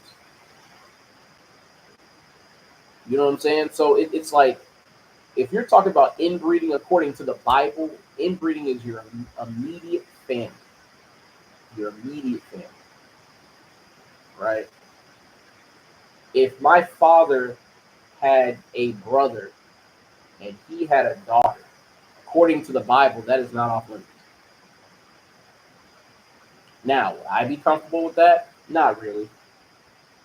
However, biblically speaking, that is not off limits. Where is this damn photo?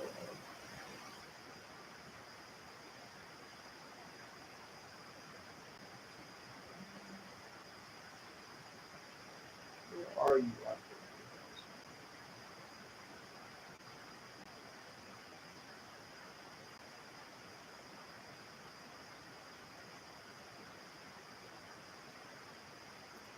Again, see, and it's almost like they don't know how to properly portray themselves in the derivative.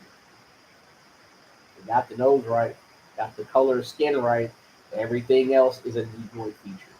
The hair, the eyes, the mouth. Where is it? Damn photo, man.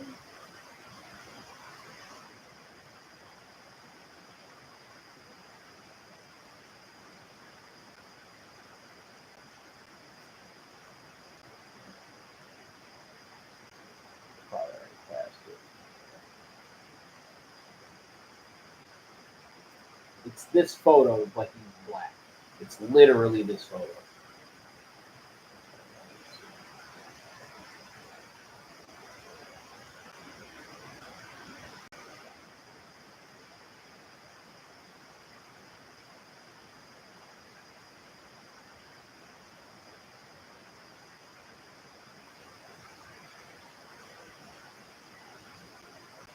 I'll give this like 10 more seconds. Let's just do something.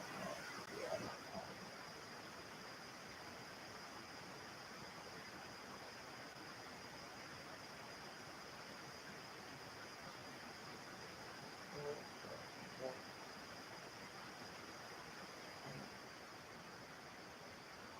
did they scrub it? I think they scrubbed it. All right, there it is. So this is one of the last remaining photos of that brother, right? You have to understand something. When they paint your phenotypical expressions on themselves, they look bizarre. But when they're on you with your features, they look like they fit. Yeah, for real, man. Like they act like they naturally had those hairstyles back when they didn't have activator product and all the ways to make their hair emulate ours.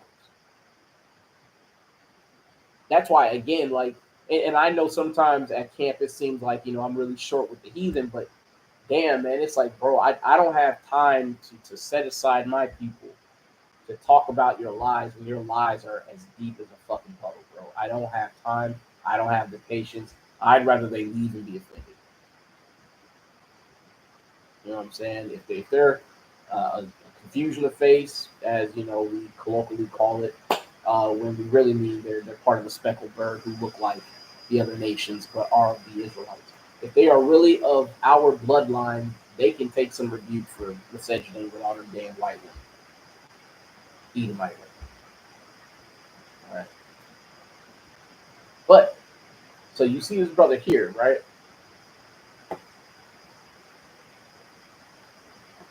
So you see he has the Hasberg jaw. When really it's not the Hasberg jaw, it's just his facial hair. You know what I'm saying? We see brothers like this all the time. But see, when it comes to the so-called pale man growing those features, this is what he has to portray himself as. And see, again, they don't have these curls. They don't have the volume to the hair. See, that they have to make him look like a damn Three Stooges character for it to fit. He over here looking like Larry and shit. Looking like shit. Yeah, that's which one it is. Yeah. Hold up. Yeah, he look like this nigga.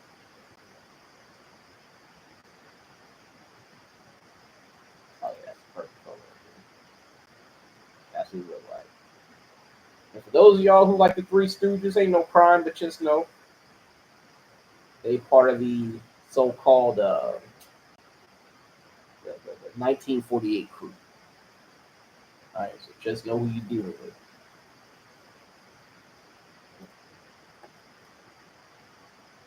Con.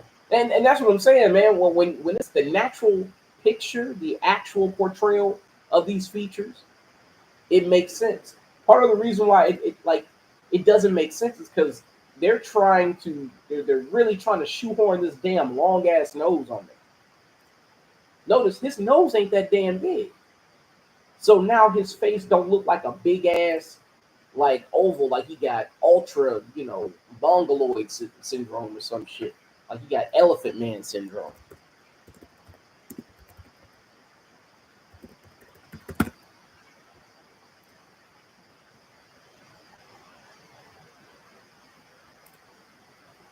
Yeah, see, he wants you to believe that they look like this. They face all like elongated and shit, and they had all these diseases and disorders from being inbred.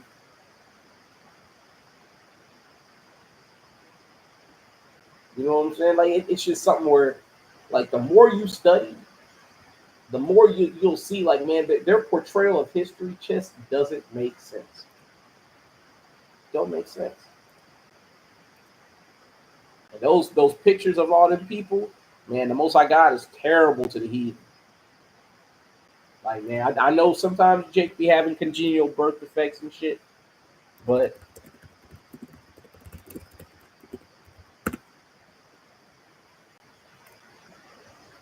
this is Psalms 42 or 47:2. For the Lord Most High is terrible. He is a great king over the earth, or over all the earth, right? Let me see.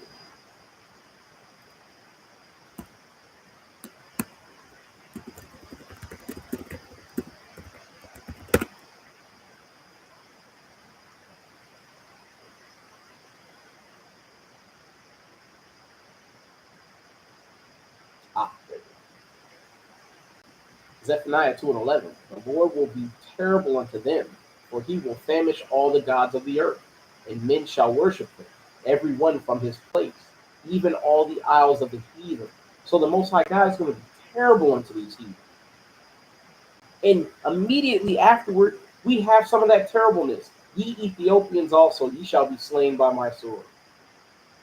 And he will stretch out his hand against the north and destroy Assyria, and will make Nineveh a desolation and dry like a wilderness. So the Most High God is over here cleaning house. Terrible to the heathen. Read Psalms 18, where King David's enemies cried out to the Lord for mercy, and the Most High God didn't even answer them. But he permitted King David to go and beat them small, and even made the heathen weaker so that King David could beat them worse.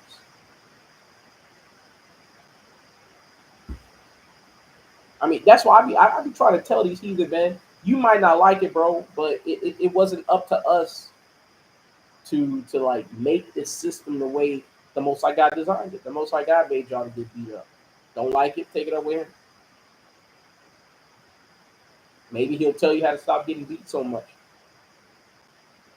Because we telling them and they ain't trying to listen to that. So maybe they need God to tell them. Relic rhymes. Okay. Let's look it up.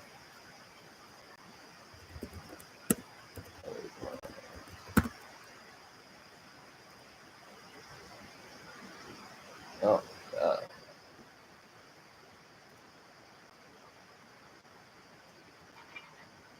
what is this?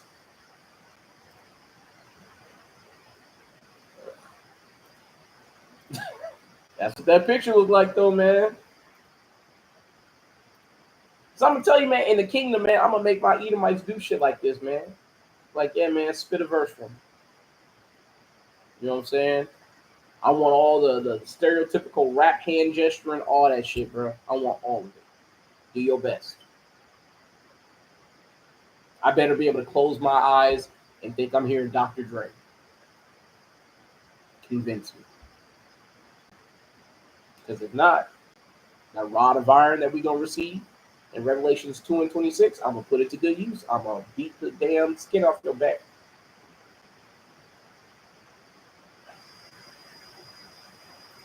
And then you got some damn buck dancing ass coon in the background, co-signing this bullshit. Of course you do. Anyway, right, get this damn video canceled. All right, so let's go ahead and get through this. Right, we almost done. So this is more art by that Renaissance painter who painted during the Dutch Golden Age. Right. Notice whenever they basically usurp authority over us, all of a sudden it's a golden age. You know what I'm saying? All of a sudden it's the best time to ever be alive. Meanwhile, you see all these people have the same phenotypical expressions as Jakes. You know what I'm saying? The big lips. Hell, this person didn't even do anything but change the pallor of the skin and the hair. And that's it. This is one of the laziest jobs of iconoclasm I've ever seen. Because the eyes are ours, the nose is ours, the mouth is ours, the chin is ours, the shape of the head is ours. Again, you know what you're looking at when you see these poor excuses for art. You realize that they never had a chance. They never had a real chance to steal our likeness because we were just too illustrious to erase. The only thing they could do was try to usurp our history and our heritage. Look at this, man. Look at this. Why? What is that?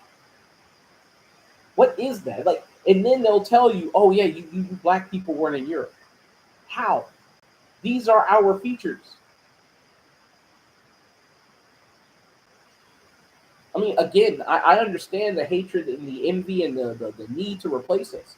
But can the lie improve at least? Right? If you want to see this guy's artwork, is right. Right? Oh, I'm sure that haircut fits us. Not to mention we gonna accessorize it, the proper way. You know what I'm saying? Like we ain't gonna be looking like Pee Wee Herman and shit. Looking all awkward and untrustworthy and shit. Yeah. All right, we already got that. Now we got that. We good here. We're good here. Oh my goodness, we're almost done, y'all. We're almost done. So this is Psalms 137. And you know what? Now we'll just start at the point. This is Psalms 137 and 7. Remember, O Lord, the children of Edom in the day of Jerusalem, who said, race it, even to the foundation thereof. O daughter of Babylon, who ought to be destroyed. So the people who say the Edomites aren't Babylon or the daughter of Babylon, well, here it is right here. Children of Edom, daughter of Babylon, who ought to be destroyed. Happy shall he be that rewardeth thee as thou hast served us. Happy shall he be that taketh and dasheth thy little ones against the stones. So we gonna get y'all back the same way y'all got us. Again, it's not personal, it's business. Now, if I take personal satisfaction, should I be chosen to partake in such an activity? Would I take personal satisfaction? You goddamn right I would. I don't see anywhere where that's a crime. Take personal satisfaction in doing what God tells you to do.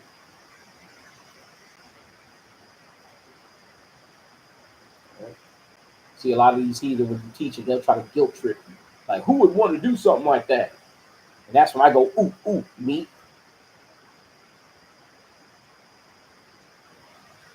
You know what I'm saying? I remember one time I was talking to one of these pale folk, and she was telling me how her son was digging ditches and stuff and working hard here in America. And I told that bitch, I hope your son expired digging ditches. And I didn't say the word expire. You know what I'm saying? Don't come up to me talking about how hard you working while you in a stolen house. Because you gonna get the worst of the business trying to get my damn sympathy. You ain't gonna get none of that shit. You got a better chance of getting blood out of a fucking rock. All right? But what we got left? Okay. What was that kind of like this? Oh yeah.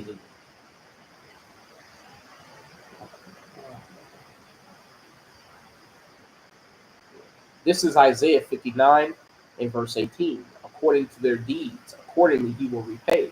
Fury to his adversaries and recompense to his enemies. To the islands he will repay recompense. So according to their ways, he's going to pay them back. And we see their ways have been diverse, perverse, and brutal. Right? Absolutely without mercy. Therefore, they shall receive judgment without mercy. This is Isaiah 33 and 1. Woe to thee that spoilest, and thou wast not spoiled, and dealest treacherously, and they dealt not treacherously with thee. When thou shalt cease to spoil, thou shalt be spoiled. And when thou shalt make an end to deal treacherously, they shall deal treacherously with thee.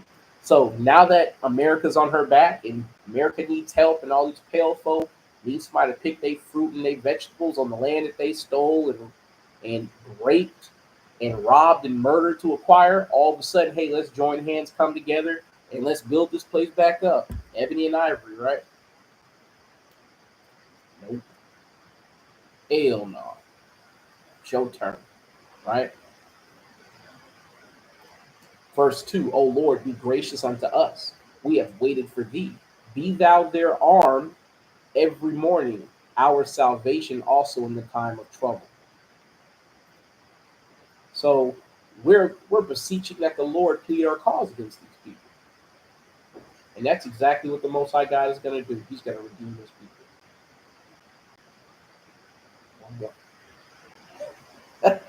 My rib looking at me like, nigga, are you serious? Look, okay, this was not intentional.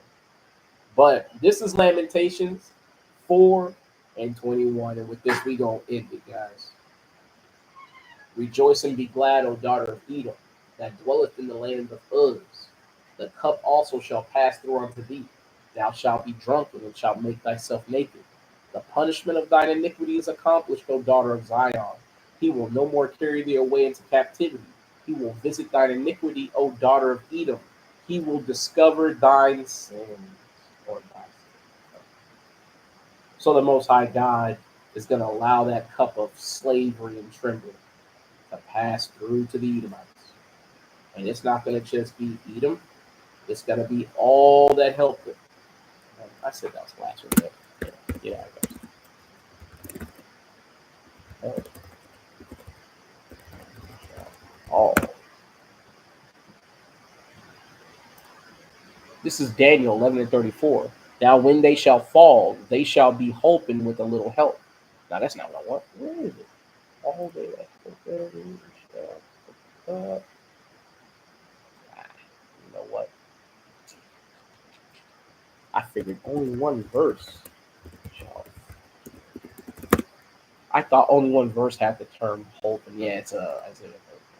This is Isaiah 31 and 3. Now the Egyptians are men and not God, and their horses flesh and not spirit. When Yahweh shall stretch out his hand, both he that helpeth shall fall, and he that is holpen shall fall down, and they shall all fail together. So it's not only the dominant oppressor that's going to fall, right? All his cronies, all his partners, all his co-conspirators are going to fall right beside him. That's why I tell Esau with glee, in those fields where you're picking fruit and cotton and working hard as hell, you ain't going to be by yourself. You're going to have plenty of friends. Don't worry about that. Don't worry about being by yourself. You're going to be by yourself. You're going to be by yourself, breaking big rocks and little rocks apart from the other heathen because you can't be trusted. Right?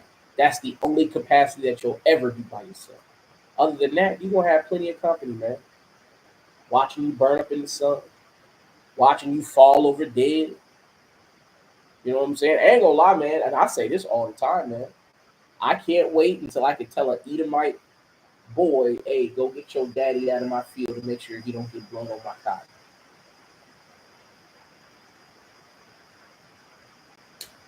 We had to do that. We had to do that, man. Oh, yeah, I'll read that. Jeremiah 30 and 16 through 17. Yeah. I almost want to go to Jeremiah 25, but shit, that's rehashing the point, so we going to get yours. You going to get me in trouble with my wife, nigga. Nah, I'll get it. All right, let's get it. This is Jeremiah 30 and 16. Therefore, all they that devour thee shall be devoured, and all thine adversaries, every one of them shall go into captivity. And they that spoil thee shall be a spoil, and all that prey upon thee will I give for a prey. For I will restore health unto thee, and I will heal thee of thy wounds, saith the Lord, because they call thee an outcast, saying, This is Zion, whom no man seeketh after.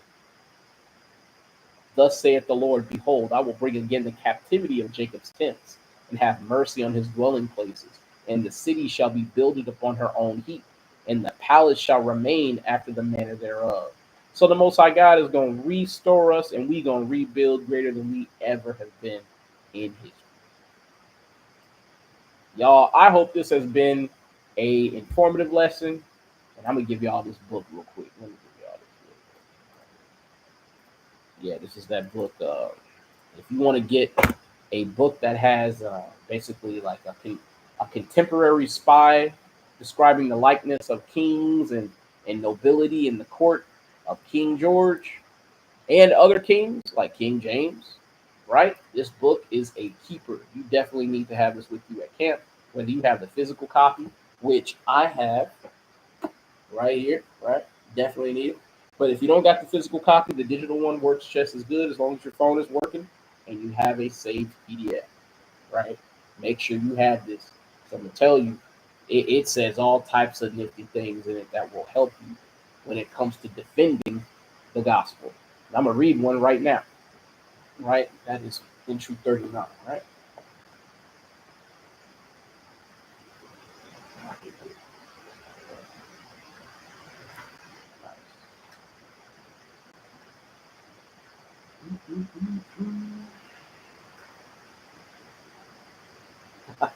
Here it is. All right, cool.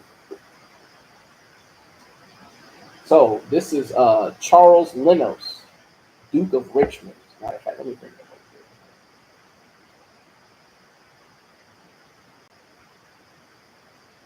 here. Yeah, this is it. You can see how it's like something with how this is like the formatting is translated in the text. A lot of it is messed up. You can follow along with what I'm about to read. Right? This is Charles Lenos, Duke of Richmond, his son to King Charles II by the Duchess of Portsmouth. He was carried by his mother into France in the reign of King James and left France in the reign of King William, when he declared himself for the religion and constitution of his country. He is a gentleman, good natured to a fault, very well bred, and hath many valuable things in him. Is an enemy to business, very credulous, well shaped, black complexion, much like King Charles, not 30 years old. Again, black complexion, much like King Charles, not 30 years old. So if King Charles has black complexion and his son has a black complexion and King Charles's father has a black complexion and so on and so forth, you see where I'm going with this, right? This is the one I love to get the most. I believe it's entry 27.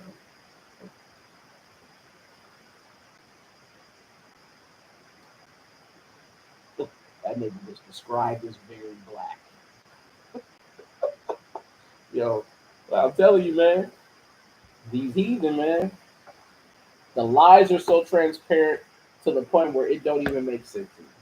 But our people refuse to read, right?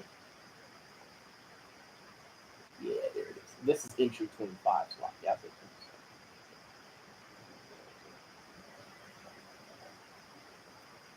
27. Yeah, this is the one. Oh, yeah, yeah, yeah. It goes over to 26. No. Anyway, this is for Daniel, Earl of Nottingham, the Secretary of State. I'm going to just get to the point. He hath also the exterior air of business, right? In application enough to make him very capable, and his habit and manners very formal. A tall, very thin man, or I'm sorry, thin, very black man, like a Spaniard or Jew, about 50 years old. I'll read it again. In his habit and manners very formal. A tall, thin, very black man, like a Spaniard or a Jew, about 50 years old.